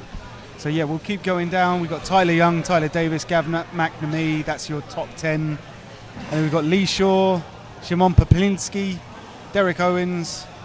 Harry Rogers is hanging in the top 15 there. CB Janssen, Sean Pope, Andrew Pepio. Mark Cummins has made some ground up from the farmers as well on that yoke into sandbag medley. We've got Josh Lancaster, Liam Hale, and Mike Ramir. And those are your standings going into the final event. As you say, Dan Benson looking pretty convincing in the lead there. At OSG, he was in a 3-way tie for first going into that final event, those stones. And I think he landed 6th overall. Yeah, there was a couple of guys, weren't there, that didn't come out of the stones with the most favourable result. I think there was Naramu as well, was joint first or something, and then came 7th or something. Yeah, but Dan Benson's in a much different situation now. He's going to be telling himself, basically he's just got to load a couple of stairs, really, hasn't he, and secure himself a place in, and he's sweet. Very impressed with CJ Kraus. Fair play. Yeah, CJ Kraus, usually at home in the under 80s, stepping up to the under 90s. So there's 2 under 80s now in the top 5. In the top 5, yeah. CJ Kraus, yeah. Yeah, CJ Kraus will be very happy with that. Yeah, sometimes these under 80 guys, I mean, obviously it's up to them, but I think sometimes under 80 guys have a habit of staying under 80 a bit too long, and when it's time to move up and push up the class, I think this is a bit of a wake-up call for like CJ and Ben, that maybe they could make a permanent move to under 90s, because they've only done, I think this is the CJ's first real prep, isn't it, where he's pushed up to 90. I've been following. CJ competed at Clash in the UK back in December as an under 90, and he won that competition. Right, okay, and then he's currently in 2nd. Yeah, because when I see CJ, he holds the frame well. I think he suits 90s really well. He sometimes walks around at 105. So. He sometimes walks around at 105. CJ sometimes walks around at 105 with those loud shirts, loud shorts. I was going to say. Panda's just kidding. He at 105 before. Panda's making us look bad. Kilo at that yeah. Well, he said I was chatting to him yesterday. He said he got up to 98 this prep and then cut down from 98. But again, if you can get to 98, then I personally think that you're holding yourself back cutting to 80. Because it's too long, it's too far away, it's too long a cut, and it's obviously, he doesn't need to be in the under 80 class. He's absolutely sending it. So imagine if he sat at 98 for a year building his strength, how much more he could get on his press and everything. His first 3 log attempts. Yeah, he said he likes to Viper, he says, and then turn to a bit of a. It was more of a strict press. Yeah, than I was going to say push press, but I was like, but it's not that much of a push. He said he's got those a bad knees knee. didn't bend. He said he's got a bad knee, so he can't hit his full extension.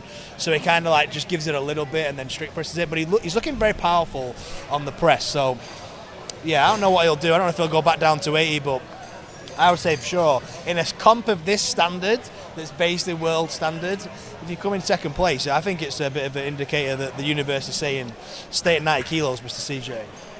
Well, that's it. I mean, the lineup of athletes that we've got here today, this is essentially a world's strongest man in all but name. Oh, yeah. For sure. For sure. But we've got 6 of the top 10 from OSG under 90 kilograms here. We've got the strongest under 80 kilogram man in the world in Ben Donnan. Yeah, and you got the absolute freakiest under 90 kilo powerlifter on the planet here as well. So yeah. Yeah, it's taken to this like a duck to water. If you want some more information on John, there.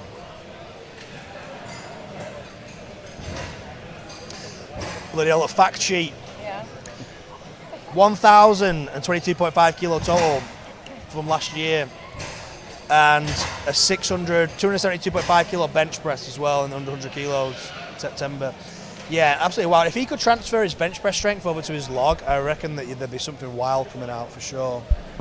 Yeah, you saw that in his log technique. He looked when it started to get heavy, he looked very shaky in the rack position. Yeah. Like his arms were really wobbling all over the place. Yeah, he's got the press strength, but he doesn't have the stability yet and the efficiency of the movement down. You can just tell from his videos and stuff. He's also lacking a little bit of range of motion here, there, everywhere. But if he was to commit to it, I don't know. I guess the thing with John Hack is today's probably going to be the thing that he's going to come away from this like, oh, that was fun. Yeah. Maybe I'm just going to go back to powerlifting. Or he's going to get the bug.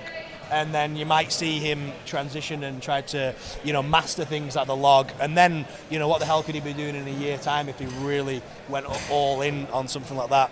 But I guess that's the decision for him to make. And today's going to be, basically one of those moments for John where he's either going to go one way or the other, I would say. Yeah. Yeah, my first strongman competition was nothing like this, certainly performance-wise. Yeah, he's done himself proud, hasn't he, already? Yeah. Jesus, wow. I think it's weird because a lot of the powerlifting fanboys, as soon as he entered, were like, oh, no one's going to beat John because he's got 400 kilo deadlift. And then anyone who knows strongman's like, well, it's a slightly different game, It kind of doesn't work like that. Yeah. But his performance today is, way over what most powerlifters would do in their first competition. So, yeah, I really do hope he does a couple more, to be honest with you. He brings a lot of eyes as well, doesn't he? Which is good. Yeah. I mean, I don't personally follow powerlifting too closely, so wasn't too aware of John Hack as a name, but it was the reaction of the other athletes in this competition to his name being announced that made me take notice. Yeah, well, most of us aren't just strong men. We're strength athletes. We like all sports, So you follow everything. Or you should do at least, anyway. You should. If you're wanting to be the best under 90 strength athlete in the world, you need to know what's going on in powerlifting, and you need to know what's going on in weightlifting and stuff, because you want to make sure you're able. Strongman's a blend of all skills, so you need to know what the hell the standard is and everything. So everybody should know John Hack in the under 90 class, because they're going to look at him as the kind of pinnacle of static powerlifting, absolute strength expression. So as soon as he enters, it's like, oh God, I want to test myself against you. I want you to kick my ass on the absolute strength events, and I'll try and kick your ass on the speed events. And that's why strongman's so great, though, because you can get athletes from all these sports and chuck them in and kind of test different elements of strength and conditioning. So we've got the power stairs coming up. We've got 3 implements, 160 kilograms, 170, 180. To be walked 5 meters and then up 3 steps. The whole implement has to be on the top of the step. The judges were very strict on that yesterday. Yeah, a lot of the athletes were having to jump up onto the final step to pull the implement fully on, weren't they? Yeah. Because if it was hanging off a little bit, sometimes it's better to just jump up on top of the top of the power stairs, and kind of deadlift it up rather than trying to like push it on with your hips, because I actually saw a few athletes make that mistake. They spent 10 or 15 seconds trying to just push the implement on, and because it's wood, they don't slide, so you're better off just jumping up and pulling it on. But this is why I come in yesterday and watching. There was a few under 90 lads that came and watched, and they'll have took data from what the mistakes the under 80 lot made, and be absolutely. like, right, okay, don't do that, because or a lot of them should have been doing that anyway. That's what you should do. Also, if you're out towards the end, you want to watch the first couple of athletes and make sure that you don't make any mistakes they're making. So I've just got word that we have got viewers in 24 different countries tuned into the live stream right now. So thank you very much for tuning in and watching this first ever Chaos Classic under 90 kilogram invitational. It's the first, I'm sure it won't be the last. I hope it's not the last, because what Luke and Ree have done is absolutely fantastic, and I've been in the under 90 kilo scene for 15 years. I've been doing under 90s for, and yeah, this is just such a step up. It's amazing to see the level of athletes across the board. It's absolutely incredible. The fact that people have travelled to the UK to compete as well, whereas commonly it's like, oh, go to the US, you know. Yep. It's great, and hopefully this is just the start, and there's going to be more to come, because what Luke and Rhea have done for the under 80 scene and now this with the under 90 scene, it's just fantastic, and they're doing such a brilliant job. And because they're athletes, these competitions aren't just good in terms of getting live stream, etc. The way they're ran for the athlete is brilliant, because they understand what the athlete needs. Yeah, and yeah, it's just fantastic. Yeah, seeing the growth of the weight class side of the sport has been absolutely amazing. I was at Britain's Strongest Man 2021, where there were maybe 25 people competing, and it's just grown year on year, and it's every year it's felt more important as well. Yeah, as the standard of athlete grows as well. I think sometimes in the lighter weight classes there can be like when it first started, there was a couple of standout athletes, so it was kind of like 3 or 4 people battling it out. But now, like in this show, like we just saw the whole top 10 just got flipped on its head after that last event. You know what I mean? So it's just all to play for sure.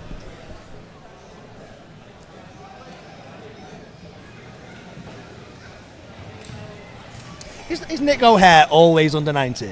Or is he cut down? I can't get over the fact that he's just so yoked. He looks like, especially when he stands next to some of the smaller under 90 lads, he looks like he genuinely is the different weight class athlete. He's a beast. Yeah, he just stood up there on the steps, and I think he looks like he's going to smash this event. Good leverages for it. So it goes without saying that long legs are going to help in an event such as this. Yeah, it's a weird one, because sometimes you think about power stairs as having good deadlift leverages are helpful, but sometimes that can be a hindrance, because if you're locking out at your knees and that power stairs only move 2 inches off the floor, you struggle to get it on the step. So sometimes this actually suits someone with slightly shorter arms that can get it a little bit higher in the hip and has powerful hip extension to get that final extension onto the platform. Also, it's not so much a vertical pick and push, it is a little bit more of a swing as well, so you've got to, the practice comes into play. Who has practiced how far they should be from the step before they try to load. So getting all these things down and perfect in the moment while you're trying to go fast is what's going to get a good time on this event. So it's only a 5-meter duck walk, but what are the keys to a quick duck walk? Fucking don't fall over. To be honest with you, it's a difficult one, isn't it? Because you can't really train to get a better stride. You just got to walk with the thing. But the keys really are making sure that your shoulders go slightly in front so that you're able to get a little bit of forward lean to get a little bit of speed and momentum. But the problem with that is, if you go too fast, you're only going 5 meters. Yeah. So I would actually say here, you probably just want to go steady and try to be as stable as possible when you get to the step. Now, yesterday we had different strategies. Some people slowed down and then they dipped a little bit to extend and get on the first step. Other people purposely put the power stair down so that they could re-pick for the first step. So it's going to really come down to how they've trained, and how they approach that duck is going to depend how they've decided. Because you can go faster on that duck if you're planning to just drop it and then re-pick. But if you're planning to slow down and try and get it on in one motion, then you probably want to go a bit more steady with the duck walk so that you're a bit more stable, I would say. You're going to see a couple of different approaches, I would say.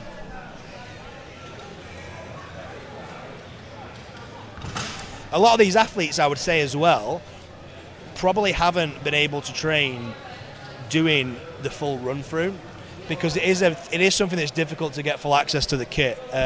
So a lot of them will have practiced, like I said before, with just one duck walk going onto the steps and back. So things might be a little bit learn on the fly and adapt as they go as well. Yeah, I've seen videos of people training using like steps made out of pallets.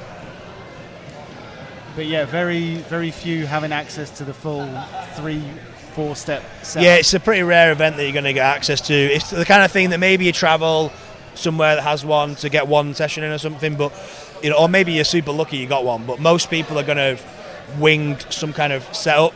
So this is the beauty of strongman, though. Sometimes it does come down to who can adapt on the day to the equipment. Because you might have trained and the step height might be slightly different, or the width of the step slightly different.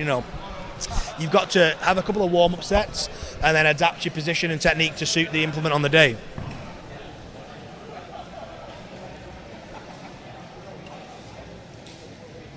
Is this McCalla who missed the weight? Yes. You can tell, can't you? He's a big lad.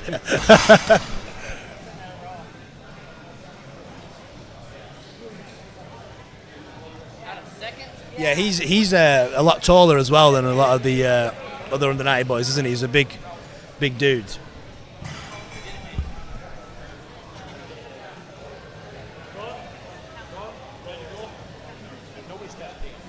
So I don't think we're too far off starting. Yeah, 1 minute till kick off. This is it. This is going to decide the podium.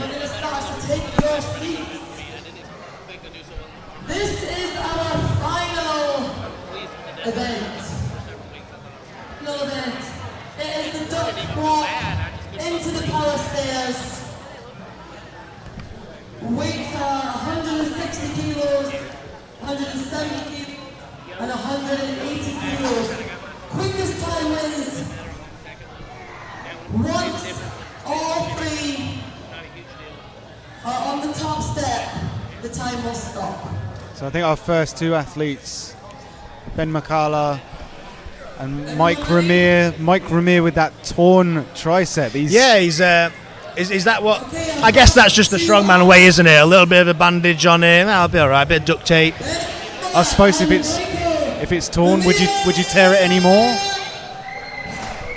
I don't know. I'm sure you can try. The strongman way.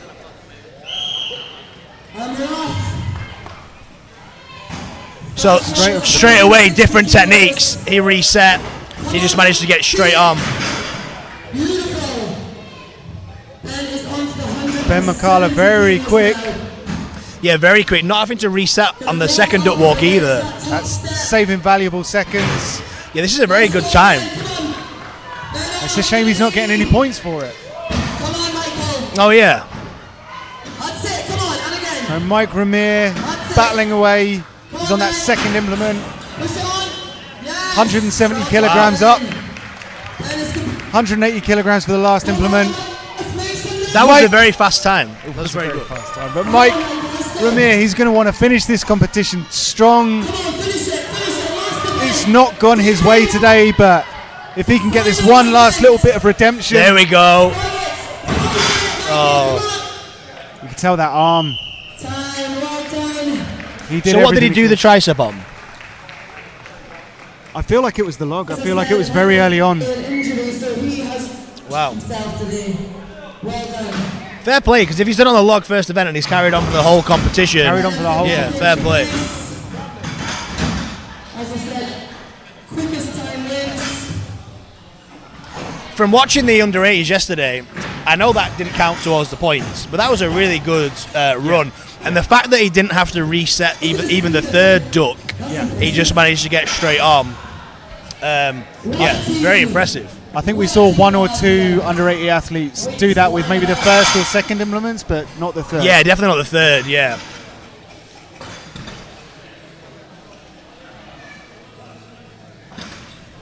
Do you know? Mid commentary. Mid commentary. Oh, by the way, did you know? Okay, so we've got Liam Hale, Josh Lancaster. I hope Mr. Lancaster does good on this.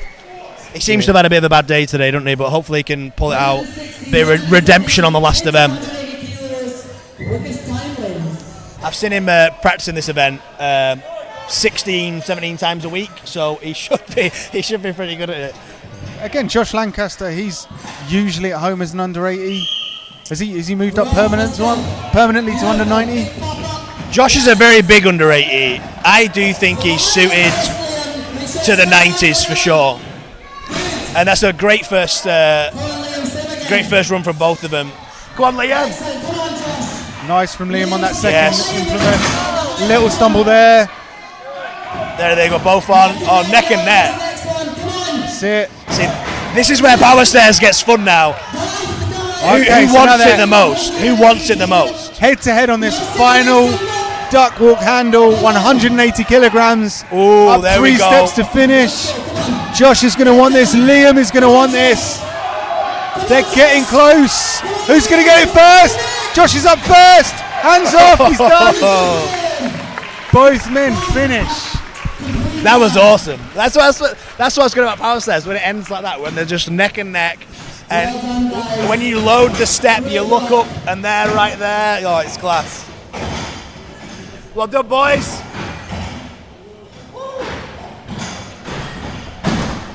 That was class. I love strongman. Derek, let's go.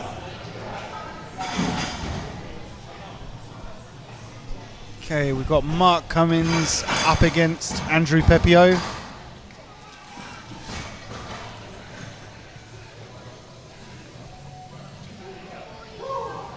Mark just setting his ducks a little bit close there. I don't know.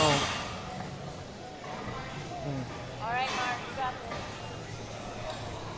this. Okay, our next player, let's hear it from The Honey Badger. and Andrew Pepio. Final event, guys. Let's make it a good one. Just making sure the handles are Yeah, I was a bit as Andrew confused then. wants them. Everyone's yeah, right, okay. That's what's going on. Right. Here we go. Let's see it, come on. Let's make this speedy, guys. Straight up for Andrew on that first step. That was good. That was a quick first run. Very powerful for Mark as well. He's really clearing the step, so he's got a lot of power left. Beautiful. No reset on that second one either. This is a good time, I can tell. Right on. Andrew Pepio doing really well on this one. Let's go, on again. Good effort from Mark as well. Yeah, Mark's going really well. On 108 kilos now. Let's see it, come on. Final load. Andrew Pepio slowing down just a tad. Oh, Mark Little might be able slow to on that catch him final here. load. Oh, He needs to get it all the way on. Judges are happy with Andrew wow. and Mark as well. Yeah, that was kind of like turtle in the hair, that wasn't it? It was definitely starting to slow down, and Mark looked so powerful. I actually think he could have got it if he'd have just committed to be a bit faster on the first steps. Yeah. I think he was definitely pacing himself there. Oh, so he's took the lead. Andrew Pepio currently in the lead. Plenty Yeah, of Mark athletes to Mark come looked by. very powerful on those first steps. He was clearing them by about 2 or 3 inches. I just think he might have set off with a bit too slow a pace. If there was another duck walk, though, I reckon Mark could have finished another 3 steps. He looked like he had more in the tank.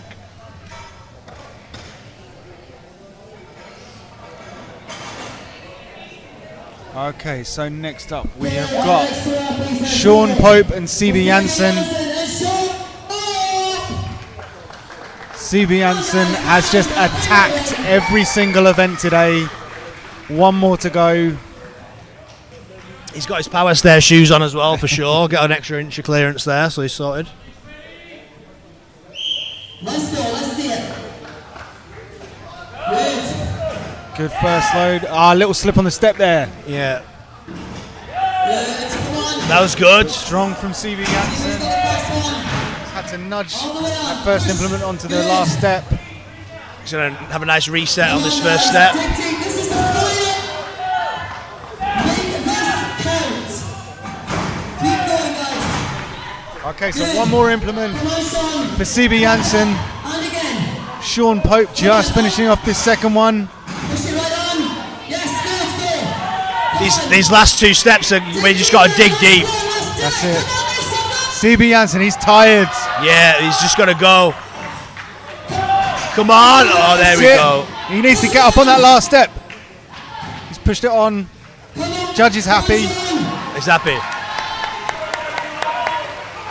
Crowd getting behind Sean Pope. Everybody wants him to finish this one. Time ran out. You see, is it Sean, Mr. Pope? Sean Pope. Sean Pope. See, with Sean there, this is where you take that risk. He's gone in with that first power step, and he's tried to get it straight on the step without resetting. And the first and second step, he spent 5 seconds grinding it to get that first step. If you reset, you're able to just get it on in one bout of exertion and extension. So I think that sometimes you've got to, especially when you're this late in a competition and you're tired, sometimes it's better to play it a little bit safe instead of, because you maybe gain a second, but then you sacrifice 10 seconds and loads of energy if you miss it. And I think those first step loads did mess him up a little bit there, to be honest.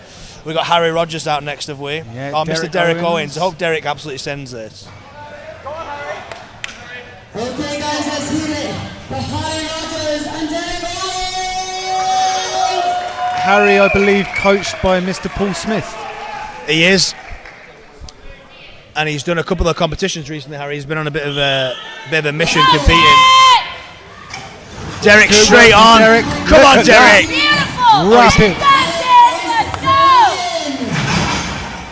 go. Needs to make sure that second He needs to get on better. firmly on that step. Harry's catching up. Let's go.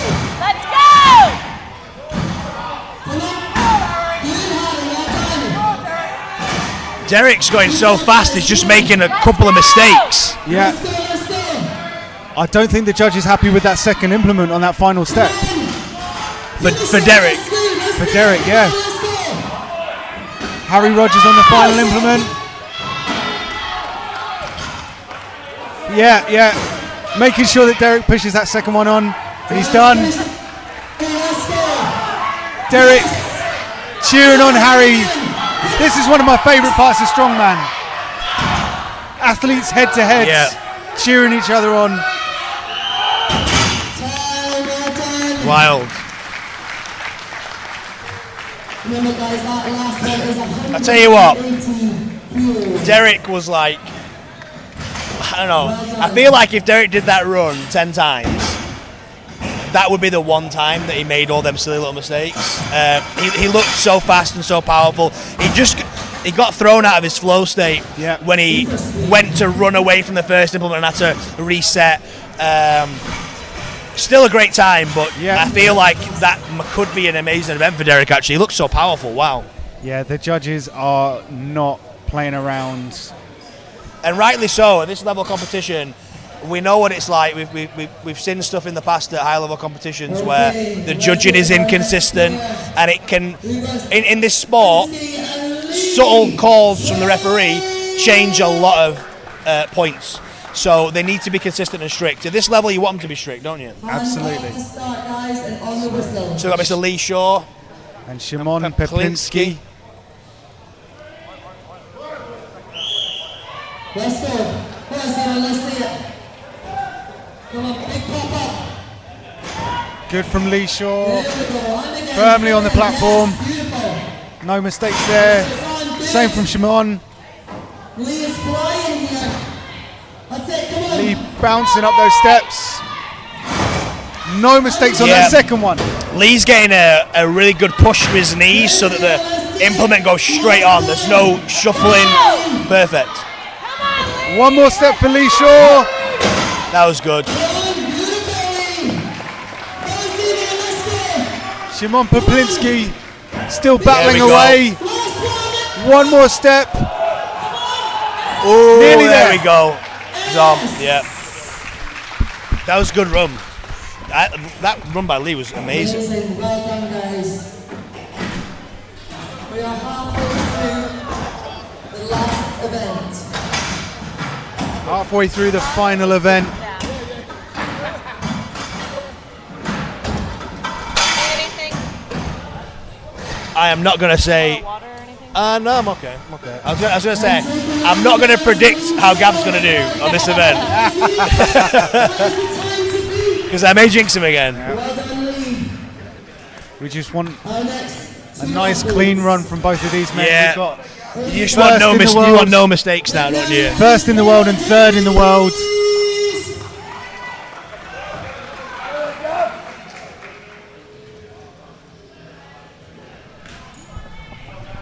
Gavin and Tyler, you're up. Hands off, hands off.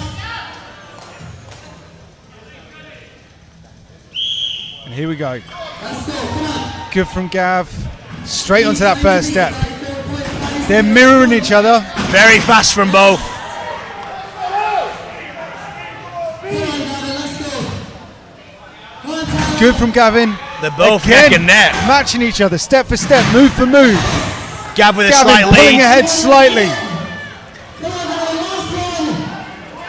Big pop. If he finishes this clean, this is going to be a very good time. Oh no! Take it, come on. Gav's having a Tyler nightmare. Davis. You can do this. Come on. Finishing that last step. Tyler with the Hands wow. off. Come on. Come on. Everybody getting behind Gav. He's going to want to finish this. He needs to finish this. Last step. 16 inches. Wow. Well done. Gav just thought, I'll do 10 steps. Yeah. I need to do 9 steps. Do 10 steps. Yeah, there's no extra points given for more steps, is there? So tough. Fair play. To be able to recover from something like that just goes to show the caliber of athlete that Gav McNamee is. Still 34.50. Yeah, because it's not just the physical side, it's mentally draining and disheartening. Yeah, I can't imagine what it's, especially because he'd already done he'd done 6 steps, 7 steps, but back down to, but he didn't spit his dummy out, he got back down, got it up. It's Tyler Young and John. Okay, so we've got Tyler Young, John Hack. Last event, guys. So we're getting up to the kind of top 5 now, aren't we? Points are super close, so every seconds to play for, it's all going to mix up the top 5. So 100%. Let's see it. Quick from John Hack. Straight onto that first. bloody hell! This is quick. Wow! This is his first strongman competition. Second implement, 170 kilograms. 1 step, 2 step. Wow! 3 steps straight on, no mistakes. We could be looking at a new leader. Oh, John isn't winning. He's under the back. fair play. I think Wow. even with that slip up, that was such That was a incredible. brilliant time. Wow! Come on, Tyler. Tyler's oh god! Tyler, little slip. Stay again. Tyler's putting in a fast time still. Finish it. Go. Finish it. He needs to get this last step. Come on, you can do it. Oh, He is one of the shorter athletes in the field. Come on.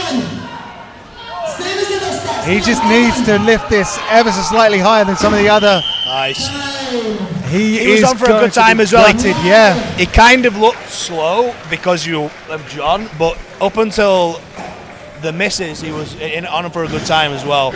But wow, John Hack, I mean, you expected him to have a powerful pickup due to his static strength, but that was just disrespectful how he was treating those power steps, I'll be honest. And yeah, we have it there. John Hack takes the lead on the final event. Wow, I think John Hack, I reckon he didn't even need to do the first step. He probably could have just chucked it straight to the second step. Yeah. That is wild. I love watching expressions of strength like that. They're just so absurd. It's amazing. We've got Nick O'Hare up against Mike Dell. And we've been saying it all day. Nick O'Hare, he's one of the taller athletes in this class. Yeah, Nico traps. He's ready to go.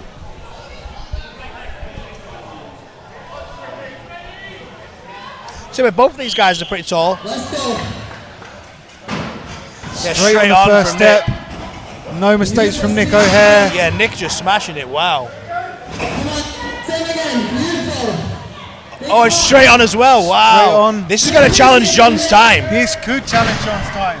So John had a little slip on that third implement. Yeah, let's see how this third one goes. He's reset. Good. Oh, this is a good time. This is a winning He's time. on track. Get it on, get it on. Judge is happy. We will That could be wait. a winning time. We will wait to see what the official And time this is. is fast as well from Mike. They're Excellent. 2 good times. Wow. Both men absolutely smashing it. They were 2 amazing times, and I think that could have been a winning time from Nick, to be honest with you. Wow. You could tell that the difference between Nick's run and John's run was that John had this, he had more power, but he was just a little bit, you could tell he was more inexperienced with executing it, whereas Nick had like a pretty much a perfect run. Yep. Oh no, John still took the win. Wow. 2 seconds as well. Wow. That just shows how much. I mean, if John hadn't have had those tiny mistakes, he might have been like 25 seconds or something. That's wild. Mr. Bendonin was at Hicks's gym 2 days ago, loading a 210 kilo power stairs 2 days ago. So he might be all right at this. I don't know. So we've got Ben Donnan versus Jim Mitchell. Yeah, and Jim, I'll be honest, I'm not too aware of Jim, but his yoke and sandbag was absolutely wild. So hopefully he can smash this as well. Some great performances today. Nice from Ben. Needs to get that implement on. That was good from Both them. men getting to the second implement around the same time. Ben didn't rest it on the floor, just dipped down and back up. Yeah, he did a hang clean. Third implement for Ben Donnan. 180 kilograms, 3 steps. There he is. Oh, there he goes, Ben. Oh, can he get his last step? Yes. That was good. There he is. And Jim Mitchell finishing not too far behind. That was awesome. That was close. Yes, guys. Très bien from the Frenchman. That was close. Amazing. Absolutely sent that. Both those runs are amazing. So yeah. I think we are down to our final pairing. Dan Benson, your current leader. CJ Kraus currently sitting in second. I mean, basically here, if Dan finishes, then he's 100% won. Something mad would have to happen, but it is strongman, so you never know. So Dan would have spoken to his coach Tom Hibbert, and Tom Hibbert probably would have told him, "Don't rush it. No, you just need to finish." Whereas CJ is in second by a point. Yeah. So he needs every second he can get. So I really hope CJ can pull this one out.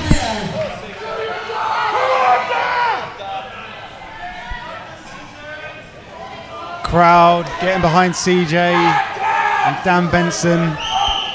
Here we go. Quick from CJ. Wow. Straight into the first step. Dan Benson doing what we expected. Deliberate. But CJ, quick. He is going to be chasing. Little trip there. But he recovers well. He recovered very well. Again. Deliberate. They both get to the third implement at the same time. No slips for CJ this time. Straight onto the step. Dan Benson could just take it though. Oh, Dan's done it. CJ stumbling on that bottom step. He needs this. He's got a spot on the podium depending on this low. Come on, CJ.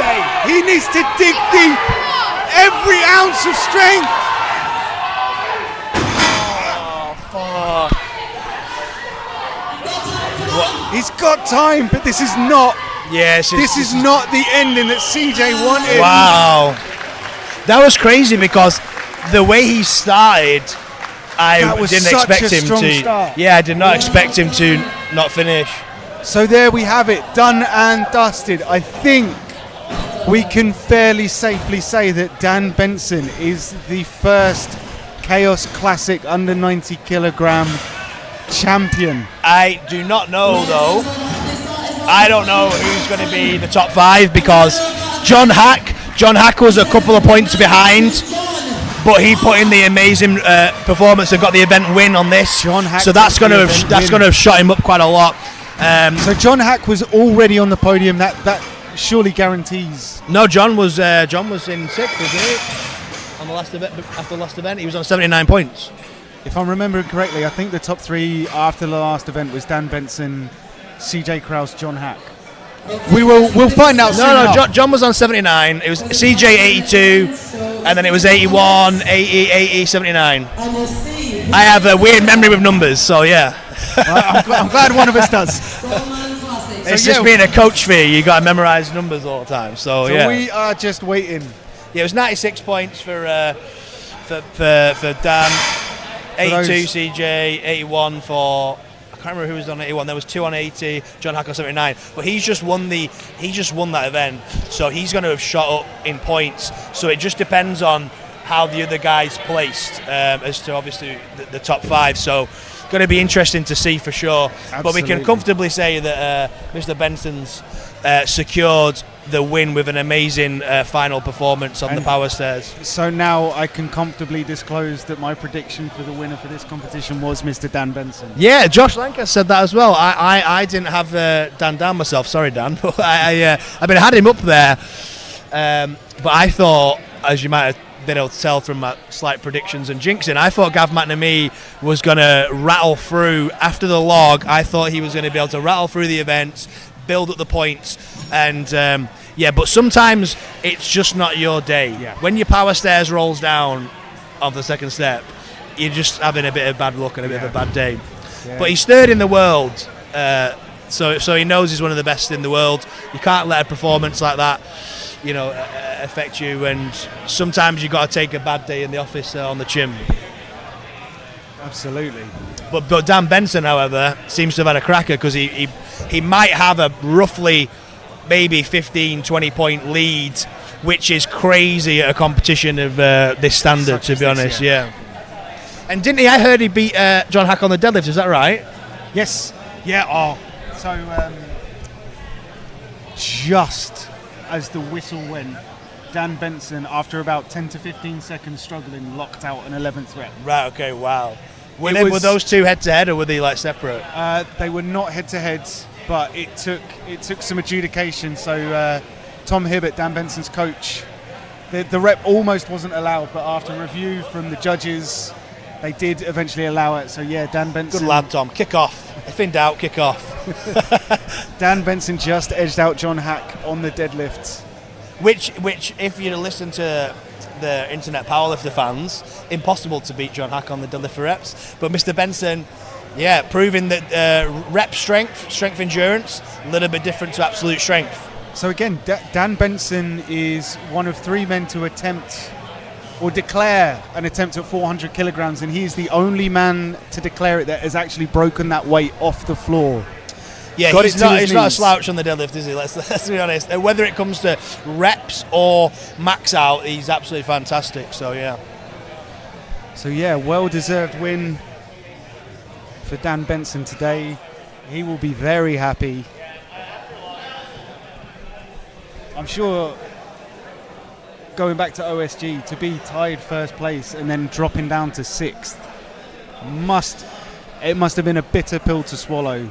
Away from that competition. Yeah, especially because he's a good stone lifter. So it's one of those where you go into an event that you're good at, knowing that everything's on the line.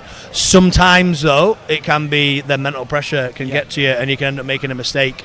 But things like that just builds better athletes, because you get to go away, reflect, and think about it for the next 6 months, and make sure you don't do it again. And he's obviously come back with a vengeance, and kind of. Basically, this has put a real big stamp on his name for probably a favourite going into OSG.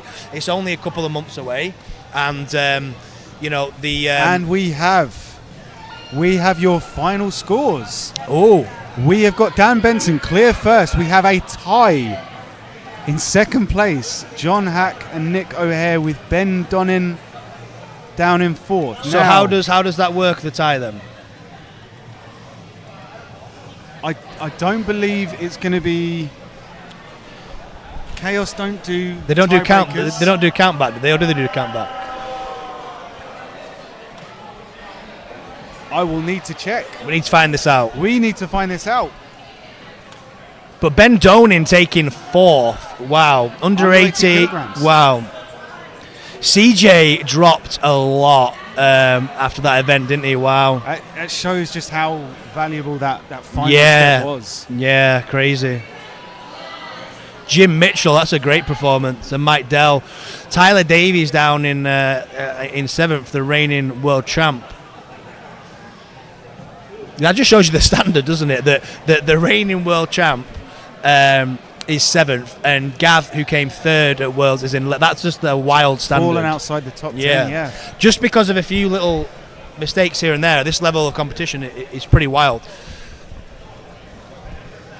So yeah, that's the final scoreboards. We've got Mike Ramir put in a valiant effort.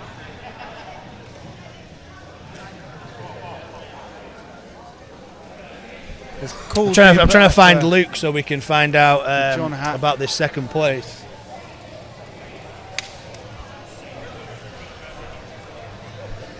But what a competition, what a weekend.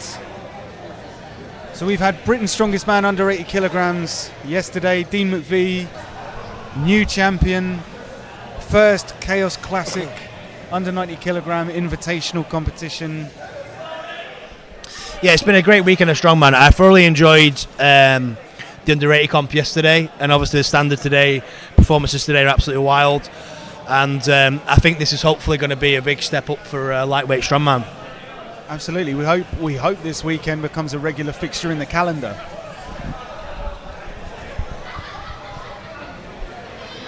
No world records this weekend, which is unfortunate. What happened on the deadlift? I didn't see the deadlift, so what happened with the deadlift? Victoria Long pulled 317 kilograms off the floor so fast, but just as it got to her knee, her hamstring went. Oh, she's torn a hamstring. Oh, shit. I don't know whether it was a tear or... But something's but happened. She definitely needed help off the platform. Right, that's a shame. Well, hopefully it's nothing too crazy, too serious, so she can heal up soon, because, yeah, that's a real shame, especially such a talented athlete. There's, these hamstring tears, they can either be a little bit... I just want to join in on how exciting this is. I thought we were getting an update and information. No, I have no voice right now. They're deciding on a tiebreaker between John so and they're going to do a tiebreaker event. They're going to do count back or tie break. So count back or tie break. Well, if it's count back, John did just win the power stair. So, yeah, I'm sure Nick's hoping for a tiebreaker. I know, right? Yeah. I told Nick, as long as it's not max hold, we're good. Yeah, well, that's a lot of the thing that they do. I know that, and the rules meeting, they said it's not going to be something. It's going to be based off of both of their performance and who did well at what, and then they're going to get an event based off of that. So right, okay. We'll see if they. So something that doesn't favor either athlete, exactly. and then right, okay. Yeah. I say something fun to watch. I'm sure they do not. After doing these 6 brutal events, I'm sure that both of them would like right. a slightly easier event. I told them we could bring in CrossFit and do a 30 reps on the axle, a grace for time. I'm sure they'd probably just like to do rock, 2 paper, 1/4. scissors. Yeah, flip a coin. Yeah. No, to be fair, if I'd got this far, even if I was smoked, I'd be like, give me the tiebreaker. I'm going to send it. We'll do one final send. One more event to secure your place. Yeah, for sure. Why not? I wonder what they decide. I want to know what they decide. Either way, Nick is no stranger to tying on the podium, so I know he's probably antsy right now. He was tying the podium and he's still ready. OSG with Nikolai, so. Okay, yeah, I remember. He's got his belt on, ready, sleeved, he's ready to go, so yeah. He knows he's got to work hard for another spot, so he is no stranger to extra work.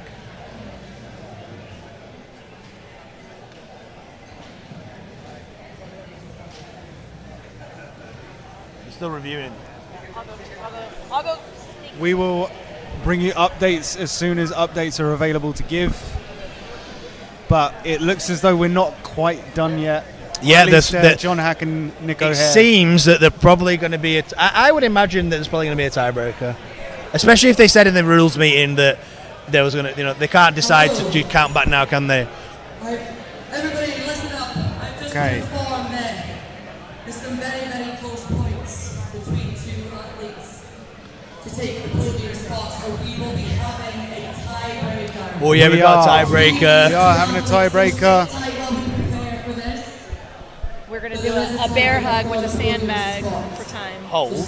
Bear hug, yeah. Right, okay, interesting. So just in case they haven't front carried enough sandbags today, the tiebreaker is going to be a bear hug hold for time. 120? I think so, the 120. And I'm assuming they're going to go head to head, pick up at the same time, and just watch each other suffer and see who holds for the longest. That's how I'm imagining it to go down. Staring each other dead in the eyes.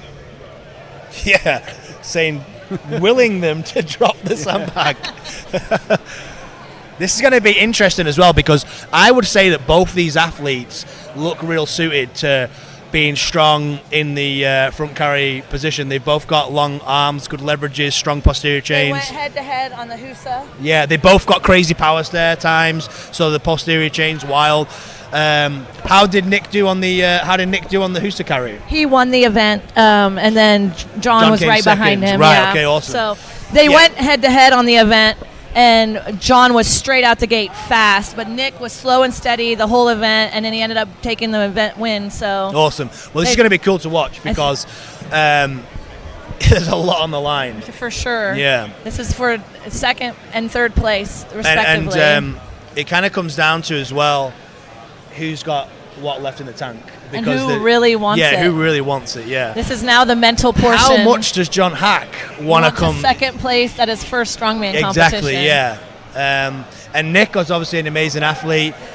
No stranger to being on the podium, so I'm sure he's biting himself right now just thinking about that Farmers. If he would have done just a little bit more and a little bit better, he wouldn't be stuck in this position right now. I didn't see the Farmers. What happened on the Farmers then? His grip is just not the best some days, so he didn't really get too far with it. And yeah, I know a lot he's of the a little athletes, disappointed in a lot of the that. athletes suffered on those Farmers walks, didn't they? I know a lot of people wanted to moan to Ree about how quote unquote light they were, but with the equipment that she had here, it definitely did not showcase that way.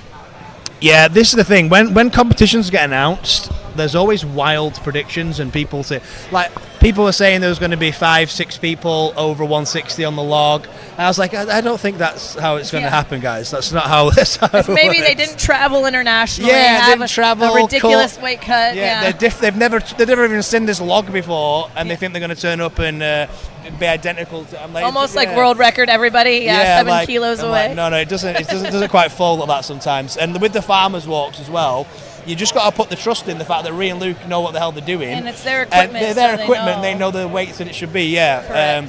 That's just often how strongman goes, isn't it? Unfortunately, is that you kind of judge stuff off your kit, and if you're like, well, 140 farmers on my farmers is fine, and their handles are the same diameter as a barbell, maybe a little bit knurled or not painted. Yeah, because these farmers, I believe, are painted handles, aren't they? Yeah. So it's just this different ball game. Yeah.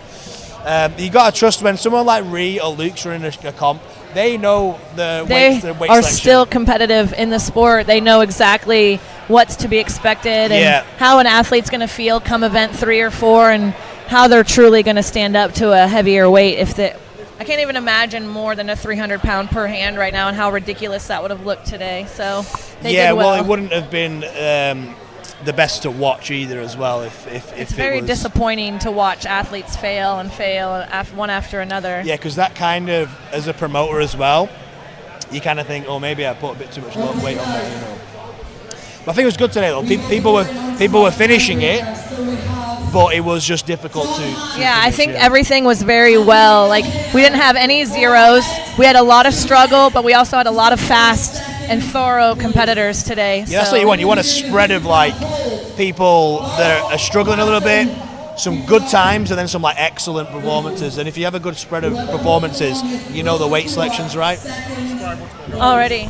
We're getting ready to do the bear hug challenge. It looks like they're gonna put them on a platform, and they're gonna pick from a platform and then just stand there in misery until. Oh, I see. I thought this was for the podium. No, this will be for second and third. No, I meant the. They were for the podium. Oh, right, okay, yeah, right. And now they're gonna reissue. So it's the Husa sandbag. That must be the U80 Husa sandbag, the 135-pound Husa bag. 135 kilos. Sorry, 300 pounds. Yeah, we don't have that much time. I'm trying to be un-American, and I keep. Now, if they were holding 135 pounds, we'd have a long life. Yeah, we would. I could do that. Tap me in, coach. Yeah. I can do that. But this Husa sandbag, I thought I was imagining the. I think they were going to do sandbag, the strength shot, but I think they decided this would be a little bit more exciting to watch. Yeah, I think this would also have less time, a bit harder to hold. It's also 15 kilo heavier than the bag they were using in the event. Because on these, you can't really lock your hands properly. Well, unless you have actually, these two might be able to be fair. Yeah, these ones are a little bit fatter than the but- ones that they ran because they're more short and squattier. Yeah, so. but also these two have big wingspan, don't they? So they might be able to. I don't know what's going to happen here. I have no idea who's going to win. I'm just going to enjoy watching the pain and the suffering. And I love watching it when there's always that threshold where both athletes get to the point where they're like oh shit, and they're going to be facing each other. Yeah, so we're gonna watch for that. Do you think they're going to try and egg each other on to see? I bet you can't do this. I don't know. I don't know what John's like because he's used to powerlifting. There's usually not enough time to have a bit of banter in powerlifting, Right. but maybe Nick's going to give him try to psych him out. You've got to just keep your face you don't want to be looking at your opposition looking like you're in extreme pain. Oh, for sure. Yeah, you want to try and use a bit of poker face. And I'm totally fine. Oh, this ain't all day. Yeah. I got this all day. Oh, here we go. And we beginning.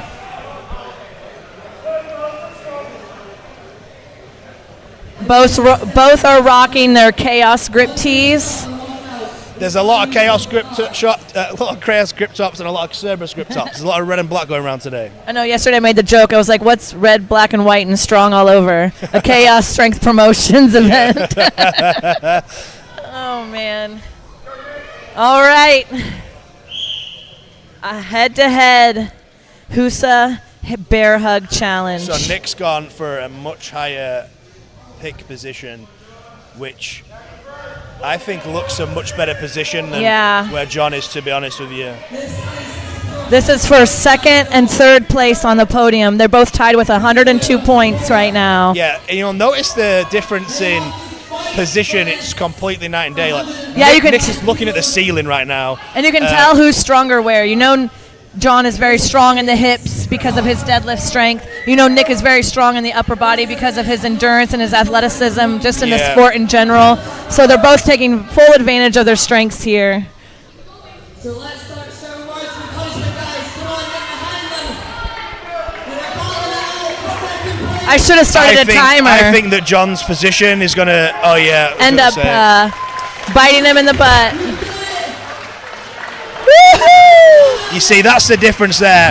The fact that Nick could balance the Husa with his arms off just shows the experience of utilizing position to your advantage. And knowing what his body is capable of and what would benefit him best. John was just bicep curl in that. But he's an animal, so a 30-second bicep curl isometric is pretty impressive. So. If you can't tell how strong he is, he was the only competitor in the whole power stairs event to come straight to the first step and not set it down with all three implements and load them all straight away. Yeah, and also when he extended on the first power stairs, he cleared the step by, like I say, he probably could have chucked it on the second step. Oh, it for was sure. so powerful. It was He's insane. definitely strong enough to have gotten that second bag during the yoke event as well, but he just he lost that grip, and then it just was a mental struggle after that. I actually said during the event that it's kind of similar to how he was carrying that Husa. He was carrying the sandbag. He wasn't sitting back and keeping it for his center of mass, so he was just carrying it with his arms. So eventually hit that threshold where they're just gone. No yeah, and then you can't do you it have to anymore. re-grip in that same position to get into a you triple try and extend and and you hit it's failure. You just not happening. Just gone. But basically, if he keeps doing strongman and masters all his positions and learns to put his power into the correct place, then the potential is going to be insane. So phenomenal. He's going to be a great athlete. Yeah, I was saying that his bench as well. Like, once he learns to transfer his bench press power to his log, it's going to be something else, isn't it? Yeah. Have no doubt that he's going to be able to contest a world record in the U90 class on the log press if he continues to working the technique and understanding Yeah, the he just positions needs to his get body a little needs to bit be better into. position and mobility in his range overhead, and then a bit more better timing with his press, and he'll be flying. His elbows were down the whole time he was pressing, so I can't even fathom how much more he's going to be able to press once he utilizes the power from the floor throughout the press. Yeah, because his bench press is, it's fairly good. So it's double what his log press was today. That's wild. So. Wow. Oh, it is actually, isn't it? Yeah. It's more than double. Yeah. Did he log 130? He finally got 600. 600 bench, but he's got 130 kilo log. Is that right? Did he log 130 he hit the today? 308. I don't think he hit the 330. So that's 140 kilo in real numbers, isn't it? Yeah. Yeah, he hit the 140. Yeah, so he's about double. Wow, that's crazy. So I wish I could bench double my log. I know, right? That's some good bench press. Like, my log is actually better than my bench, so I have the reverse issue. The reverse issue, yeah. It's like I don't know how to transfer the power through my body in the bench press, but thank God for strongman. So, Yeah. you have anything you want to add, Dan? It's just been a great weekend. Yeah, it's just been a great Really, weekend. I know we're all speechless because it's been so phenomenal. I know it's it's been really mentioned good. It's already, been amazing. but 24 different countries tuning in to the first ever Chaos Promotion Strongman Classic is absolutely breathtaking, speechless, phenomenal. All the amazing words to describe how awesome this is this weekend. Rhea and Luke really have created something special, and I think set the standard is a great tagline for Chaos Promotions, because this is definitely setting the standard for weight class professional athletes in this sport. Yeah, and it just goes to show as well that as soon as you give these lightweight athletes a platform and you're able to showcase their athleticism and ability, it's just so entertaining. I really do. I believe this for years, that watching the lightweights compete is more fun and entertaining than the open weights. Agreed. For sure. Because there's such a variance in technical execution and precision and speed, power, fitness. There's such a blend of different athletes, and it's just so entertaining to watch such athletic people express their strength and skills in all these multiple different events. So I just can't wait for this to grow and it get more exposure, and the under 80 scene, under 90 scene just get to higher levels and higher standards, because it really does have all the potential in the world to just keep growing. Yeah, this is just the beginning. There is no doubt that Rhiannon and Luke already have more up their sleeve for next year to make sure that this is bigger and better than now, and I can't even imagine something bigger and better than this right now, because this was absolutely amazing all weekend. So thank you so much for tuning in. I don't even know what else to say, because without you guys tuning in, without you believing in us, we would not be able to continue to grow the sport and have shows of this standard. So, I mean, just 8 years ago, we didn't have anything like this when I first started. So we were still using locally fabricated equipment in a parking lot somewhere. So thank you so much. Yeah, just to add to. Can I go have a wander? Huh? Can I have a little bit of a wander? Yeah. We're just going to switch up positions a little bit. We'll go and chat to some people. Alrighty, no, you're good. No. Don't mind us. Just to say that if you've watched today and you've enjoyed today, let Chaos know. You can find them on Instagram. They're all over social media. Chaos_strength_promotions. Tag in ADL as well. They did a phenomenal job on the live stream for you guys. Yes. Post, share, re-tag, everything. Reshare posts of other people. Promote this, because the more we promote this, the more that people are sharing and showing that they tuned in, the more sponsorships that we can get next year. Thank God for all the sponsors that we have this year, because without them, I don't think the production would have been as amazing. You know, ADL coming over from the United States to set up this live stream for us. You know, Strength Shop providing them wonderful equipment for the show. Strom providing the platform for the women to go for that record attempt. We had Odd Objects help out, I think, with some cash prizes for the podium for the U90 show. Plus, they have a booth here, so they traveled over from America to make sure that they could support these men this weekend.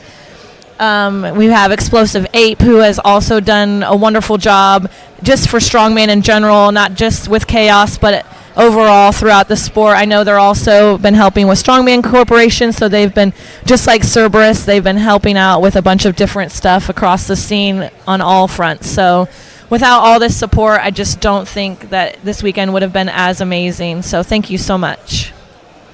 Yeah, I will be wearing my Odd Objects t-shirt that I bought today. on the journey home, probably. I rocked my socks yesterday.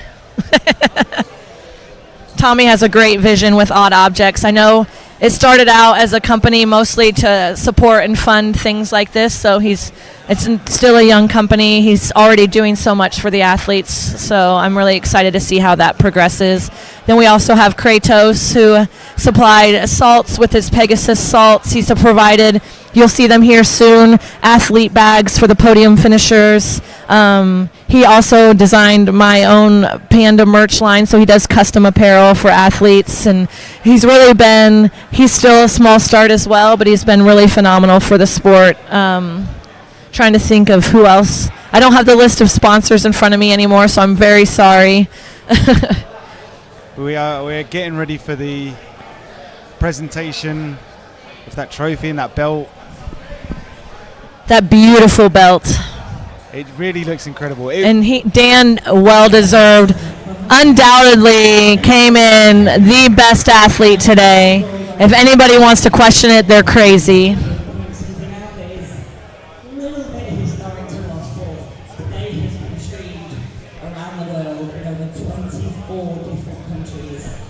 Yeah, Rhiannon just letting the crowd know that 24 different countries tuning into this live stream to watch these amazing athletes do their thing.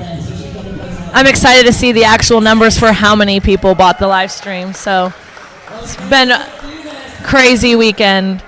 Still surreal that I'm sitting here. Yeah, 100%. So we're giving out the medals in reverse order.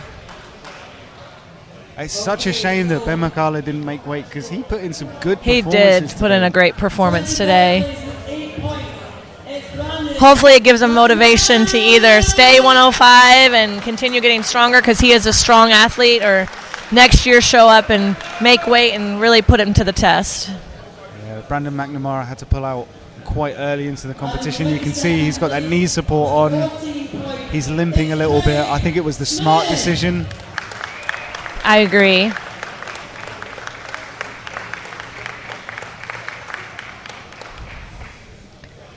And in 21st place with 33.5 points, it's Michael Vermeer! And I am still just blown away by Mike and him continuing and finishing out the show with a torn tricep. With a torn tricep.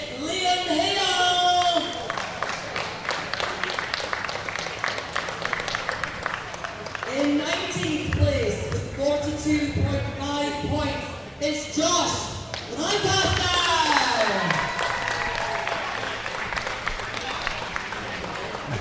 In 18th place with 50.5 points, it's Mark Collins! Oh, the honey badger. The honey badger. In 17th place, He's always smiling. Yeah. It's absolutely amazing.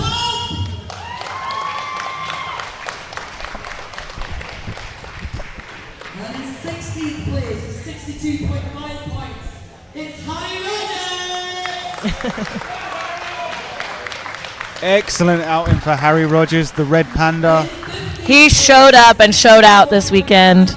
I'm excited to see him. Is he qualified for Europe's? Do you know? I'm not entirely sure. I hope so. If not, I hope he tries to qualify for OSG in December. Yeah, he has ambitions. CB Janssen as well. He put in some tremendous performances. Flew with that Husserfeld sandbag. 77.5 points, it's Derek Owens! Derek Owens has had quite the experience today.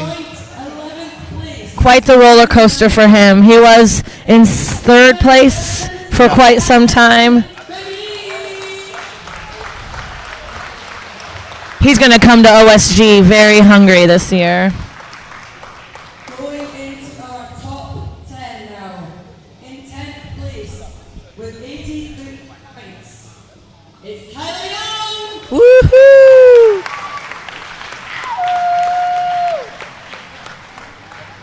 That's my coach. With 87.5 points, Lee Shaw! Into the top 10 now. This leaderboard was so up and down. Yeah, the only person who secured their position was the winner. Everything else was contested so hard all weekend.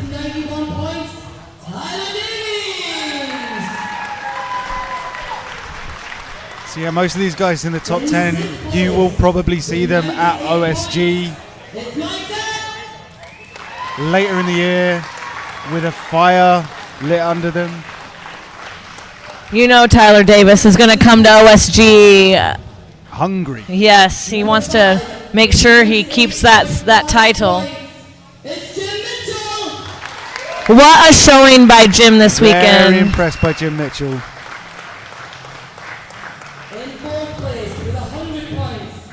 And Ben Donnan, the under 80 kilogram world's strongest man, hanging with the best under 90s in the world, placing fourth.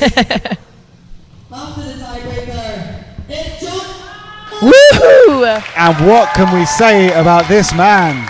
Third place finish, first ever strongman competition, invited without even really knowing what to expect, and he showed up and proved that he truly is an elite athlete. And this second place is something Nick has been needing since OSG last year. I know his performance wasn't set up to par for him at OSG. I think coming in second place will definitely put that fire back into him for that prep. And this is my coach. I'm proud. He showed up, showed out. Yeah, he did exactly what he needed to do. Everything executed so well. No mistakes. Just showed up strong. There he is with the belt. Executed everything perfectly. That's all you can ask for. So there is your podium. Thank you all again for tuning in. Be sure to tag and share everything from this weekend. That is your Kaos Classic 2023 under 90 kilogram invitational lineup. Beautiful. Love to see it. Some of the strongest men on the planet.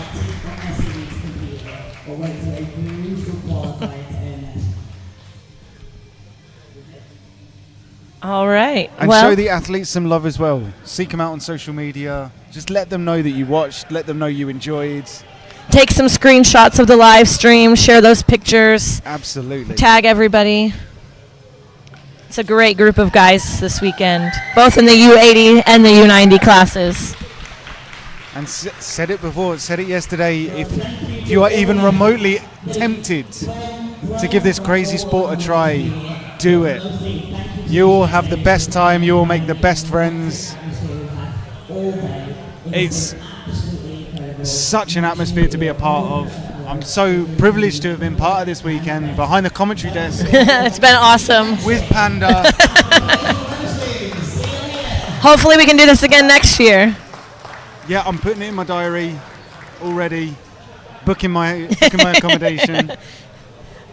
I look at Ree next year. Okay, cool. See you then.